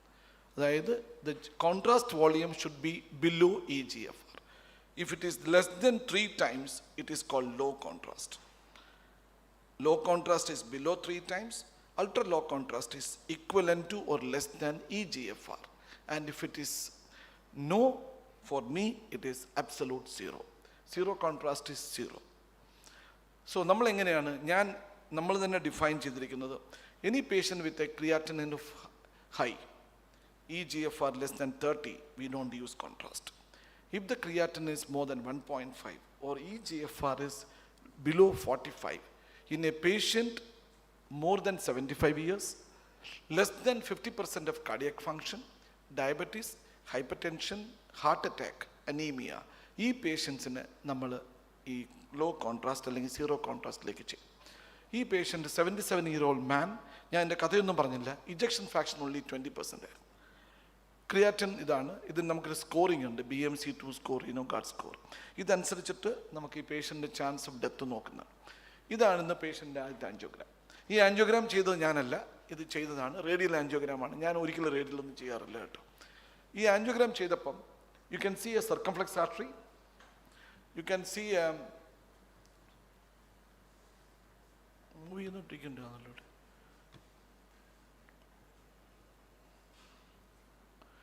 സർക്കംഫ്ലെക്സ് artery, a ramus and a LED. So circumflex ആർട്ടറിക്കകത്ത് ഒരു ബ്രാഞ്ച് ഉണ്ട്, താഴോട്ട് വെസലുണ്ട്. അതുപോലെ തന്നെ LADക്കകത്ത് നമ്മൾ എന്തോ ചെയ്യുന്ന വെച്ചാൽ ഈ ആൻജിയോഗ്രാമിൻ്റെ picture we will keep it as a reference. വേറെ ഏതെങ്കിലും ഹോസ്പിറ്റലിൽ നിന്നാണ് വരുന്നതെങ്കിൽ നമ്മളതിനെ കമ്പ്യൂട്ടറിലേക്ക് ട്രാൻസ്ഫർ ചെയ്തിട്ട് നമ്മൾ റെഫറൻസ് ഇമേജായിട്ട് കമ്പ്യൂട്ടർ എടുത്ത് വെക്കും. അല്ല നമ്മുടെ ഹോസ്പിറ്റലിൽ തന്നെ ചെയ്തതാണെങ്കിൽ the patient will be continuing as the same procedure. ഇതാണ് ചെയ്യുന്നത്. ഇത് ഈ 4 ഷോട്ടും അവിടെ എടുത്തതാണ്. RCAയിലും ഡിസീസുണ്ട്, ഞാനിതൊന്നും ചെയ്യുന്നില്ല. നമ്മൾ ചെയ്യുന്നത് ആദ്യം ഇത് ഞാൻ ഉപയോഗിക്കുന്ന, നിങ്ങൾ ഉപയോഗിക്കും വർക്കോസ് വയർ. എൻ്റെ വർക്കോസ് വയർ ഫിൽറെപ്സിയാണ്. സാധാരണ BMW ആണ് ആൾക്കാർ ഉപയോഗിക്കുന്നത്. ആദ്യത്തെ വയർ കൊണ്ടുപോവുകയാണ്. നിങ്ങൾക്ക് വയർ എടുക്കുകയാണ്. കംപ്ലീറ്റ് ബ്ലൈൻഡാണ്. കത്തീഡ്രൽ കാനുലേറ്റ് ചെയ്യുന്നത് പോലും ബ്ലൈൻഡാണ്. I will look at the same angio picture on the right side. It's called RAO caudal. ഈ RAO കോഡലിൽ അതേ ആംഗിളിൽ വയർ കൊണ്ടുപോകും. ഈ വയർ കൊണ്ടുപോകുമ്പം ഞാൻ ഒന്നിനും ഷോട്ട് എടുക്കത്തില്ല. First wire gone in to the side branch of the distal circumflex. അടുത്തത് വയർ കൊണ്ടുപോവുകയാണ്. ഞാൻ എൻ്റെ ഉദ്ദേശം ഇപ്പോൾ സർക്കംഫ്ലെക്സ് ടെൻഡ് ചെയ്യുക എന്നുള്ളത്. അപ്പോൾ നിങ്ങൾ വിചാരിക്കും എന്ത് ചെറിയ വെസലാണ് സർക്കംഫ്ലെക്സ്, ഏക വരെ പണിയൊന്നുമില്ല എന്ന്. പക്ഷെ ഞാൻ ആൻജിയോപ്ലാസ്റ്റി ചെയ്യുന്നത് ടോട്ടൽ റീവാസ്കുലറൈസേഷൻ. എൻ്റെ ഉദ്ദേശം സർക്കംഫ്ലെക്സ്, റാമസ് ആൻഡ് LED ചെയ്യുക എന്നുള്ളതാണ്. അടുത്ത വയർ ഞാൻ കൊണ്ടുപോയി. ഈ വയർ OMലേക്ക് കൊണ്ടുപോകും. ഈ ബ്രാഞ്ചിൽ if you look at the above picture, that picture on the right side, that is my reference. So I have kept 1 wire in to the ramus OM, 1 wire in to the distal circumflex. ഈ intern കുട്ടികൾക്ക് മനസ്സിലാവുന്നുണ്ടോ ഞാൻ പറഞ്ഞത്? ആദ്യത്തെ wire സർക്കംഫ്ലെക്സിലും രണ്ടാമത്തെ wire OMലും. എനിക്ക് വേണ്ടത് 3 reference മാർക്കറാണ്. ഞാൻ പടം കാണിക്കാം. അടുത്ത വയർ എവിടെ ഇടണം? അതിൻ്റെ ആ മുകളിലത്തെ വെസലിനകത്തൊരു ബ്രാഞ്ചുണ്ട്, അത് ഞാൻ ചെയ്യാൻ പോകുന്നത്. ഇപ്പം ഈ വയറിട്ട് ഇപ്പം 3 വയറുണ്ട്. 3 വയറുള്ളപ്പം എനിക്കറിയാം ഈ 2 വയറുകളുടെ ഇടയ്ക്കാണ് ലീഷൻ ഉള്ളത്. Lesion length is between the branch out and branch down. നമ്മൾ എന്തു ചെയ്യുന്നു വെച്ചാൽ, ഇതെങ്ങനെയാണ് അറിയുന്നത് ഞാൻ ഈ പോയ വയറെല്ലാം വെസലിനാണോ എന്ന്? I will take N ultrasound, IVAS, ആദ്യത്തെ ഇൻട്രവാസ്കുലർ അൾട്രാസൗണ്ട്. ആ അൾട്രാസൗണ്ട് കത്തീഡ്രൽ പോയില്ല. അപ്പോൾ പോവാത്തത് കത്തീഡ്രൽ കൊള്ളാത്തതുകൊണ്ടാവാം, ഓപ്പറേറ്റർ കൊള്ളാത്തതുകൊണ്ടാവാം, അല്ലെങ്കിൽ ആ രക്തക്കുഴലിനകത്ത് ബ്ലോക്ക് കാരണം കത്തീഡ്രൽ താഴെ പോകാത്തതുമാകാം. അപ്പം ഞാൻ അസ്യൂം ചെയ്യുന്നത് ഓപ്പറേറ്റർ കൊള്ളാം, കത്തീഡ്രൽ കൊള്ളാം, പിന്നെ എനിക്ക് അവിടെ ബ്ലോക്ക് ഉള്ളത് കൊണ്ടാണ് ഞാൻ ബ്ലോക്ക് മാറ്റി ഒരു 1.5 ബലൂൺ. ഹൈ പ്രഷർ ഉപയോഗിക്കരുത്, ബിക്കോസ് ഞാൻ ചെക്ക് ചെയ്യുന്നില്ല, അതുകൊണ്ട് പേഷ്യൻ്റ് ചത്തുപോകും. അപ്പോൾ ഇതാണ് IVAS. അപ്പോൾ IVASനകത്ത് കാണുന്നത്, നിങ്ങൾക്ക് IVAS കണ്ടു കഴിഞ്ഞാൽ, ഇതുവരെ കണ്ട് പരിചയമുള്ളവർക്കേ മനസ്സിലാവത്തുള്ളൂ, ഇതൊരു ട്രൂ ല്യൂമനാണ്. 3 ലെയർ ഉണ്ട്. ആ ലെയർ, ഏറ്റവും ഔട്ടർ ലെയറിനകത്തുള്ളൊരു ബ്ലാക്ക് കളറിനെ മീഡിയ എന്ന് പറയും. അപ്പോൾ ത്രൂ ഔട്ട് മീഡിയ കാണാം. അപ്പോൾ മീഡിയ കാണാം. Vessel is very clear. ഇത് തൊട്ട് പുറത്ത് കാണുന്നത് വെയിനാണ്. ഇത് വേണം എക്സ്പ്ലെയിൻ ചെയ്യാൻ വേണമെങ്കിൽ നമ്മൾ ശരത്തിനെ വിളിക്കാം. ഞാൻ ഇപ്പോൾ വിളിക്കുന്നില്ല. ശരത്ത് വർക്ക് ചെയ്യുന്നത് ഇപ്പം ആബട്ടിലാണ്, പണ്ട് IVAS ഇത് ബോസ്റ്റണിലായിരുന്നു. അപ്പോൾ നമ്മൾ ഞാൻ കണ്ട ഇൻഫർമേഷൻസ് ഇത്രയാണ്. 3 മില്ലിമീറ്റർ വെസൽ പ്രോക്സിമലി ഉണ്ടായിരുന്നു. ആ വെസൽ താഴെ 2.5. ഞാനപ്പോൾ 2.5 ബലൂൺ എടുത്ത് പ്രോക്സിമൽ ഡയലേറ്റ് ചെയ്തു. ഡയലേറ്റ് ചെയ്ത ശേഷം I will take 1 more IVAS. ഇതാണ് ഞാൻ കണ്ട ഇൻഫർമേഷൻ. ഈ ആദ്യത്തെ വയറിനും താഴത്തെ വയറിനും ഇടയ്ക്കാണ് ബ്ലോക്ക്. ആ ബ്ലോക്കിൻ്റെ ലെങ്ത് 22 മില്ലിമീറ്ററാണ്. പക്ഷേ ഈ താഴത്തെ 2 ബ്രാഞ്ചും ഡിവൈഡ് ചെയ്യുന്നതിന് 8 മില്ലിമീറ്റർ മുകളിലാണ് ബ്ലോക്ക് സ്റ്റാർട്ട് ചെയ്യുന്നത്. ആദ്യത്തെ ബ്രാഞ്ചിൽ നിന്ന് 2 മില്ലിമീറ്റർ താഴെ. അപ്പോൾ എൻ്റെ ബ്ലോക്കിൻ്റെ അളവ് 22 millimetres. 2 millimetre above the block is there is A branch coming up. അപ്പോൾ 24. താഴെ 8 മില്ലിമീറ്റർ. അപ്പോൾ ടോട്ടൽ ലെങ്ത് ഫസ്റ്റ് ബ്രാഞ്ചിൻ്റെ വയർ മുതൽ താഴത്തെ ബ്രാഞ്ച് വരെ 32 മില്ലിമീറ്റർ. എനിക്ക് 22 മില്ലിമീറ്ററാണ് ലീഷൻ ലെങ്ത്. അപ്പം ഞാൻ ഏത് സ്റ്റെൻഡ് എടുക്കണം? 22-ന് മുകളിലായിരുന്നാൽ എനിക്ക്, പക്ഷേ 32-ൽ താഴെയായിരിക്കണം, എങ്കിലേ എൻ്റെ stent between the first wire and the last വയറിൻ്റെ ഇടയ്ക്ക് നിൽക്കത്തുള്ളൂ. എനിക്ക് 22 മതി. എളുപ്പവഴി, ആദ്യത്തെ വയർ 2 മില്ലിമീറ്റർ താഴെയാണ്. If I put a stent 1 millimeter down the first branch, then I require minimum 23 millimeter stent. പക്ഷേ 23 ഭയങ്കര ടൈറ്റ് ആയിപ്പോൾ. സോ നെക്സ്റ്റ് സൈസ് ഏതാണ് അവൈലബിൾ? 28 ആണ്. അപ്പം ഞാൻ ഡിസൈഡ് ചെയ്ത് 28. പക്ഷേ 28 will never come up to the down. So my decision is, ഞാൻ ഈ പറയുന്നത് ഇതിൽ കൂടുതലും വ്യക്തമാക്കാൻ പറ്റത്തില്ല. ഇതുപോലെ നന്നായിട്ട് ഞാൻ കാർഡിയോളജിസ്റ്റിനെ പഠിപ്പിച്ചു കഴിഞ്ഞാൽ അവരെല്ലാം തുടങ്ങും. നിങ്ങളൊന്നും പറഞ്ഞു കൊടുക്കരുത്, ഇതെൻ്റെ ട്രേഡ് സീക്രട്ടാണ് ഇതുവരെ. And I wanted to complete this trade secret. So this is 28 millimeter vessel പിന്നെ ഞാൻ എങ്ങനെയാണ് രക്തക്കുഴലിൻ്റെ സൈസ് ഡിസൈഡ് ചെയ്യുന്നത്? Proximal vessel size by IVUS is 3, distal is 2.6. So I decided to take a 2.75 millimeter bell stent. നിങ്ങളപ്പോൾ ചോദിക്കും 2.5 അല്ലേ എടുക്കേണ്ടത്? ഞാൻ അങ്ങനെയല്ല എടുക്കുന്നത്. പുസ്തകത്തിൽ പറയുന്നതിന് വിരുദ്ധനായിട്ട് ചെയ്യുന്ന ഒരാളാണ് ഞാൻ. 2.75 stent. I go nominal pressure. Then I took a 2.75 into 28 stent, starting exactly ഒരു 0.5 millimeter away from the branch. I am not at the branch, but because we have a wire there. So wire in the താഴെ 28 എടുത്തു കഴിഞ്ഞാൽ എനിക്ക് 32 വരെ ആണെങ്കിലല്ലേ പ്രശ്നമുള്ളൂ. So I am easily crossing that. So I cross the stent down. After putting the stent, ഈ stent placement നിങ്ങൾക്ക് വ്യക്തമായിട്ട് കാണാം. ആ വയറിന് താഴെ ഞാൻ ഒരു വയർ എടുത്തിട്ടില്ല. നിങ്ങൾ പറഞ്ഞില്ലേ ഈ വയറൊക്കെ എടുക്കാൻ 3 വയർ ഇരിപ്പുണ്ട്. 3 millimeter proximal, distally 2.6. Lesion is 2 millimeters after the first branch. Lesion length is 22, 8 millimeters before the distal branch. ഇന്നലെ ഇതേ സമയത്ത് ഞാൻ ഡൽഹിയിൽ കാർഡിയോളജിസ്റ്റൽ ക്ലാസ് എടുക്കുകയാണ്. ഇതേ സ്ലൈഡ്സ്. അപ്പം 28 millimeter സ്റ്റെൻറ്റ് ഇട്ടു. അത് കഴിയുമ്പോൾ നമ്മൾ നോക്കേണ്ടത്, എൻ്റെ കയ്യിൽ 3 വയറുണ്ട്, ഒരു വയറ് സ്റ്റെൻറ്റിൻ്റെ അടിയിലിരിക്കുകയാണ്. എന്നിട്ട് ഞാൻ വയറെടുത്തിട്ടില്ല. I decide to take a IVUS. ഇത് ഐവസ് ആണ്. ഇത് രണ്ടാമത്തെ ഐവസാണ്, നമ്പറാണ്, number 2 IVUS. So I understood that even with this 2.75, it was an under-expanded stent. Once it is under-expanded, I should go with a 3 millimeter balloon. After 3 millimeter balloon, I checked IVAS again. IVAS number 3. ഒരുപാട് സമയമെടുക്കും ഇത് ചെയ്യാനായിട്ട്. മൂന്നാമത്തെ ഐവസ് ടെക്നീഷ്യനും സ്റ്റാഫും patients wait ചെയ്യുന്ന ഹോസ്പിറ്റലൊന്നും ചെയ്യാൻ പറ്റത്തില്ല. നിങ്ങളെപ്പോലെ തിരക്കുള്ള ഹോസ്പിറ്റലൊന്നും അല്ലാത്തതുകൊണ്ട് വല്ലപ്പോഴും ആൻജിയോപ്ലാസ്റ്റി ചെയ്യുന്ന ഹോസ്പിറ്റലിലേ ചെയ്യാൻ പറ്റൂ. എനിക്കിത് ചെയ്യാൻ പറ്റും. അപ്പം ഐവസ് നമ്മൾ മൂന്നാമത്തെ ഐവസ് എടുത്തു. again see under expanded. So I took a 3.5 into 8. You should understand the first angiogram was looking like a very small vessel where I took a 3.5 stent. Then 3.5 I saw this is a really expanded stent. But you should see that your wire is not creating a edge dissection. ഇത് HD ഐവസ് ആയതുകൊണ്ടാണ് നല്ല image കാണുന്നത്. നിങ്ങൾ ഇതുപോലെ എപ്പോഴും കാണണമെന്നില്ല. പല ഐവസിലും well expanded stent throughout from the distal to the proximal. ഇനി എൻ്റെ 3 വയറുണ്ടായിരുന്നു. അതിലൊരു വയറെടുത്ത് ഞാൻ LED-യിലിട്ടു, അടുത്ത വയറെടുത്ത് ഞാൻ റാമസിലിട്ടു. അപ്പം ഞാൻ റാമസിൽ വയറിട്ടെങ്കിലും അതും ബ്ലൈൻഡാണേ. All by understanding the image on the above the image. Not even a single drop of contrast used so far. Then I did a IVAS ചെയ്തു. IVAS catheter അവിടെ ക്രോസ് ചെയ്യാൻ ഭയങ്കര പാടാണ്. Once the IVAS catheter cannot cross, 3 reasons. 1, the guide catheter is not correct, guide wire is not good, the cardiologist is not good, and finally there is a lesion. I always feel the other things are clear, only lesion. So since the lesion, then രണ്ടാമത്തെ point, ഞാൻ ആദ്യം പോയത് കറക്റ്റാണോ? Proximal part only I can see. So proximal part I checked with IVUS. I understood I'm in the true lumen. So the vessel proximally look like a 2.7 to 2.85. So I decided to dilate with a 2.5 balloon, which is already there. ഞാൻ ഈ പറയുന്നത് മലയാളത്തിലാക്കണമെങ്കിൽ പെട്ടെന്നാക്കാം. മാത്രമല്ല എനിക്ക് ആകെ അറിയാവുന്ന ഭാഷ മലയാളമാണ്. ഞാൻ പഠിച്ചത് ഉപ്മാവ് സ്കൂളിൽ, അതുകൊണ്ട് just dilated with 2.5 into 15 millimeter balloon എടുത്ത് ഡയലേറ്റ് ചെയ്തു. ഡയലേറ്റ് ചെയ്ത ശേഷം മുഴുവൻ ഡയലേറ്റ് ചെയ്താൽ you may be putting a longer stent. I don't want to do that. So I decided to take IVUS number 6. 2.5 pre dilatation കഴിഞ്ഞിട്ട് ഞാൻ ചെയ്തു.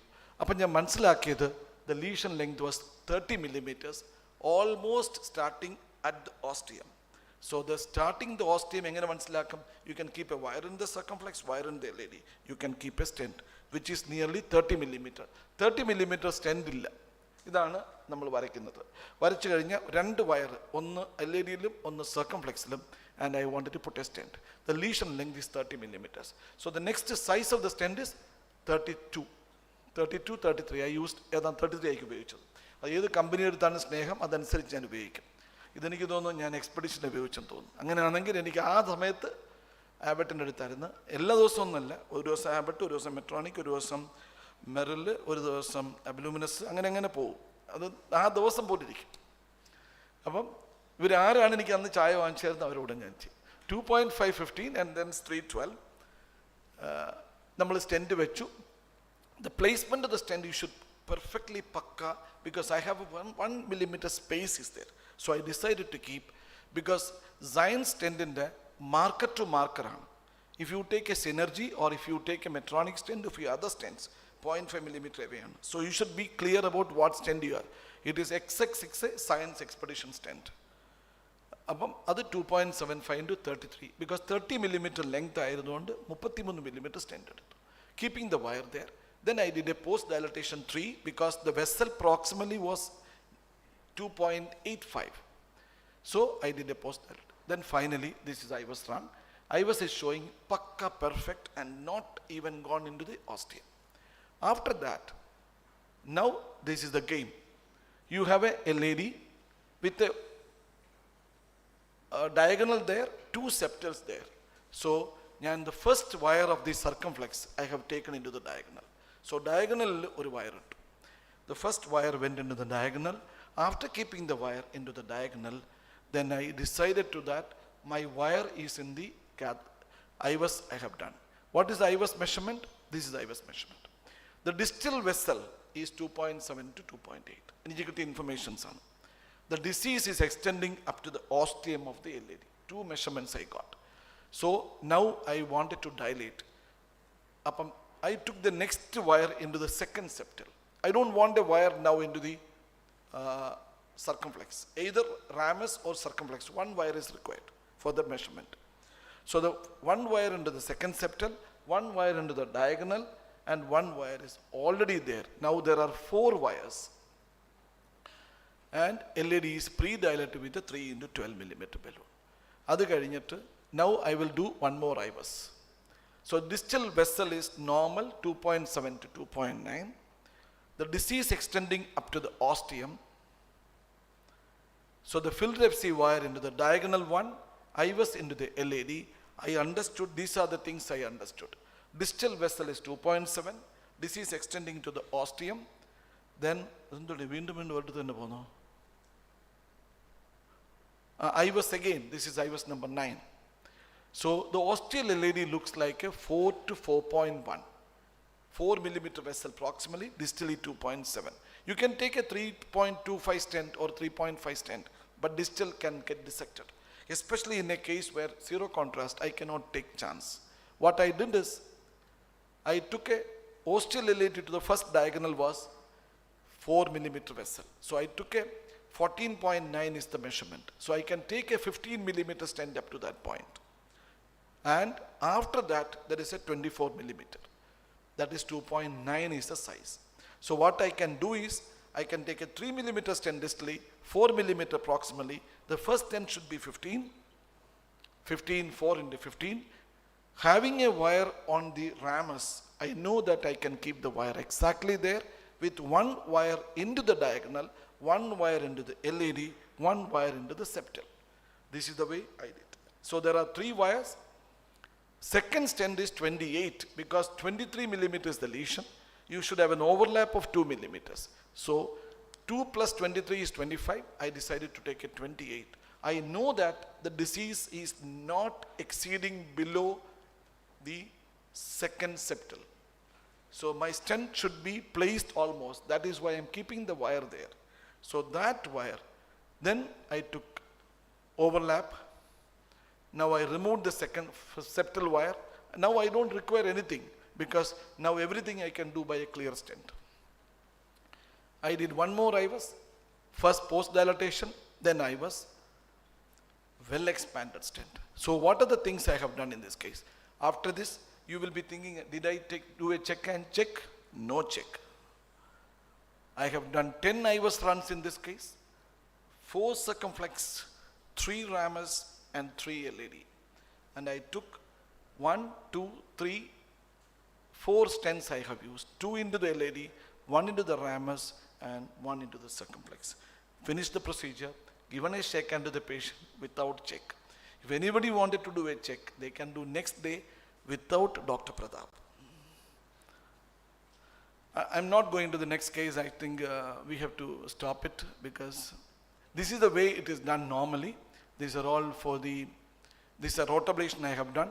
I have done many cases, rotablation done with no contrast in 7 cases, LMCA bifurcation done, retrograde CTO done without contrast. That is the first case in the world. I'm going to show that is in the Euro CTO club. They want to present that case only, retrograde CTO without contrast, not even a drop of contrast use.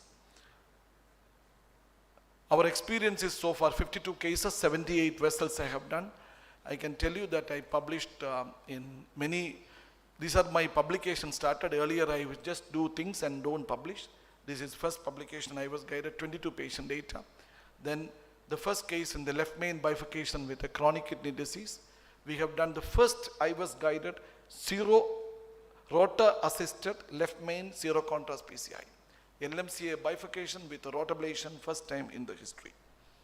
This is the first published data in the, this is actually taken in the today morning. It's a review article coming from the Kerala Heart Journal. How I did everything is explained that Kerala Heart Journal. This is the International Journal of Cardiology, Heart and Vasculature, published 42 patient data. Because every time I have to change the names, otherwise they don't take same publication. That is why I changed the date last from despair to hope. Absolute zero contrast PCI under intravascular ultrasound guidance in chronic kidney disease patient from despair to hope. Thank you.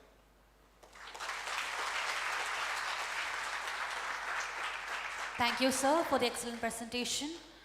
I kindly request you to please stay back. Any queries or doubts from the audience? Resmi Joy Gato Jodia. And വിളിച്ചത് ഇവിടെ രശ്മിയാണ് വന്നത്. രശ്മി എന്നെ കാണാൻ വന്നപ്പോൾ ഞാൻ പറഞ്ഞു എന്നെ വന്ന് കാണേണ്ട ആവശ്യമില്ല, എന്നെ വന്ന് കൊല്ലത്ത് വന്ന് കണ്ടിട്ട് വിളിച്ചതാണ്. അതുകൊണ്ടാണ് ഇന്ന് എനിക്കൊരു പ്രോഗ്രാം ഡൽഹിയിൽ ഉണ്ടായിരുന്നെങ്കിൽ പോലും ഞാൻ ക്യാൻസൽ ചെയ്ത് വന്നത്. Because you took that pain to come and call me, so I should have. അതുകൊണ്ട് ഞാൻ ഇന്നത്തെ പ്രോഗ്രാം സിയാദലിയുള്ളൊരു പ്രോഗ്രാം ആയിരുന്നു. എനിക്കൊരു ടോക്ക് തന്നണക്കെ പോലും ഞാൻ പറ്റത്തില്ലെന്ന് പറഞ്ഞ്, ഐ എം നോട്ട് കീൻ എന്ന് പറഞ്ഞ്, ആബട്ടിൻ്റെ ആ റിക്വസ്റ്റ് പോലും ഞാൻ നോ എന്ന് പറഞ്ഞിട്ടാണ് ഇന്ന് നിങ്ങളുടെ അടുത്ത് വന്നത്. Sir, one word.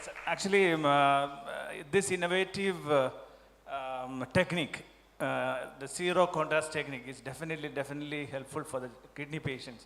So the signatured, this program should continue. Sir, all the best wishes. എന്നിട്ടുവേ ആര് റെഫർ ചെയ്യാറില്ലേ? ഇതെല്ലാം അറിയാതെ പല കാർഡിയോളജിസ്റ്റുകളും പറയും ഒരിക്കലും ഇത് വിശ്വസിക്കരുത്, ഇത് ചെയ്യത്തില്ല എന്നൊക്കെ പറയും. പക്ഷെ ഇത്രയൊക്കെ കേസ് ചെയ്ത് പ്രൂവ് ചെയ്തതിനൊക്കെ പോലും lot of you should understand all the kidney patients with a creatinine of 5, 4.8 ഇതെല്ലാം നമ്മൾ ചെയ്തിട്ടുണ്ട് ഇതിനകത്ത്. 4.5, 5. None of this patient out of the 52 patient, not even a single, now the number is 60, and not even a single patient went for dialysis. I'm telling you, not a single patient went for dialysis. Not even a single patient had a complication in the cath lab, and not even a single patient had a perforation. Even with this, nobody.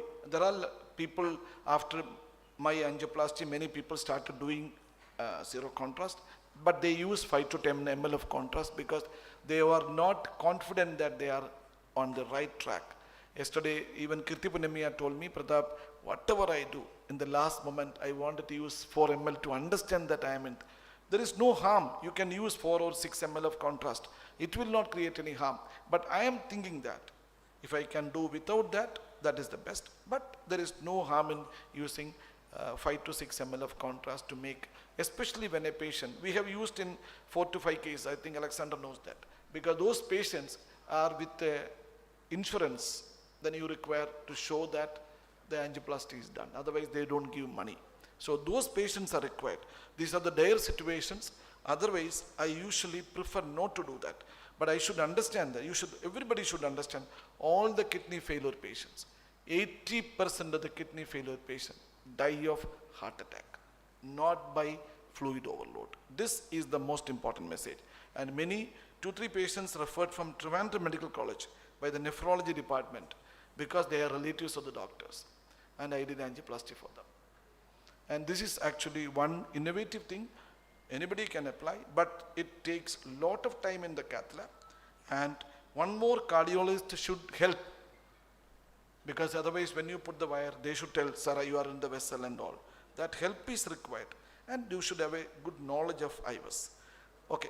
And one more thing, sir, the IVUS support, the imaging support was excellent.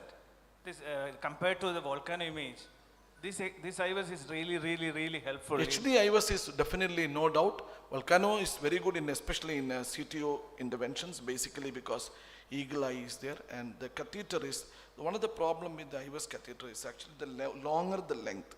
If you wanted to go to the so distal vessel, it is a real problem. So the proximal vessel, this is very good, but they are going to modify the IVUS catheter to reduce the length. The same situation for the OCT also. Longer the leash, then there will be a problem.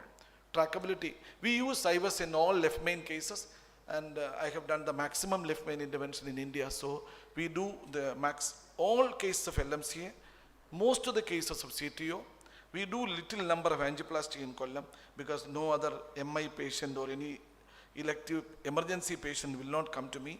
I get patients by somehow, some people will tell this fellow is an idiot, he does all these complicated cases. That is why I get patients, not the numbers are very less. So I have enough time to do all these things. That is why I'm doing all these things.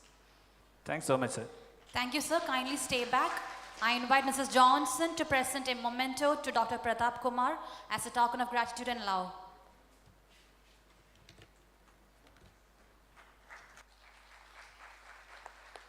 Let's give a huge round of applause for Dr. Pratap Kumar. Thank you, sir, for coming and having an informative talk. Thank you, sir. Thank you, sir. Thank you, Mrs. Johnson. Thank you, sir. We have a lunch, tea break for 5 minutes. Please be back after the break.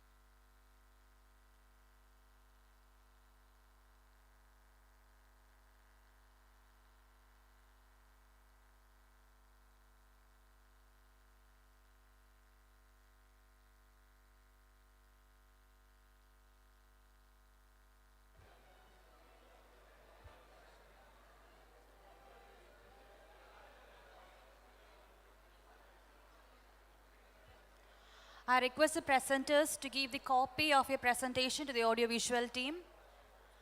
I request Mr. Sheikh Masood to give the copy of your presentation to the audiovisual team.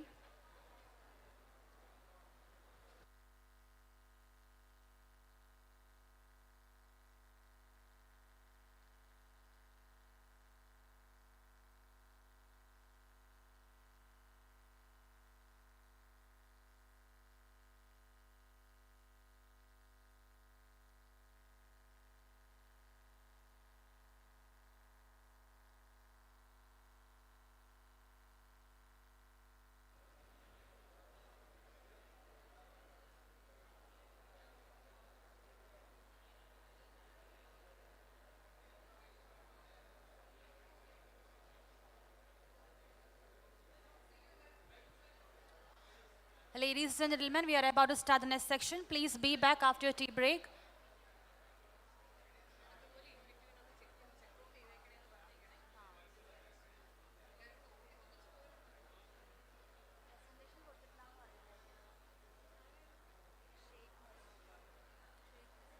I request Mr. Sheikh Masood to submit the presentation to the audiovisual team.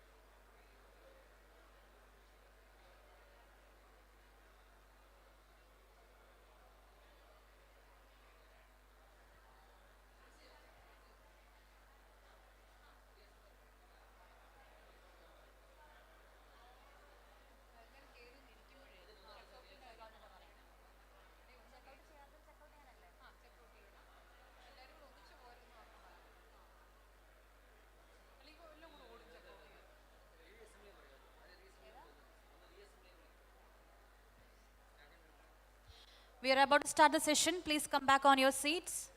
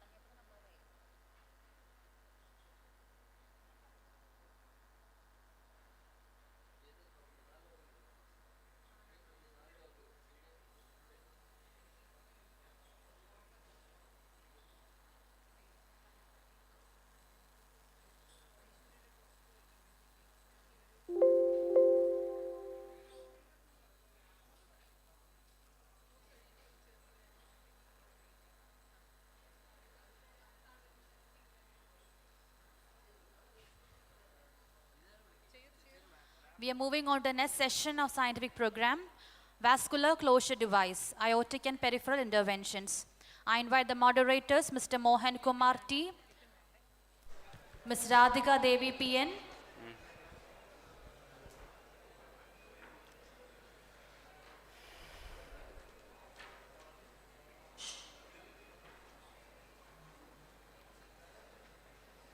and Ms. Indu Ashok onto the dais. I invite the speaker, Sheikh Masood, Aster Medicity Kochi, to present the presentation on Making Life Easy, Importance of Vascular Closure Devices in Our Daily Life.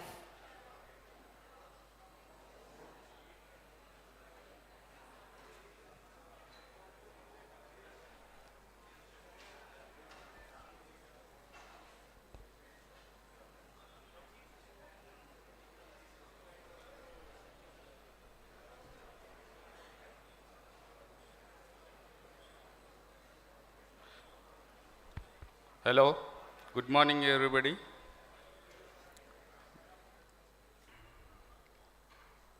My topic is vascular closure devices.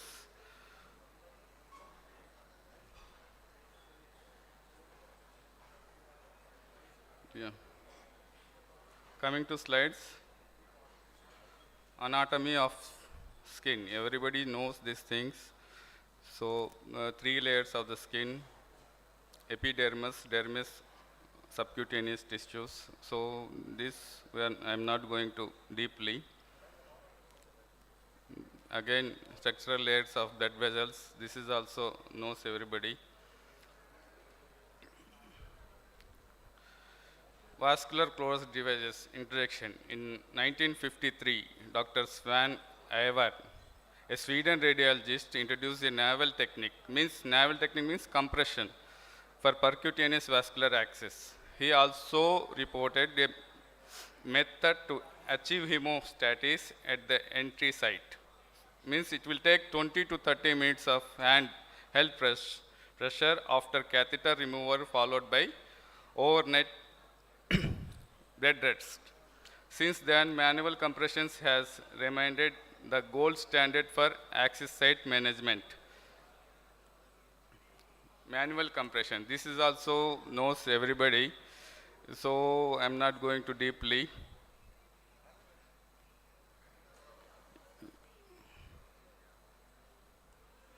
Vascular closure devices introduced in early 90s.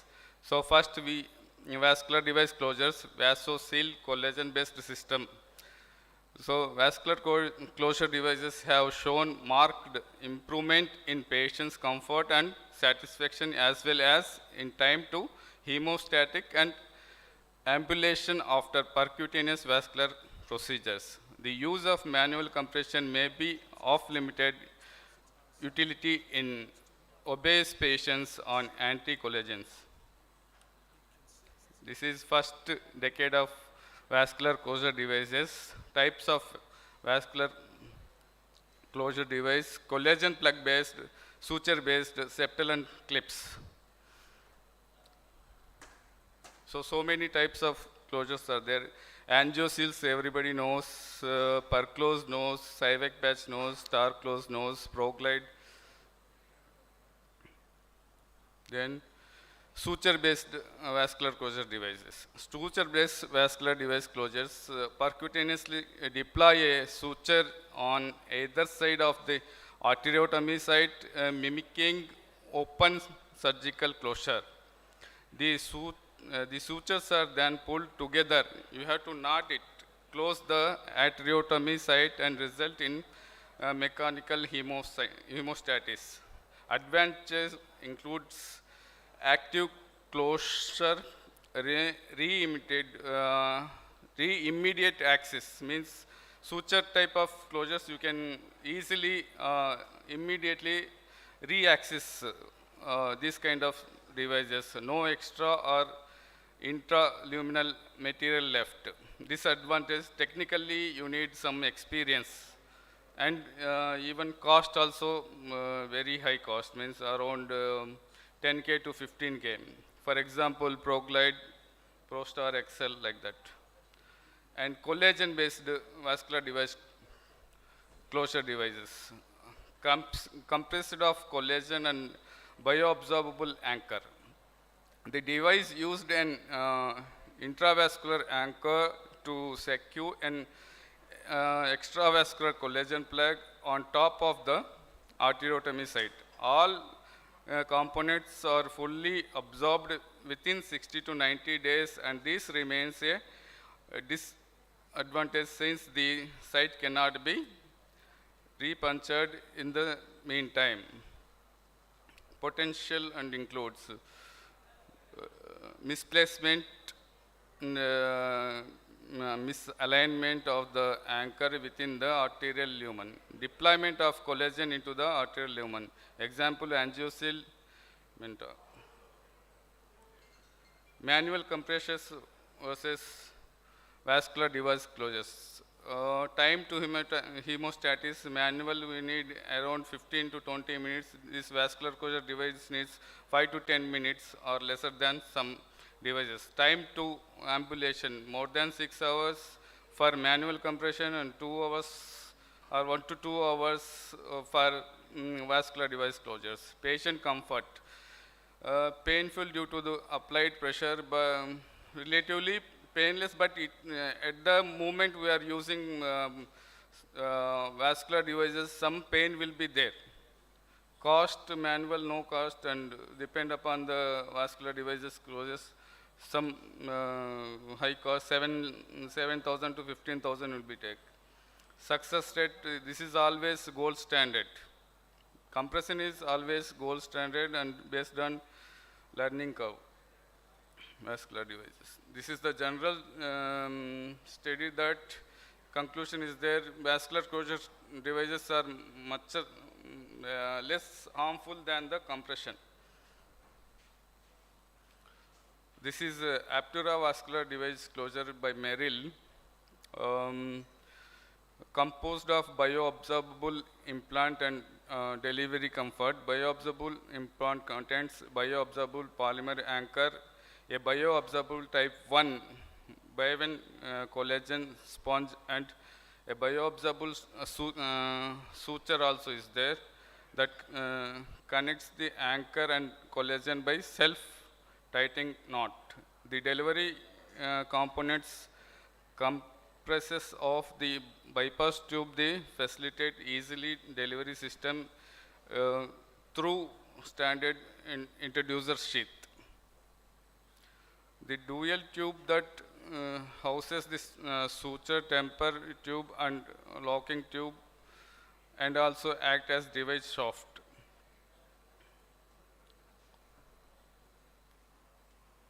Features, no exchange instead of sheath means if you see in other devices,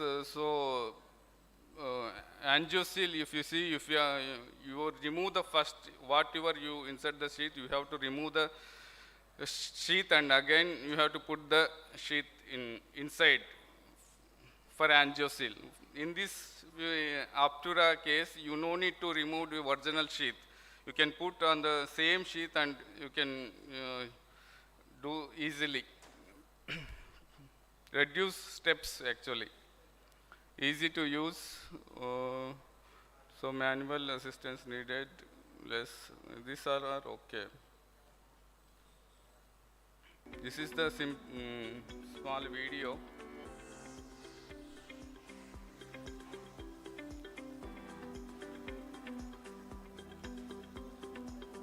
This is the original sheath, no need to remove the sheath actually.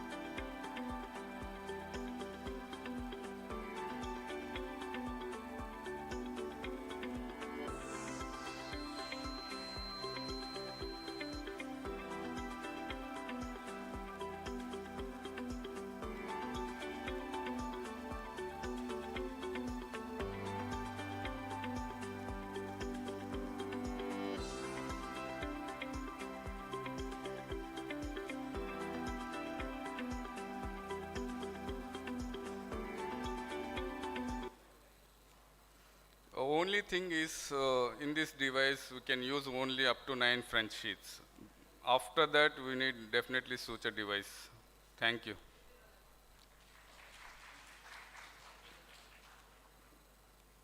Thank you, Mr. Sheikh Masood. Do we have any questions from the moderators? Thank you, Masood, for use of vascular closure devices. So the vascular closure devices are groin closure devices. Recently, it's developing more use of in structural interventions where the large bore sheets are used and where the large devices are used. And the advantages of vascular closure devices, the patient comfort and the hospitalization, minimize the hospitalization, and so cost may be slightly higher than where the manual compression, but there are types of vascular closure devices, collagen based, as he said, suture based, and double disc based. Collagen based and suture based, Proglide and Manta, Optura, and as Angiosil, and the potential complications use of vascular closure devices, infection, sudden closure of device, vessel abrupt closure device, and where the using of vascular closure devices, so when you are not taking proper care, there may be sudden closure of the vessel, and this may be potential complications. Thank you, sir, Masood, for presenting, and you would like to say something?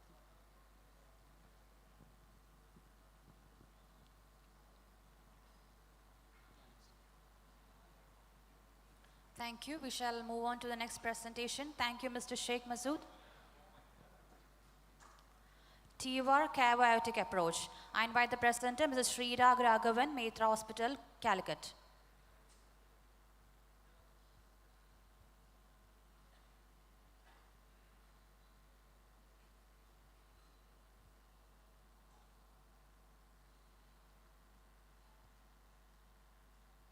Good morning, all of you, and thank you, Sicpcon 2020, for this opportunity. Today, I'm here for a case presentation. It's an endovascular case which we done in last 2 months before in our center by our HOD, Dr. Ashish Kumar. This is the clinical profile of the patient. 67-year-old gentleman present with dyspnea on exertion class 3, absent of lower limb pulses, chest X-ray showed large mediastinal shadow. You can see here large mediastinal shadow in this chest X-ray. ECG is unremarkable and echocardiography showed normal biventricular function, normal renal function, no other comorbidities. So we done imaging for this patient. The CT aortogram showed large descending thoracic aortic aneurysm with type 3 arch. The aneurysm measuring 7 to 8 centimeter. And also, if you look at the distal vessel, this patient have infrarenal aortic occlusion at upper lower border of L4. So, what are the options for this patient? Surgery is high risk. Then the next option is endovascular repair. But there are challenges for endovascular repair. Large descending thoracic aortic aneurysm with type 3 arch, and also there are no distal accesses. We look the arch vessels for approaching the axis, but right and left subclavian, also carotids are lesser in diameter. So what is next? No access from above and no access from distal. So how do you unlock this problem? Then we discussed about the cavo-aortic approach.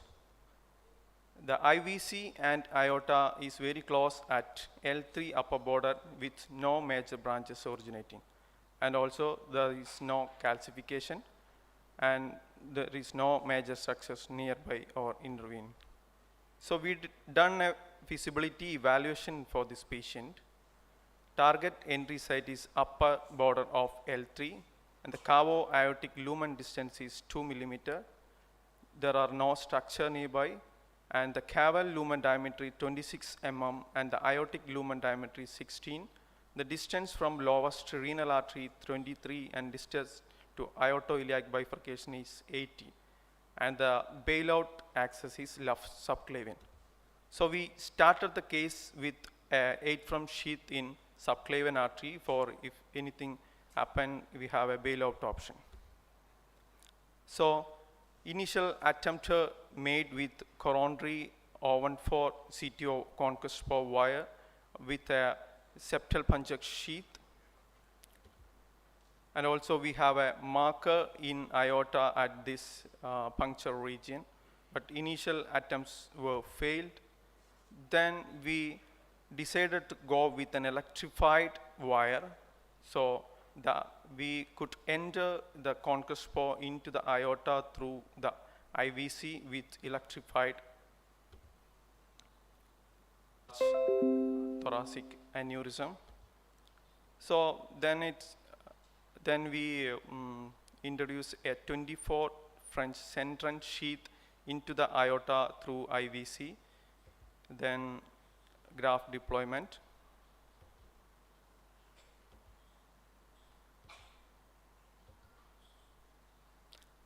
Final aortogram taken and there is no endoleak.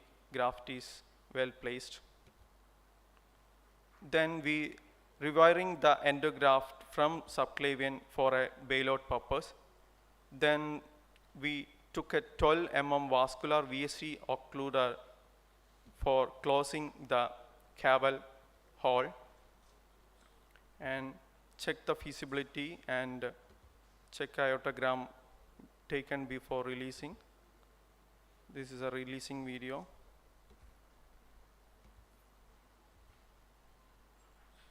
Final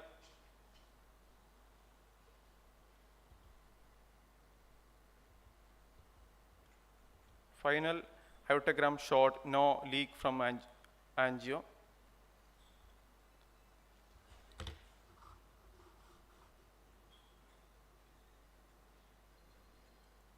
Yeah. You can see the aortogram.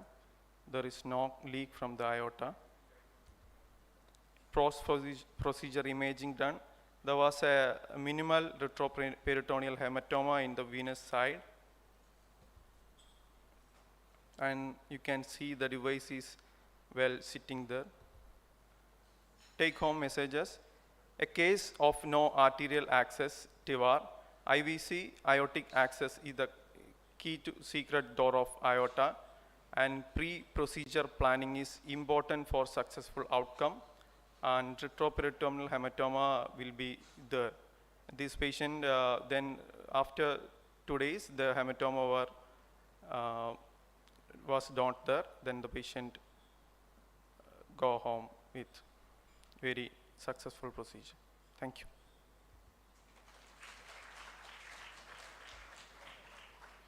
Thank you, Mrs. Srirak. Any questions from the moderators or audience? Thank you, Srirak, for presenting the technique transcaval aortic approach, usually very rarely used. And first of all, I would like to congratulating you that the technique which you brought it here, and congratulating to your Ashish Kumar and Mehta team. And other than fluoroscopy, do any imaging modality like ultrasound or CT, will you help to puncture the transcaval aortic approach? Maybe the ultrasound imaging could help, but we done only with this fluoro help. Okay, thank you. Thank you. Yes, Rita, it was nice, excellent case and nice presentation. In our center also we used to do TEVAR and EVAR, but we didn't get a chance to do such an approach. And Dr. Ashish has done a nice job. It's very difficult to do like that. In our center also radiologists are doing, and this cavo aortic approach is very rare, very rare, I think so. So whenever we did, the iliac axis was okay, so we didn't get it. Even it was the first case I am seeing. Thank you, it was a nice presentation. Thank you.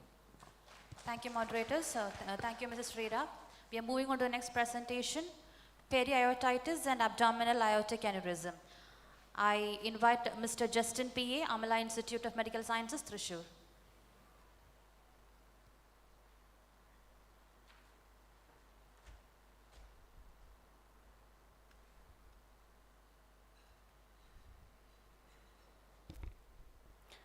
Hi everyone, my name is Justin Pandikaran Agustin and you can call me Justin. My home from Mala, it's a small village in Thrissur, and I'm working as a cardiovascular technologist at Amala Institute of Medical Science. Today I'd like to talk about periaortitis and abdominal aortic aneurysm. Let's start with an unusual case of abdominal pain came to our hospital, and they're having 58 years old female with DM and rheumatoid arthritis on regular medication, presented with complaints of severe back pain and abdominal pains since 10/5/2022 and was evaluated from the outside hospital. When we going to look on the diagnostic information, we have been taken for USG of the abdomen on 11/5/2022, and I'm not going to all kind of information, you can read it out. And when we go on, we see in the mild probe tenderness at right iliac fossa. And we go on to take a CECD of the abdomen on 11/5/2022 and identify soft tissue lesion is seen in the retroperitoneal exchanging to the inferior aortic, extending from the L2 to L4, extending from the length of 7 centimeter width is 2.5 to 3 centimeter. There is a surrounding of inflammatory changes around the lesion, and infrarenal aorta is completely enhanced without any thrombosis. There is a periaortic inflammation about in the IVC without any thrombosis. Small adjacent retroperitoneal nodes seen, findings suggestive of retroperitoneal fibrosis. And again, we go on to take USG of the abdomen on 14/5/2022, and it shows a minimal free fluid in the abdomen. And we taken at the same day on colonoscopy, and it shows a mild colitis. And then after, we go on to take CCT of the abdomen on 18/5/2022, and we found that the renal artery abdominal aortic aneurysm arising from 3 centimeter inferior to the origin of the renal arteries showed a regular mural thrombus with periaortic inflammation and exchanging to the narrowing of origin of IMA with a distal pattern lumen. When the patient was brought to emergency department with severe back pain and the patient was admitted under a vascular surgery with the impression of IMA occlusion, chronic mesenteric ischemia. And the main thing is the diagnostic dilemma between the retroperitoneal fibrosis with the aneurysmal complications. And then we go on to take a PET CT on 21/5/2022, and it shows an aortic dissection noted involving the infrarenal portion of the abdominal aorta and no obvious thrombosis of the false lumen. Significant fat standing around the aortic dissections and the impending rupture. And the patient was immediately shifted to the CCU and stable, and BP was controlled. And we will see what is the periaortitis. And the periaortitis is an inflammatory condition which typically involving the infrarenal portion of the abdominal aorta. It is a rare disease, usually occur in the middle-aged man. And here you can see what are the difference between aortitis and periaortitis. And aortitis and periaortitis are inflammatory diseases of an aorta and its main branches. They differ from existing of inflammation which is confined to the aortic wall in aortitis and spreads to the periaortic space in periaortitis. And next we are going to see what we can do for this patient. And if an abdominal aneurysm comes, we can do the both methods like open surgery repair and endovascular stent repair. During an open surgery, a graft replaces the weakened section of the aortic wall with the wall is wrapped around the graft. That's what we were done for these cases. And during for the endovascular procedures, the graft is inserted into the aortic wall. The graft is then secured to the aorta above and below the aneurysm. And when we taken for this case, as you can see, this was not an abdominal aortic aneurysm. It's actually having a periaortitis, and the inflammation, it is bigger than. And the main reason we found to came with this case is this patient having only a few length of, if you are seeing here, the renal artery to the common iliac artery, the space was too short. If you are looking on the marker pigtail, you can measure it even. It's around only 5 to 6. And now in the current market, we don't have like such an endovascular procedure stents in here. And we are not going to do this procedure for an open surgery, because if you are going to do such a case in open surgery, the patient could die in the on table, because we can't suture in these places, because the inflammation could rupture or something else will happen, and the vascular surgeon is not willing to do such open surgery. Then we decide to put a gone through a endurance stent graft. And here you can see there is no such a stent available at that time in the market with the shortened area. Then we have to take a bigger stent. Most of the length was bigger, and we have no other option, and we taken for such a case. And as you all know that we put from the renal artery to the right iliac artery. Basically this is most complication will happen at the time, and you also know that the left iliac artery will be closed down because of the stent was came to the right artery. And after the patient underwent, as I already said, in this injection you can see the left side is totally occluded, and the patient underwent externalization of the right aneurysm, aorta, iliac to the right iliac, and we decided to put a fem to fem cross over bypass under GA on the same day. And the post-operative patient was stable. Patient was put on medications such as that, and we next go on a post-TVR CTO angiogram and lower limb angiography on 6/6/2022, and stent into the infrarenal aorta, and there is no evidence of endoleak. As you all can see, there we have put a graft in the distal part, and it helps to flow very well. And the post-fem to fem graft occlusion patterns near total of the left common iliac artery, short segment near total occlusion of the left common femoral artery, just proximal to the graft, and below the lower limb artery was patterned.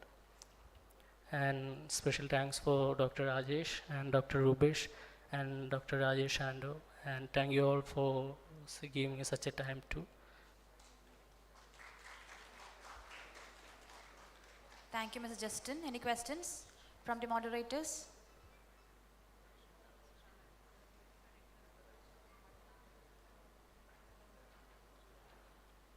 Thank you. We are moving on to the next presentation. I invite Ms. Aishwarya KB, NIMS Trivandrum. The topic is Role of DEB in Coronary Interventions.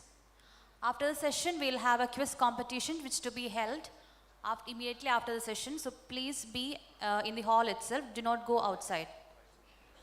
You'll be having a cash prize for the quiz competition. Thank you. Wait. വേണ്ട pointer വേണ്ട. എനിക്ക് വേണ്ടത് next ഇതാണ്. അയ്യോ ഇതല്ലല്ലോ, എൻ്റെ videos എവിടെ? Videos ഇല്ല, ഇതല്ല എൻ്റെ പോയിന്റർ, വേറെ ഉണ്ട്.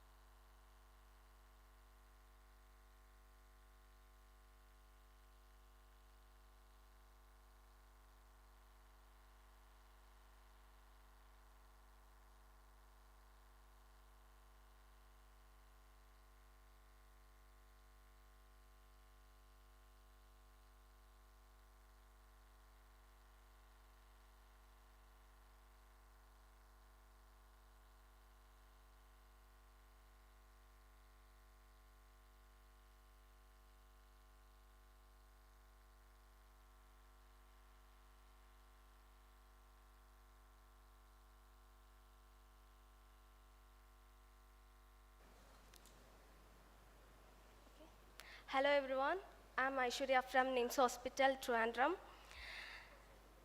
And very thankful to all of you for giving the great opportunity for here. And I'm talking about the topic is role of drug-coated balloons.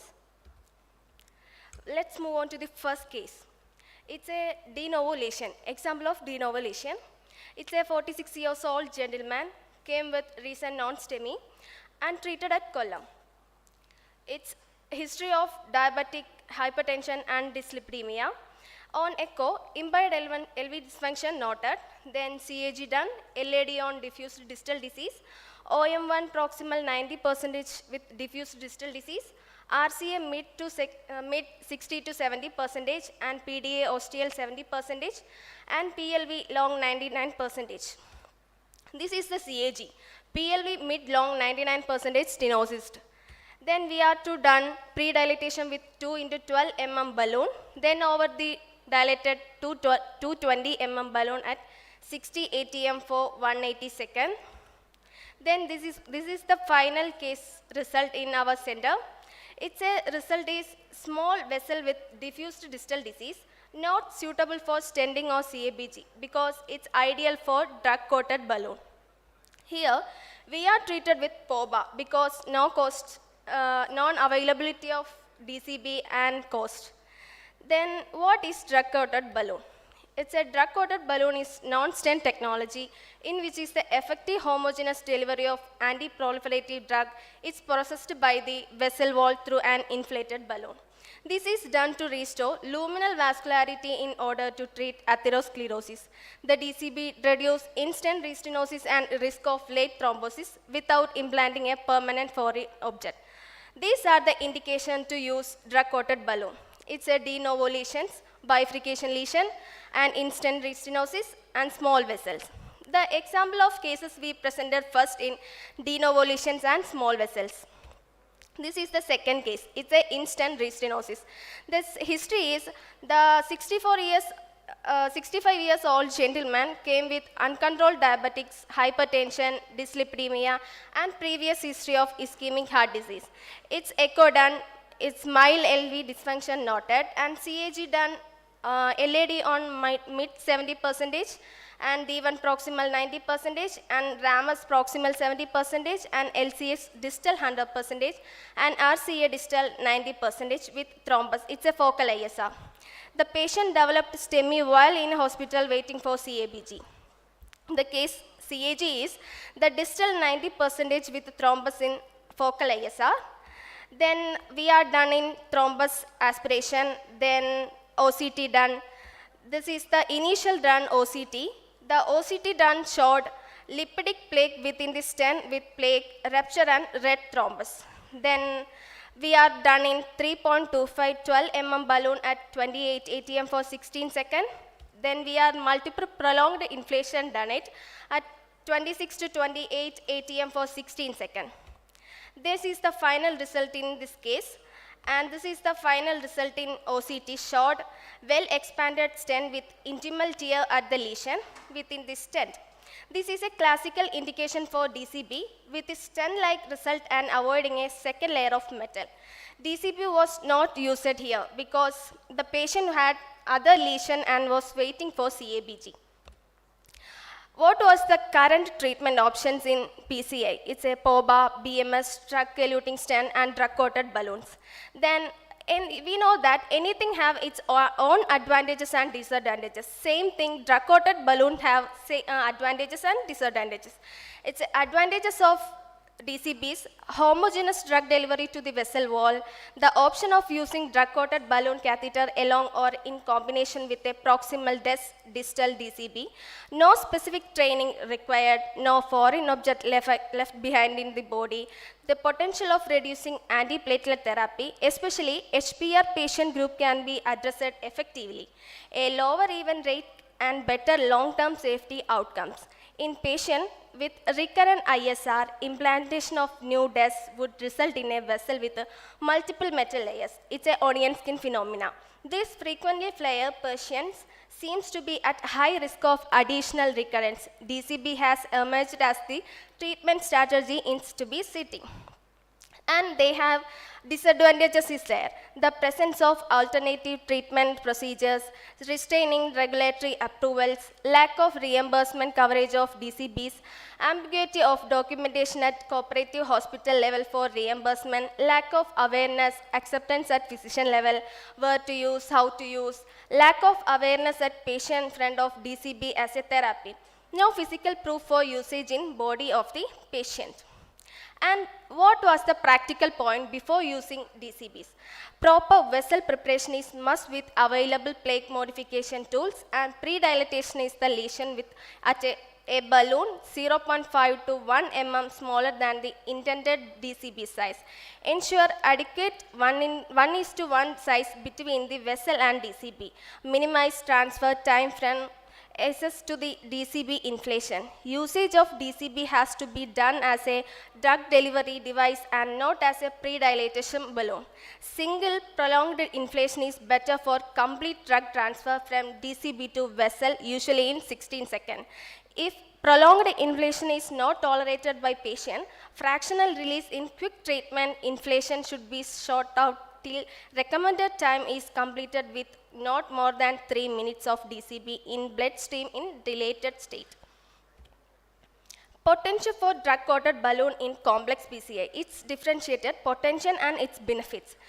The potential is emergence of latest generation DCBs, expanding indication of drug-coated balloon, growth in target patient pool across the globe, promising safety and efficiency outcome across CV spectrum leading to increased usage. And it's also benefits, no adding metal layers, reduced need for prolonged dual antiplatelet therapy, repeatability of the procedure, reduced vascular inflammatory response because of polymer-free design. And we know that the diabetic patient has to be more chance ISR. The issue in treating DM patient is high ISR and even rate, long lesion with diffused proliferative disease, delayed healing. An addressed issue by DCB, no permanent implants, more drug availability for treatment per surface area in diffused disease, better drug availability for healing.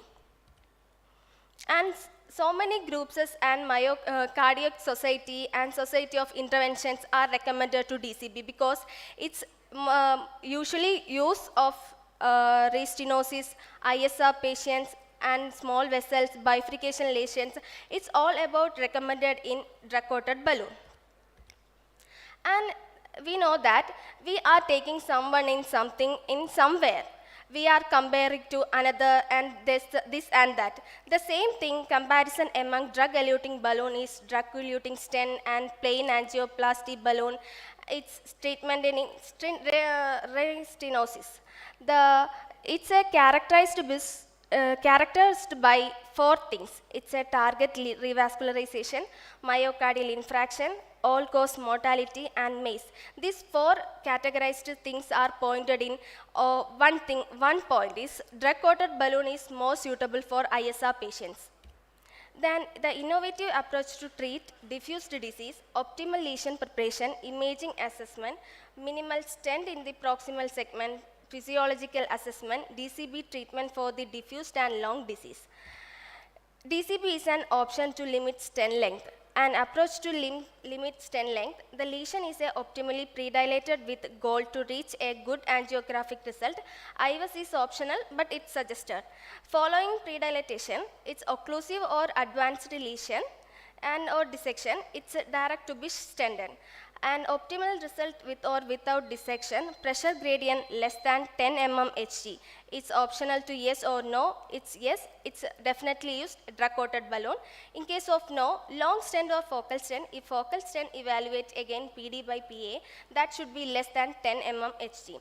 The all pressure gradient should be evaluated for 5 minutes and it's to be stable below 10 mm Hg to equality for DCB or focal stenting.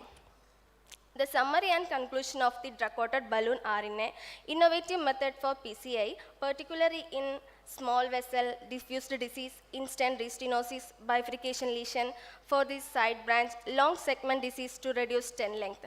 The potential advantages is the lack of permanent implant avoiding the long-term risk of stent thrombosis, attractive option in high bleeding risk patient where the duration of dual antiplatelet can be shortened. And thank you. Thank you, Ms. Aishwarya KB. Any comments from the moderators? The use of DEB in ISR lesions and vessels less than 2.5 millimeter, especially the patients when you want to use short-term DAPT, the DEB is ideal option for that. Thank you, Aishwarya, for use of DEB. And anything you want to? Aishwarya, almost all points in about this drug-eluting balloon has been covered by you. And previously we were getting drug-eluting balloons. The drug was paclitaxel. Now industry has come up with sirolimus, which uses polymer and polymer-free also. So we have seen good results with drug-eluting balloons, and in small vessel it can be used nicely. It gives good results. And in focal restenosis also it's doing good job. And in fact, I was imaging, any imaging can help a lot even for sizing, and before taking that drug-eluting balloon, we can make the bed proper and it can give us good results. Nice, you have covered it well. All the points have been covered. Thank you. Thank you. Thank you, moderators. Thank you, Aishwarya. With that, we have a small video presentation to be displayed on the screen. DCB in CAD, Existing Indications and New Indications by Professor Antonio Colombo. I'm Dr. Antonio Colombo from Milan, Italy, and it is my great pleasure to give this presentation about drug-coated balloon in coronary artery disease, existing indications and new indications. I have no comment. I would like to state that in a rare situation, images makes evidence, so please keep this presentation as a work in progress. DCB existing indications. DCB should be used in in-stent restenosis provided the pre-dilatation result is optimal. Let us make something clear. New generation DS, well implanted, are excellent tools for revascularization. The dictum, the stent needs to cover the atherosclerotic lesion, was developed at the time of short focal lesion and has been extended to long and diffuse disease without much data to support this concept, except for covering a severe dissection. When optimal lesion dilatation is obtained, the usage of drug-coated balloon may simplify the procedure, give a non-inferior long-term result, and even superior very long-term results. Why not stenting every lesion? Stents prevent vessel remodeling. Even if drug-eluting stent have a late loss, in some patients may promote inflammation. Stents impact on flow dynamic and shear stress, generating hyperplasia, especially in unfavorable bifurcation. Existing stenting indication for long lesions bind the patient to dual antiplatelet therapy. Why we can now afford not implanting a stent in every lesion? We have tools to obtain optimal lesion dilatation, rotablation, orbital atherectomy, lithotripsy, laser with contrast, cutting a scoring balloon, very high pressure balloon. We have imaging tools like IVUS OCT and functional devices like pressure wire to measure PDPA FFR to evaluate the result and give us reassurance about the stability of the result, and we have also optimal antiplatelet therapy. The approach I propose is the following. First, determine whether the lesion is ideal for a stent. When the lesion length is very short and the vessel size is large, I put over 3.5 millimeter. Minimal effort should be made not to place a drug-eluting stent. And this has been part of my paper in JAC 2015 regarding spot stenting. But the situation is different when we need to implant a long stent. A key element in this strategy is to avoid a limit stent length and to tolerate a dissection. A dissection in our paper about spot stenting was no stenting if the avus measurement of the true lumen at the dissection size was at least 50% of the vessel cross-sectional area, media to media cross-sectional area, or a minimal lumen cross-sectional area was 70 to 80% of the vessel lumen cross-sectional area in the healthy part or in the area where the stent gave an optimal result. This is an example of an LED with long diffuse disease. There is also disease in the first diagonal branch. The LED was evaluated with DFR, which measured 85, which is significant.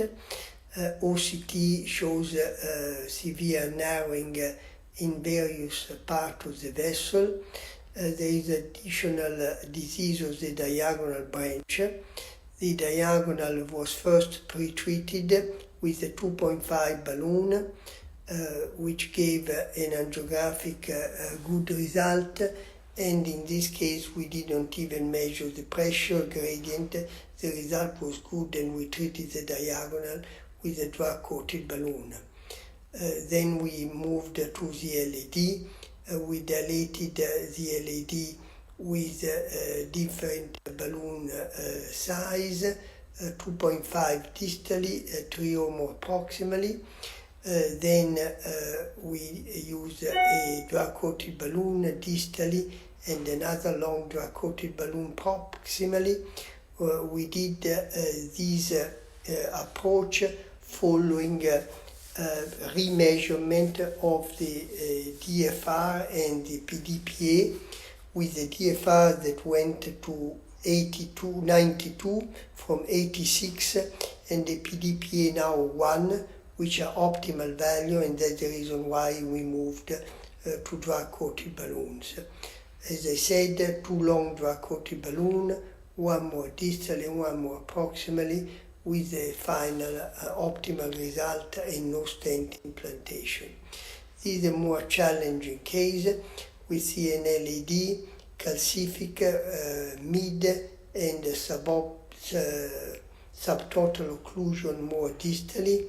The lesion was very difficult to be dilated effectively. Trio balloon at 25 atmospheres had an indentation.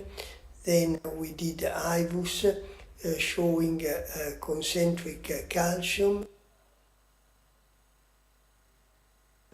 And that's the reason why we use lithotripsy in the proximal lesion, followed by cutting balloon and high pressure non-compliant balloon. We decided to implant a BRS, but we could have implanted a DS proximally. The important part is that this stent is only 24 millimeter long, and the distal segment was not treated with extensive stenting. The PDPA and the FFR initially were 84 and 77. We did additional balloon dilatation in the distal LED, and the FFR went up to 87 with the PDPA 91. Therefore, we utilized drug-coated balloons with a very nice final result, and not surprising, the result at 1 year shows excellent patency of the proximal and distal vessel. This approach can also be utilized in total occlusions. Here you see a total occlusion of the right coronary artery treated with a bioresorbable scaffold proximally and two long drug-coated balloons with a very nice final result without the use of a full metal jacket.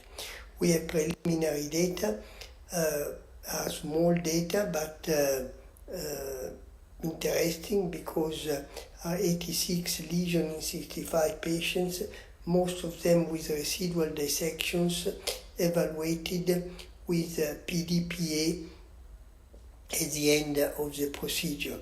The selection criteria was mainly long lesion on the LAD in patients with comorbidity and some issues for long-term DAPT. As you can see from this slide, most of these lesions were complex because a cutting balloon had to be utilized 25% of the time, rotablator 5.8, shockwave 5.8, bailout stenting was employed 4.6% of the time, and an hybrid strategy 11.6%. Intravascular imaging was used in 54% of the lesions. As I said, most of these lesions involve the left anterior descending. Here you see a graphic with the PDPA, the baseline, that was most of the time below 90. After pre-dilatation, numbers improved and most importantly stay stable, and the stable result was maintained. So what we learned? We learned that good PDPA in our work more than 90 or FFR protects against thrombosis. We don't know about restenosis. Adequate lumen by angio-IVUS may be important for long-term result after DCB, and metal-free PCI is the only path to long-term positive vessel remodeling. These considerations are hypothesis generating, and we need a dedicated study to confirm these interesting observations. Thank you very much for your attention. Thank you, and now we are going to give the certificates for the presenters of last session. I request Mr. Mohan Kumar T to present certificate to Mr. Sheikh Masood, Aster Medicity, Kochi. Mr. Sheikh Masood. I invite Mr. Srirag Raghavan, Mitra Hospital, Calicut.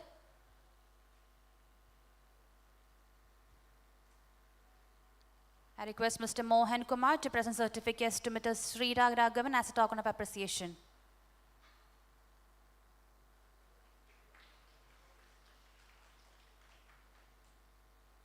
Thank you. I request Ms. Ratika Devi to present certificate to Mr. Justin P.A., Amala Institute of Medical Sciences, Thrissur.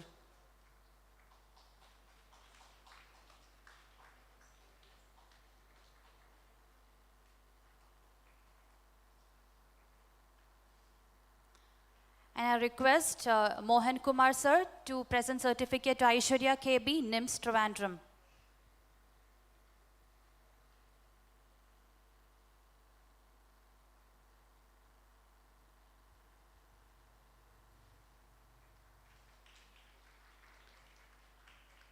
Thank you, sir. Thank you, presenters. Congratulations to all. Thank you, all moderators. There's an announcement. Please do the checkout. I repeat, please do check out. Those who are not done checkout yet, please do the checkout after the quiz competition.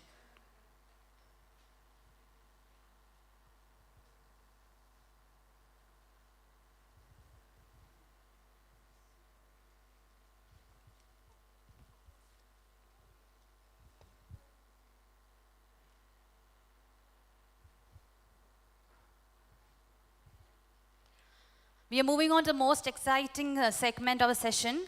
We have a quiz competition, as you all know.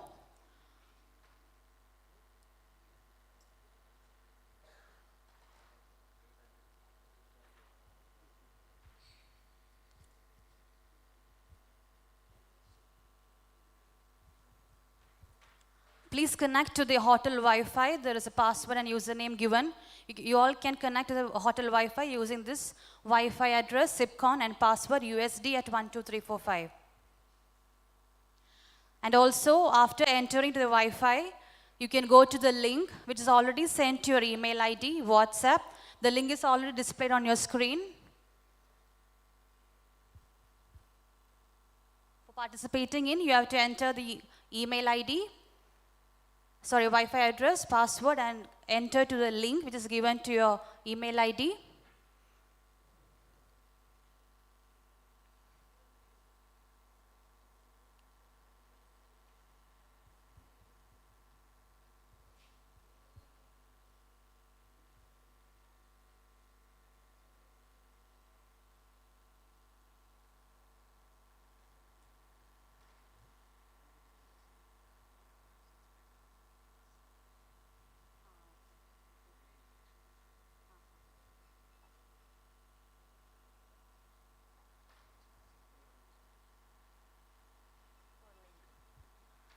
I hope you have all got the link. Yes? Anybody is facing any difficulties? Any assistance required? Linkil keriyo ellarum? Password? Incorrect ano? USD at 12345 alle?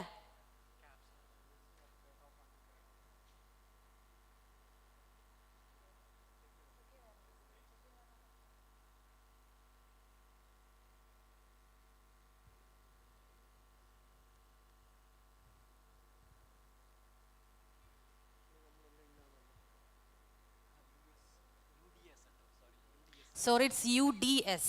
USD alla, UDS ആണ്. Caps ആണ് UDS.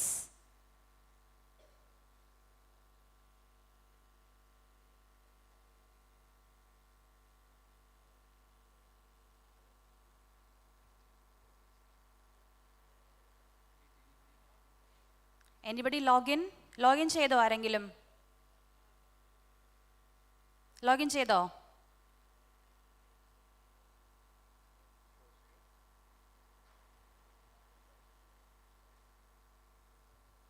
Login ചെയ്ത് കഴിയുമ്പോൾ ഇതുപോലെ screen, you can see a screen like this. Sign up ചെയ്യുക. Sign up button press ചെയ്യുക. And sign up using, enter your name, mobile, email ID, password, and verify. You can use any simple password. Do not use any complex one. Simple ആയിട്ടുള്ള password ഉപയോഗിച്ചിട്ട് you can register.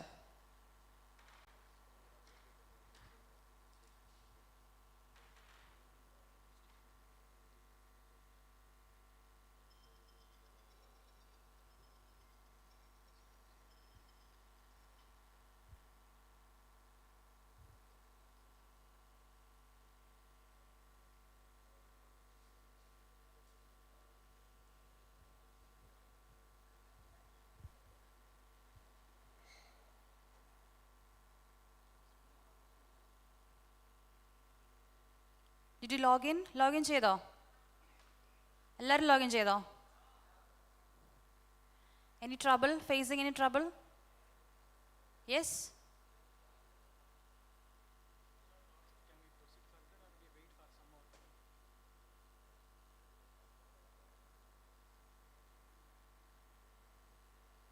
Login ചെയ്തോ എല്ലാവരും? ഇല്ല.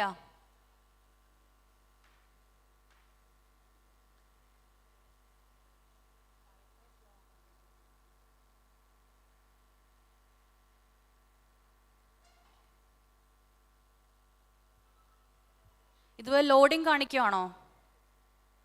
Is it still loading?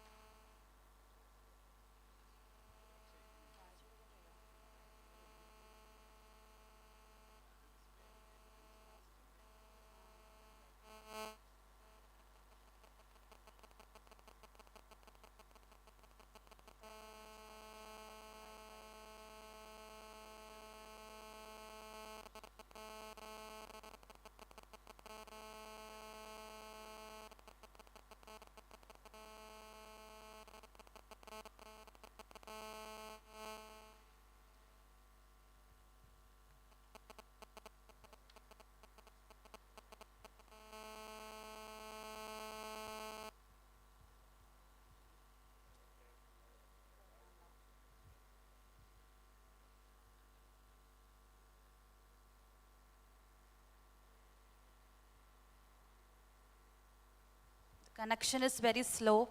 At a time, കുറേ പേര് login ചെയ്തുകൊണ്ടായിരിക്കണം. The connection is very slow.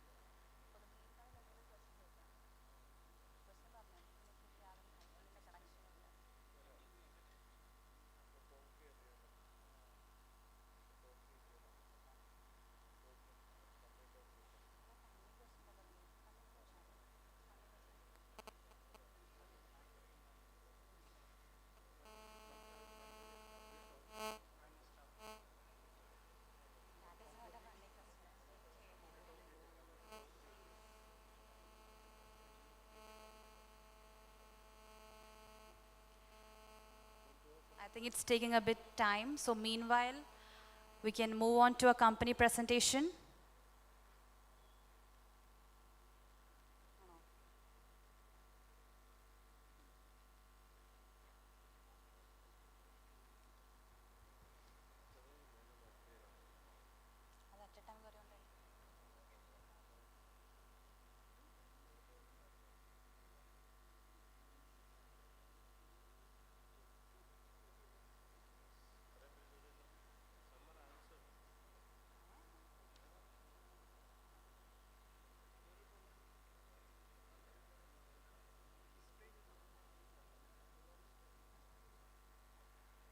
Quiz attend ചെയ്തു ആരെങ്കിലും?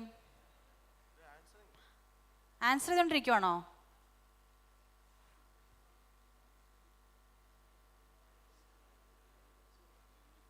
Individually ചെയ്യേണ്ട കാര്യമാണ്, ഗ്രൂപ്പായിട്ട് ചെയ്യരുത്.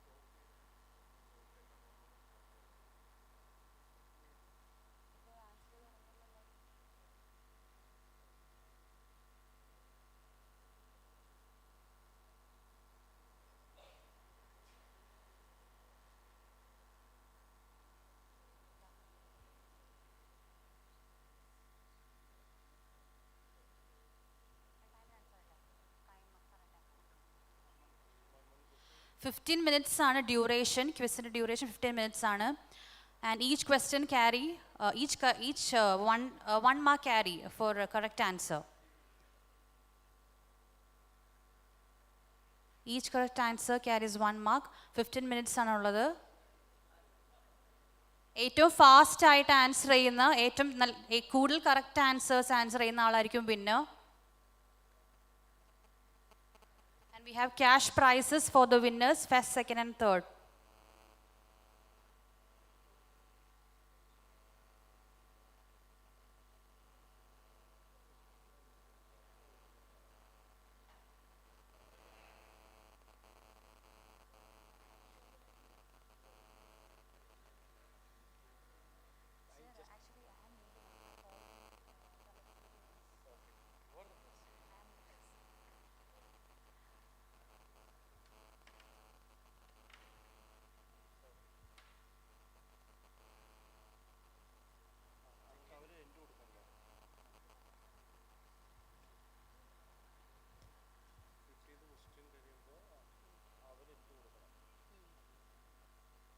15th question attend ചെയ്ത് കഴിയുമ്പോൾ please press the end button.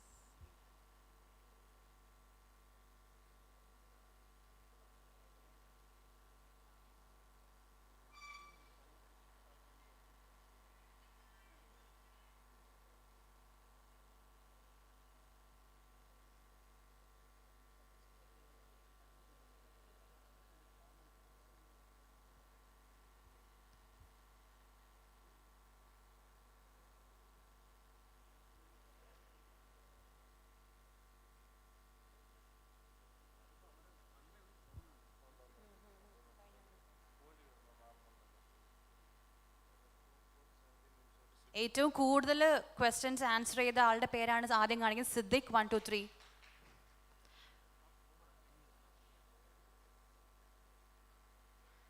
He exceeded 2.7 minutes.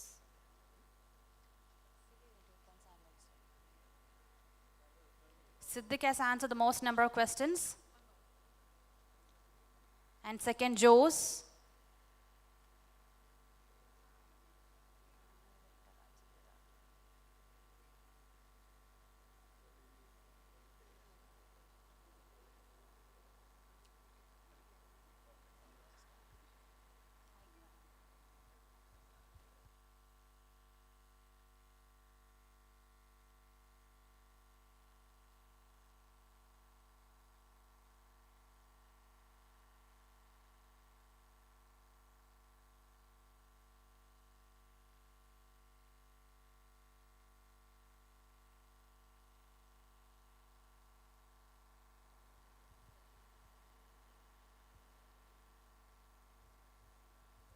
The time is over.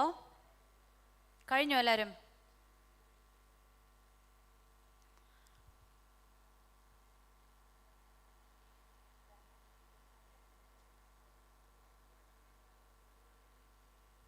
So we have the quiz master, Mr. Mohan, here to announce the winners.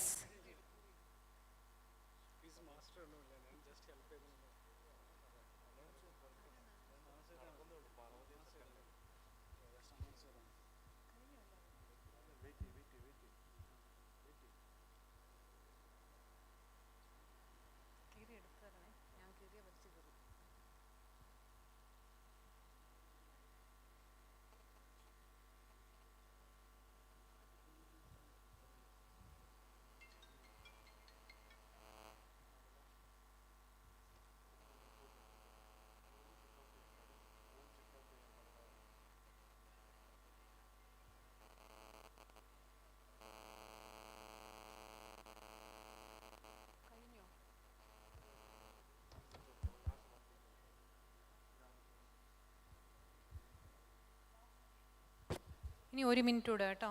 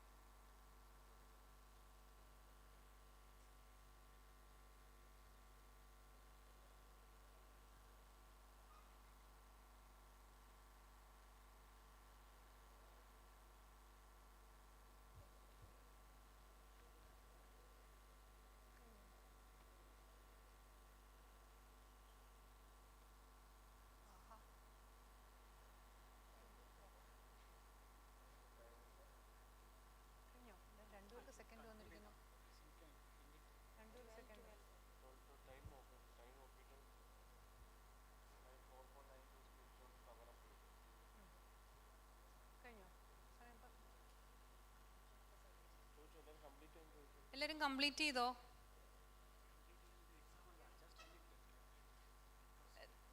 സമയം കഴിഞ്ഞു കേട്ടോ. സിദ്ദിഖ് ആരാ? സിദ്ദിഖ് വാ.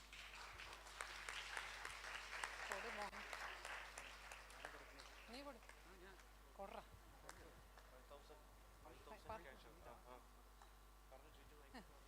5,000 rupees ക്യാഷ് ചെക്കാണ് സിദ്ദിഖിന്.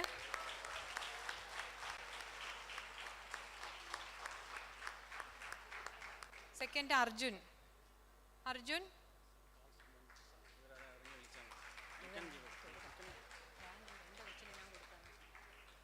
അർജുൻ ശ്രീചിത്രയെന്നാണ്. 3,000 rupees ക്യാഷ് ചെക്കാണ്.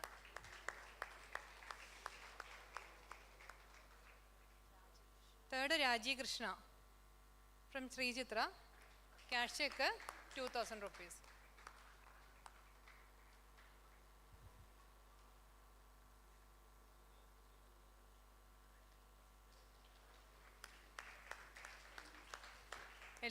എല്ലാവരും റൂം ചെക്കൗട്ട് ചെയ്യണേ. അവർ വിളിച്ചുകൊണ്ടേ ഇരിക്കുന്നുണ്ട്. എല്ലാവരും കൂടെ ഓടിപ്പോരുത്. ഇനി സെഷൻസ് ഉണ്ട്. കുറച്ച് പേര് പോയി ചെക്കൗട്ട് ചെയ്തിട്ട് വരണം, ഇല്ലെങ്കിൽ ഇൻഡിവിജ്വൽ ചാർജ് ആവും. എല്ലാവരും കൂടെ ഓടിപ്പോരുത്. കുറച്ച് പേര് പോയിട്ട് വരണം. Thank you all participants. Thank you Mr. Mohan Kumar.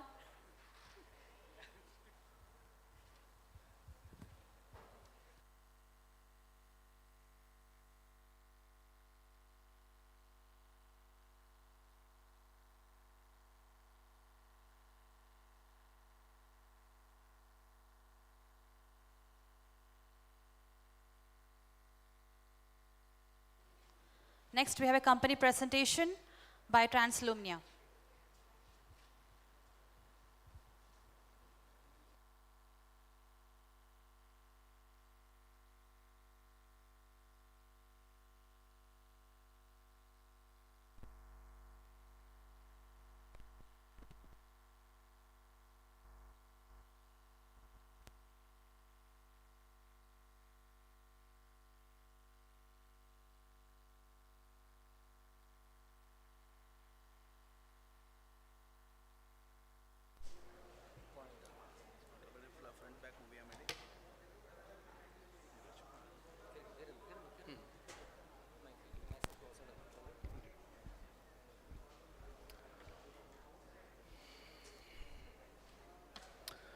So good afternoon everyone. Good afternoon everyone.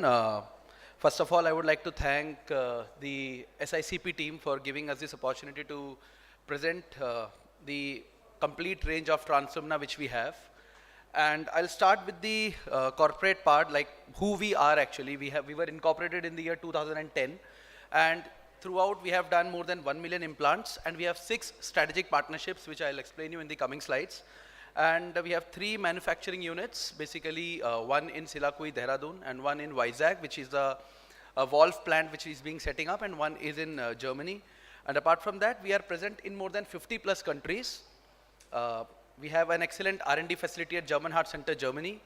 And apart from that, we are also maintaining all the ISO certifications, GMP and GLP practices, and products are CE certified. And for DES, we have more than 10 years of clinical data of safety and efficacy. So if I tell you our journey throughout the years, we started in the year 2010, and in 2015 we had a strategic partnership with Asahi, for which we are the distributors in North. And then 2016 we established our vascular accessories. 2017 we had another partnership with Kanika Balloons, and we are again their strategic distributors in North. Then we have in 2018 with Sys Medical we partnered, and we are presenting OP and NC in the market, which is again a CTO balloon. And then we have Impella. We partnered with Abiomed for Impella, world's smallest miniature heart pump. And in 2019, we had a strategic partnership with Everstone, which again gave us wings to perform better in the market. And then we acquired Translumnia GmbH in 2019 and 2020, since we had 3 presentations on the topic of IVL. So we were the people who brought IVL in the Indian market. A novel strategy for plaque modification. We call it as a shockwave device. So in therapy segments, if I tell you, we offer you a complete package of lesion access, lesion preparation, lesion treatment, and hemodynamics in the form of Impella. So I'll start with the vascular accessories portfolio. The entire portfolio looks like we have all the products ranging from an aspiration catheter to guide catheter, diagnostic catheter, sheath, radial and femoral both, hydro wire, PTFE wire, Y connector kit. We also have inflation devices, manifold, and the needles. So product wise, if I say, then we have trans needle, both femoral and the radial needle available with us. Introducer sheath, we have 3 types: femoral, radial, and pediatric. If I further tell you, the technology which we have used in the radial needle is the screw type locking mechanism, which is a change which we have brought in the sheath design. And then if I tell you the basic properties of our sheath which is available, femoral sheath, we have 5, 6, 7, and 8 French sheath available, 11 centimeter in length, dilator 16 centimeter, and the guide wire is 035 into 45 centimeter J-tip. Radial sheath, we have 11 centimeter and 7 centimeter both. The 11 centimeter one is a snap-on click-off kind of dilator, and the 7 centimeter is a screw type.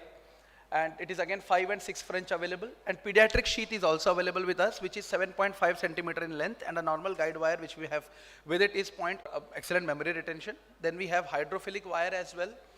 So here again 035, 038, 025, 032 wires are available, 150 and 260 centimeter angle tip and straight tip.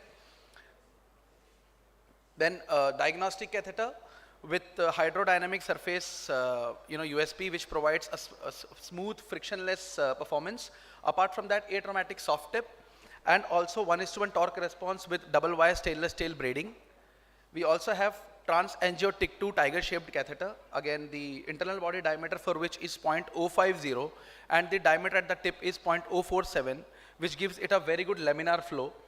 And also the maximum pressure which it can withstand is up to 1200 psi. Then we have manifold, right on, right off, 250 psi, 350 psi, 2-port, 3-port. We have recently come up with a guiding catheter called Agile Pro, which is both suitable for radial and femoral approaches. As you can see, we have the material used is the P-BAX outer material. With inner PTFE liner, we have provided in the stainless steel braiding, which is a flat wire braiding, which has helped us to have additional internal diameter. And the internal diameter, if you see, for 5 French, we have 0.058, 6 French, it is 071, 7 French, it is 082, and 8 French, it is 091. Also, EBU and XB shapes both are available with Agile Pro. Then Y connector, we have push-pull, push-click, and screw type, all 3 types. Both removable and non-removable fixed variants are available with us. Inflation device, all 3 types of inflation device, the gun type inflation device, premium types, which is internationally accepted, and the third one, normal type, is also available. And it is available it is in a 20 ml clear barrel syringe, and it is a 30 atm pressure inflation device. Then aspiration catheter, again we have 6 French and 7 French, and it comes along with a stillet or a core wire for better support and handling. So moving on to the lesion preparation part, as yesterday we have seen quite few presentations on IVL. So shockwave is again something which has been introduced by Transfemina into this segment, into this market.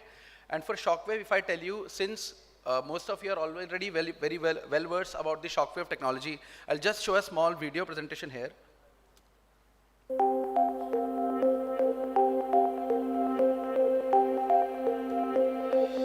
The shockwave intravascular lithotripsy system creates pulsatile sonic pressure waves to modify calcium in a safe manner. It consists of a compact rechargeable generator, a simple connector cable, and an intuitive catheter, which houses an array of lithotripsy emitters enclosed in an integrated balloon. Through the localized delivery of lithotripsy, the IVL system minimizes trauma, optimizes outcomes, and simplifies procedures. In a standard technique, the IVL catheter is advanced and placed at the lesion using marker bands under angiography, with the integrated balloon expanded to subnominal pressure of 4 atmospheres by a mixed saline and contrast solution. The fluid within the fully opposed balloon acts as a coupler to facilitate efficient energy transfer of the sonic pressure waves into the vessel wall to reach the calcium. The generator produces 3 kilovolts of energy that travels through the connector cable and catheter to the lithotripsy emitters once per second. While other treatments can't differentiate between calcium and soft tissue, acoustic pressure waves pass through soft tissue to impact both intimal and medial calcium. With emitters along the length of the balloon, a localized field effect is created. A small electrical discharge at the emitters vaporizes the fluid within the balloon to create a rapidly expanding bubble that generates the sonic pressure waves and then collapses within a few microseconds. When the waves impact the calcium at nearly 50 atmospheres, they create a series of microfractures. After the calcium has been fractured, and trauma to the surrounding soft tissue has been minimized, the vessel becomes more compliant. Once lithotripsy has been completed, the operator can proceed with the preferred treatment strategy to optimize outcomes. By making the treatment of calcified lesions more predictable, IVL is simplifying complex procedures.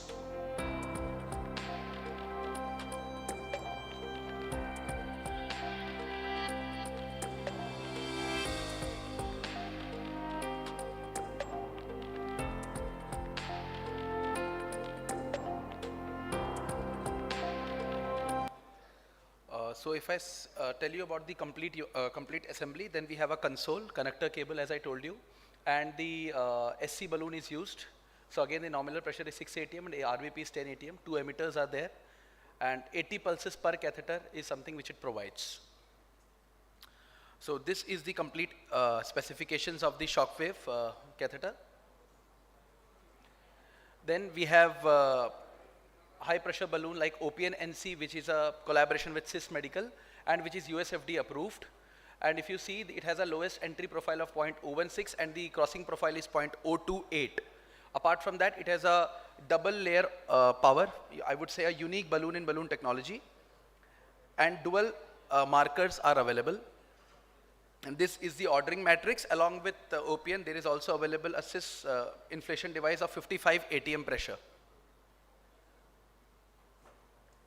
Then again, the world's first NC balloon with the diameter of 0.085, it is the smallest CTO balloon which is available, and with an RBP of 21 atm.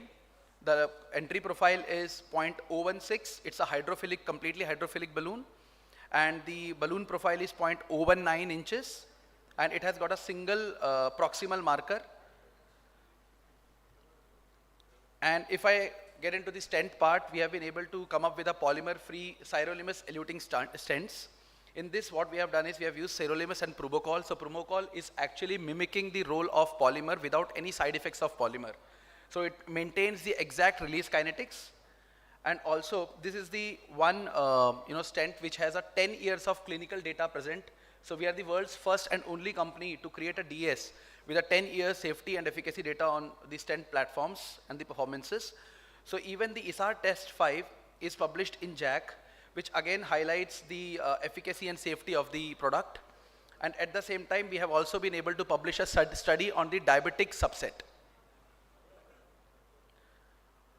So the next recently launched stent by Transfemina is the ISAR Submit, which is the world's polymer-free everolimus eluting stent.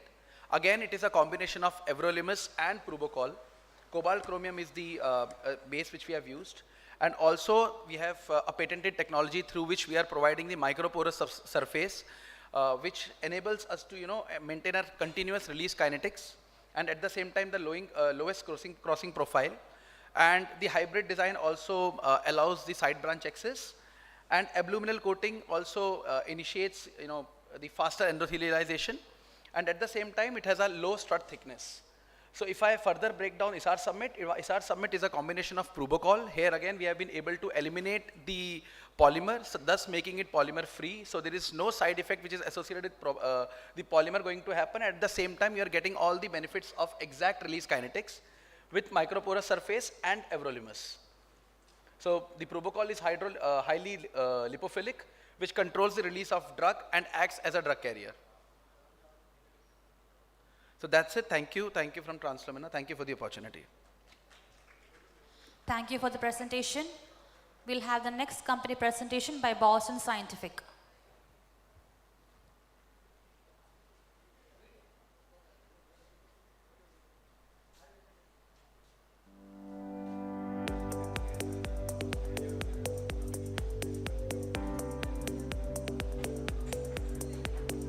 Prior to inserting the burr catheter into the guide, move the advancer knob forward by approximately 2 to 3 centimeters and lock it in that position. Introduce the catheter through the hemostasis valve. Under fluoroscopic guidance, gently push the burr through the guiding catheter to a point immediately proximal to the lesion. When the burr is 1 to 2 centimeters proximal to the lesion, retract the advancer knob fully. This will prevent the burr from darting forward when activated. Turn on rotation by pressing and releasing the advancer knob button. Allow approximately 1 second for rotational speed to stabilize. Advance burr and complete the case using proper technique. While rotating, a yellow triangular outline will appear when rotational speed drops more than 5,000 RPM below the free lumen platform speed. A solid yellow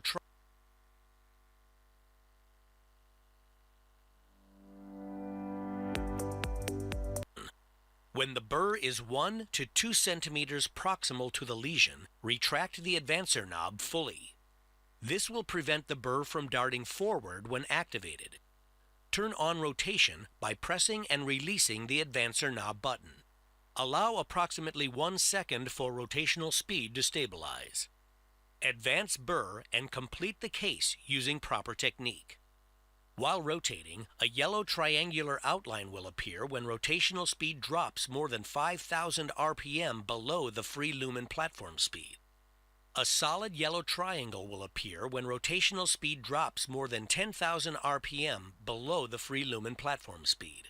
A red stall indication will appear if the rotational speed falls to 15,000 RPM or below for approximately 1/2 second, or if delivery of compressed gas to the advancer is discontinued. A stall condition may also be detected if the fiber optic connection is not properly engaged.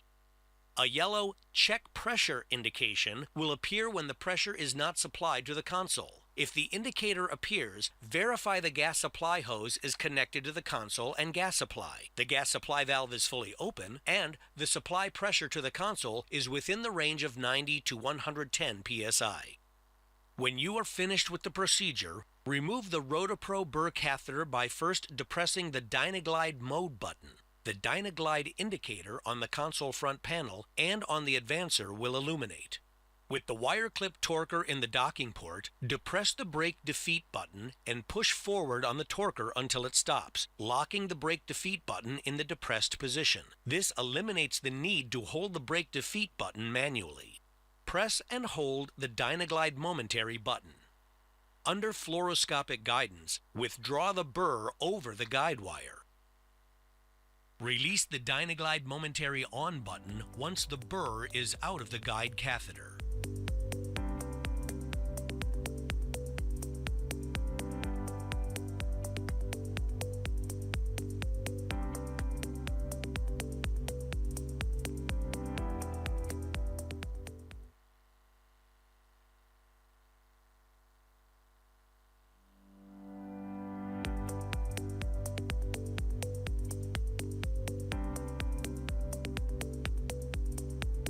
The RotaPro rotational atherectomy system must be tested prior to inserting the burr into the guiding catheter or sheath. The acronym DRAW may be helpful in remembering the proper steps. D.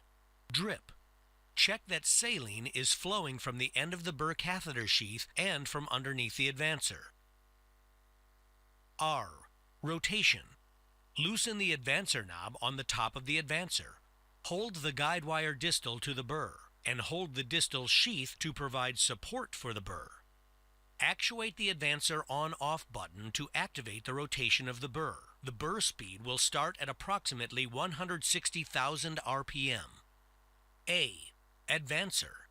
After setting the speed adjustment to give the burr proper rotation speed, practice advancing the burr while it is rotating. Slowly push the advancer knob forward and note the corresponding advancement of the burr along the guide wire to ensure free movement. Lock advancer knob approximately 2 centimeters from the end of the advancer. W. Wire. While the RotaPro system is running, attempt to retract the guide wire at a point where it exits from the back of the advancer. During normal operation, except when the brake defeat button is pressed, the wire is securely gripped by the internal automatic brake and resists any attempts at rotation or advancement.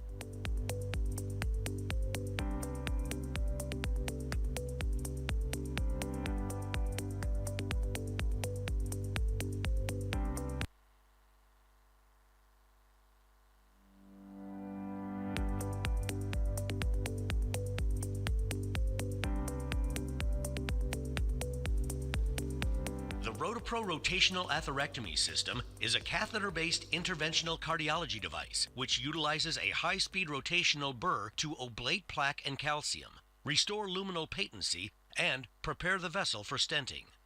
The three main components included in the system are the console, pre-connected advancer and burr catheter, and guide wire. Compressed gas is required to operate the system. Begin setup by first obtaining a compressed gas cylinder containing either compressed air or nitrogen. Obtain a cylinder regulator capable of delivering at least 140 liters per minute at 90 to 110 psi. It may also be possible to connect to in-wall hospital gas systems. See the Rotopro directions for use for more information. Connect the supply hose gas coupling to the outlet port of the cylinder regulator. Connect the supply hose to the inlet connector on the back of the console. Connect the power cord using a properly rated hospital-grade grounded receptacle. Open the compressed gas cylinder valve, or line valve if running on-house air, to supply compressed gas to the console. Push the console power switch and confirm that the screen illuminates, indicating power is on. Choose a Rotopro pre-connected advancer and burr catheter that is appropriately sized for the procedure. Open the advancer and burr catheter shelf box and remove the tray in its sterile pouch.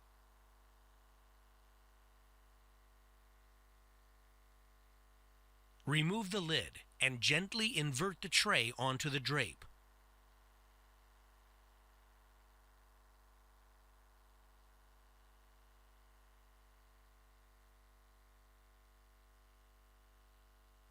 Lift and discard the tray. Gently remove the distal gripper from the burr. Inspect the Rotopro for damage. If there is damage, do not use.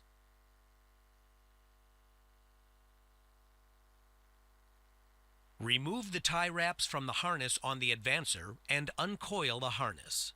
Have non-sterile circulating personnel connect the fiber optic cable, advancer electrical cable, and gas line.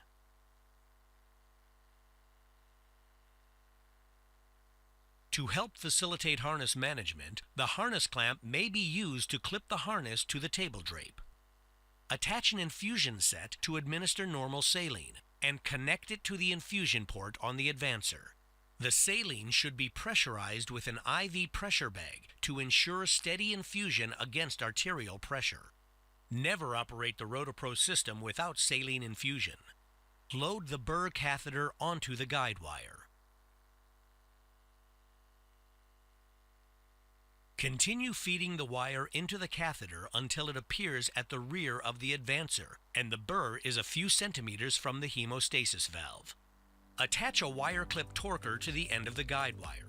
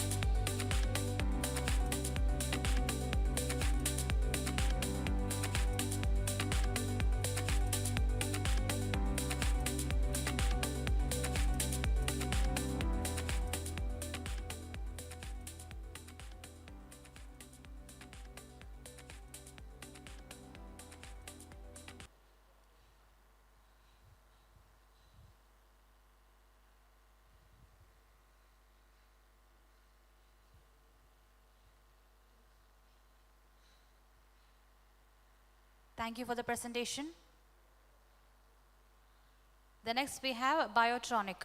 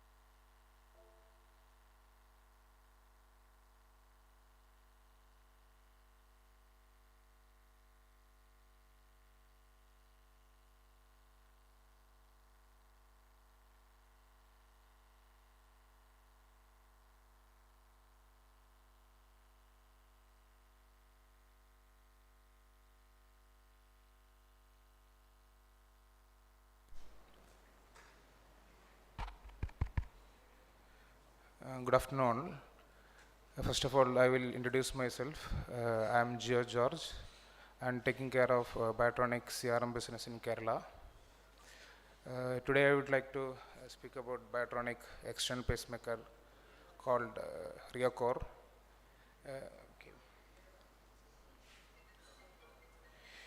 Basically, RioCore is an external pacemaker having two variants. RioCore S and RioCore D. As its name indicates, S for single chamber external pacemaker and RioCore D for dual chamber external pacemaker. And Biotronic is serving for the last 25 years by manufacturing different types of external pacemakers, and this is the RioCore is the latest version. And we are actually giving an intuitive design for this RioCore model. Intuitive design means making a product for easy to use. So that is the main motto.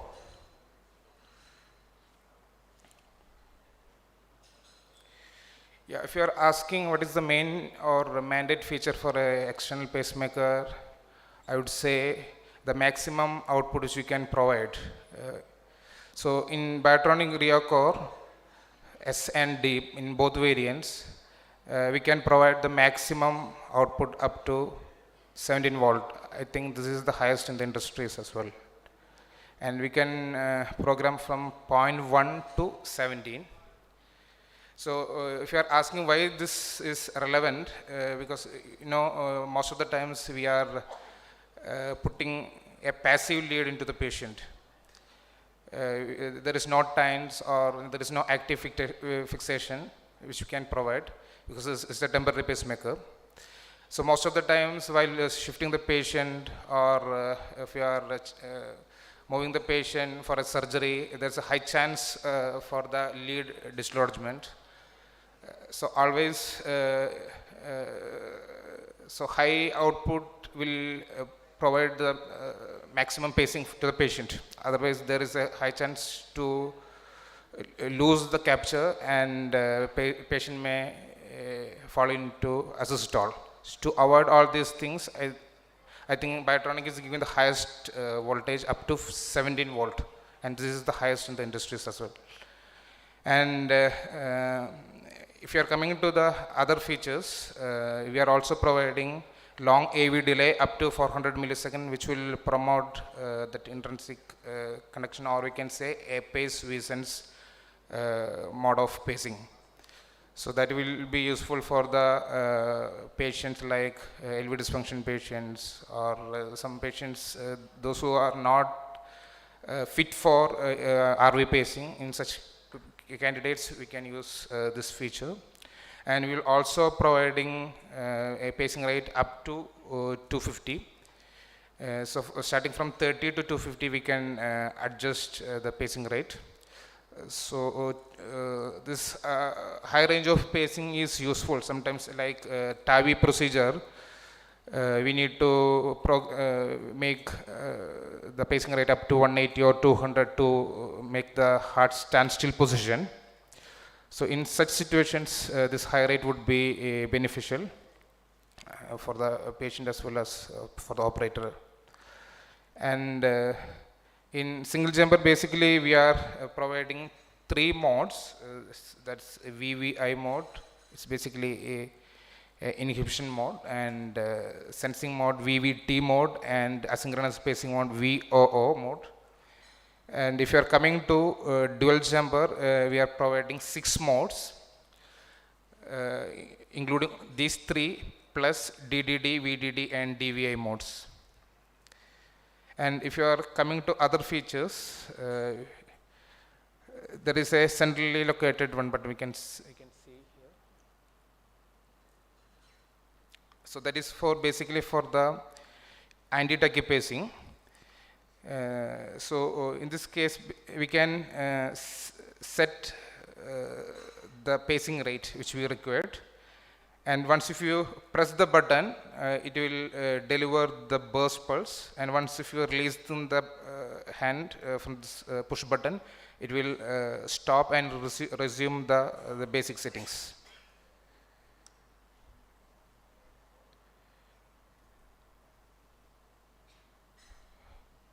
Okay. And coming into the that LED indicators. For pacing, it's showing yellow color, and for sensing green, and for low battery, it's showing red color. And this is one of the most important features of Biotronic, RioCore S and D series. If you are putting a battery, we can use alkaline batteries like lithium ion or lithium manganese batteries, 9-volt batteries, and which will provide up to 600 hours working time. That means roughly around 25 days with nominal values. And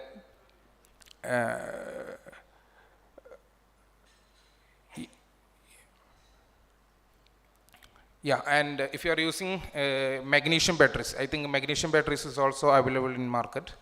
So that will provide more than 600 hours, roughly around 700 to 800 hours working time. That means roughly around 1 month duration it will pace with single battery. The main engineering behind this, I can tell, is the in-house current or housekeeping current would be minimized in this series. And another one of the unique feature of Biotronic is once if it is reached ERI or low battery indication, usually what the people are doing is we need to take some other new external pacemaker, and we need to connect, disconnect and connect to the new external pacemaker. So what is happening most of the time is sometimes there is a high chance for the lead dislodgement, or sometimes for connecting new external pacemaker sometimes it will take some time, and patient will fall into assist. All this, such type of things will happen if you are run around for the second or third pacemaker. But in this model, once if it is reached low battery indication, we can remove the battery pouch, but still it will provide 30 seconds backup pacing. So that 30 seconds is more than enough to change the older battery to a newer battery. So that is one of the unique feature of Biotronic, especially in reoccur series. And if you are coming to the ERA voltage, once ERA indications blink, still it will work for 36 hours to reach end of service or EOS. Yeah.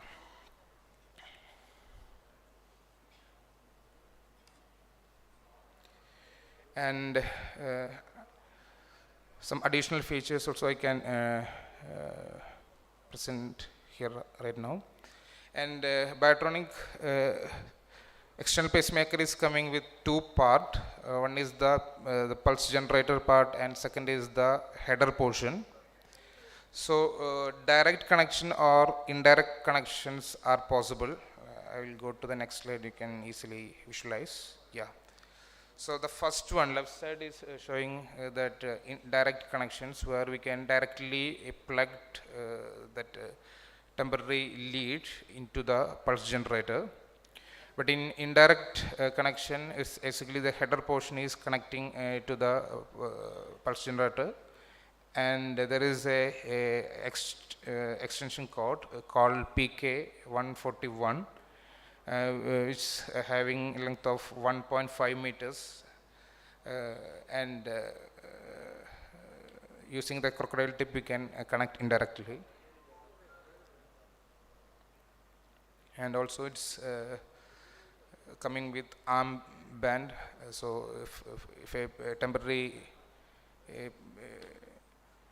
patient, temporary pacemaker putting patient, if want to mobilize, then it's easy for the patient at least to walk, or if the patient wants to go to the washroom, all these things are possible with armband. And it's also coming with the hinger. Yeah, these are the additional features that I already covered. There are low battery indications. It's a red indications which will flash once the battery is went into ERA, and also it will provide acoustic sounds for pace and sense. Also, if the impedance is more than 2K, it will produce a beep sound, continuous beep sound. And similarly, if you are putting a pulse amplitude less than 1, usually we are not keeping a voltage less than 1 for temporary pacemaker because it's a passive fixation. So usually we are putting around 2 or 3, more than 1 I can tell. So if you are putting a voltage less than 1 or a heart rate more than 180, it will produce acoustic sound for 2 seconds.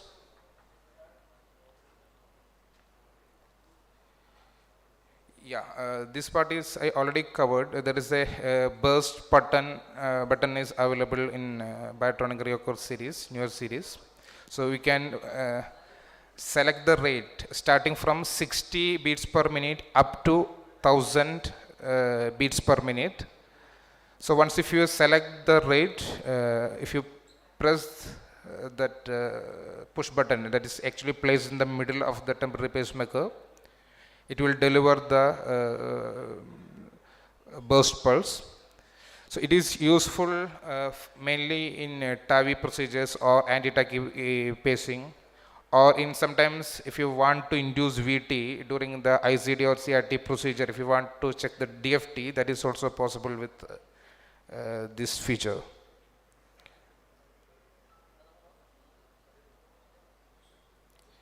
Yeah.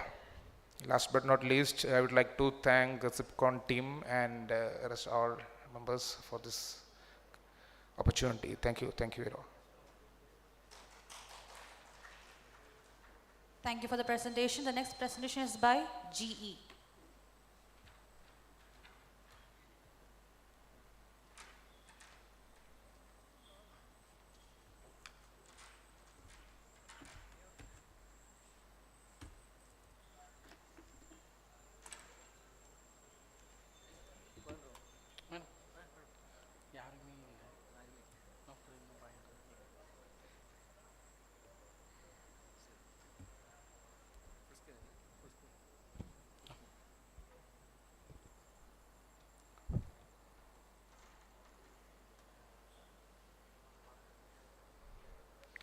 Very good afternoon all. First of all, I would like to thank the organizer for the opportunity. And here we're going to discuss about the patient care initiative and say in risk management. So we know that how the contrast has been developed from the beginning, say like starting from the ionic contrast agent to the non-ionic isosmolar regular contrast media, so like which has been nowadays in the available in throughout the market. So yes, we know that what are the basic difference, say like what happens after you inject the contrast media. So what happens after injecting the contrast media? Say like the osmolarity is higher than, say that is the high osmolar contrast media. See what happens, you are going to give the contrast in a pressurized way. Say as a result, the pressure will be get delivered. It can be in the catheter or it can be in the, say like through the any cannula. So the pressure will be get delivered here, and as a result the vasodilatation will take place, that's for sure. And depending upon the contrast media's osmolarity, so this is going to be plays a very crucial role. And most importantly, we know that the osmolarity, which is going to be plays a vital role. So when we are seeing the microscopic examination, see like how the RBCs and the endothelial cells react. So this is what how it has been reacted with the normal saline. So there will be osmosis takes place where the higher will be get the high osmolar will be get pulled out all the low osmolar till the osmolarity has been balanced. So this is with the example of the normal saline where there will be a minimal shift will be happening. Whereas in case of the ionic contrast media or the high osmolar contrast media, you can able to see it has been completely destroyed. And in case of a regular contrast media, say like low osmolar contrast media, you can able to see that mild to moderate changes has been takes place. Whereas in Visipac or the Adixanol, we have this is isosmolar contrast media where you can able to see there is similar changes of normal saline. And yes, this is the one which happens after the injection of the contrast media. See what happens, say like post contrast media injection, the glomerulus which is going to reduce further to half size post 48 hours. And in case if the patient is a comorbid condition, it will be again further shrunken, say like nearly 70% of your GFR, the glomerulus size will be get reduced, and as a result your GFR will be get reduced. And yes, CIN is the one which defined as the acute impairment of the renal function followed by the usage of the contrast media. If it is lesser than say like 0.5 mg per deciliter, or say like where there is an increase in this serum creatinine by more than 25% from the baseline. And yes, CIN remains the third most commonest cause of the hospital acquired renal insufficiency after your hypotension and major surgery. And so to keep on, say like the causes of death related to contrast media, which is related to the renal failure or the nephropathy tops, so like 58%. So the person who are at risk, say like moderate to severe risk category patient, will fall under the pre-existing renal impairment, diabetes, congestive heart failure, dehydration and oncology patient. And mild to moderate risk patients will fall under the category, say like the advanced stage, prolonged hypotension, hypertensive, and certain patient taking nephrotoxic drugs like NSAIDs. So the GFR chart, yes, we all know that, say like the stage 1 and 2, that is more than say like 60, where you can able to go ahead with any contrast media. Whereas in case of the stage C, the value falls between 60 to 30, where absolutely the choice of contrast media plays a vital role. Whereas in stage 4 and 5, you cannot able to go with the contrast media unless until you get a clearance from the nephrologist. So we suggest to go for the EGFR not only from the serum creatinine, along with the serum creatinine, you have to check for the EGFR as well. And yes, the selection of contrast media plays a vital role. Yes, choosing the contrast media which is say like osmolarity similar or say like lower osmolarity, that gives the lesser incident of adverse events. And we know that GE, we are the brand which we have manufactured the contrast media Omnipac and Visipac. So Visipac, the osmolarity which is equivalent to that of the blood, so that the major changes or say like the severe effects cannot be noted down, since the osmolarity matches to the blood, whereas the other contrast, definitely the osmolarity is definitely going to be on a higher side. So thank you very much, and I would insist to follow the EGFR calculator and try to use the MDRD method. Thank you. Thank you for the presentation. The next presentation is by SMT.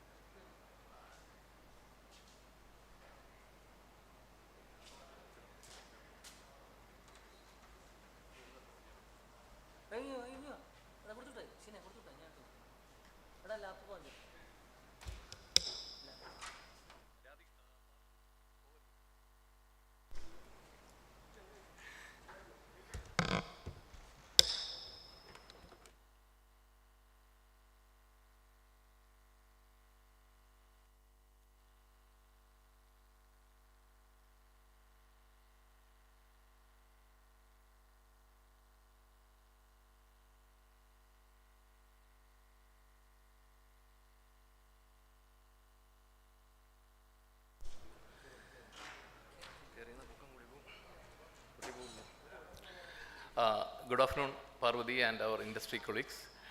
Nobody was here. I'm Rakesh. On behalf of SMT, I would like to thank the organizers to giving us the opportunity to participate in this event. About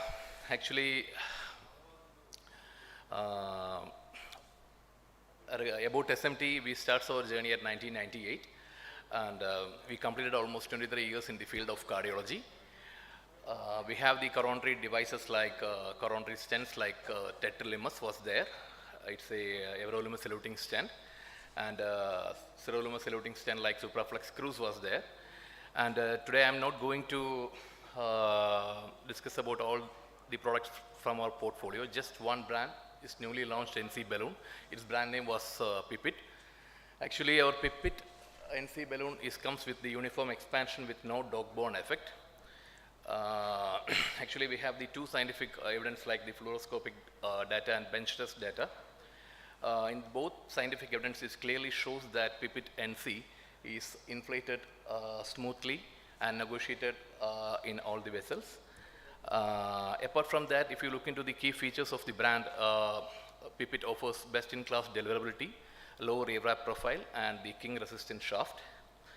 If you look into the other feature of this brand, Pipit, is we have coated the selective hydrophilic coating we have applied on the folded balloon, which leads to coated uncoated balloon surface.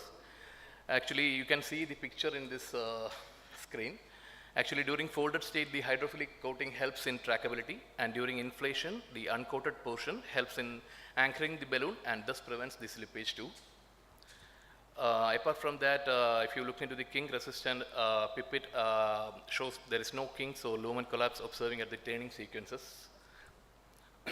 And we have used the balloon material is multi-layered balloon, multi-layered polyamide material, and it's a trifold balloon.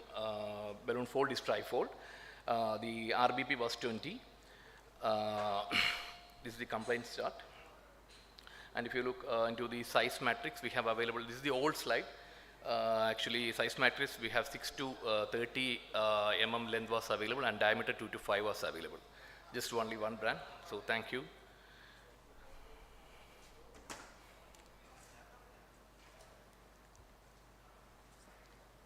Thank you for the presentation. With this, we have come to an end of all the final sessions of Sicpcon 2022. Thank you all for participating. Have a nice day.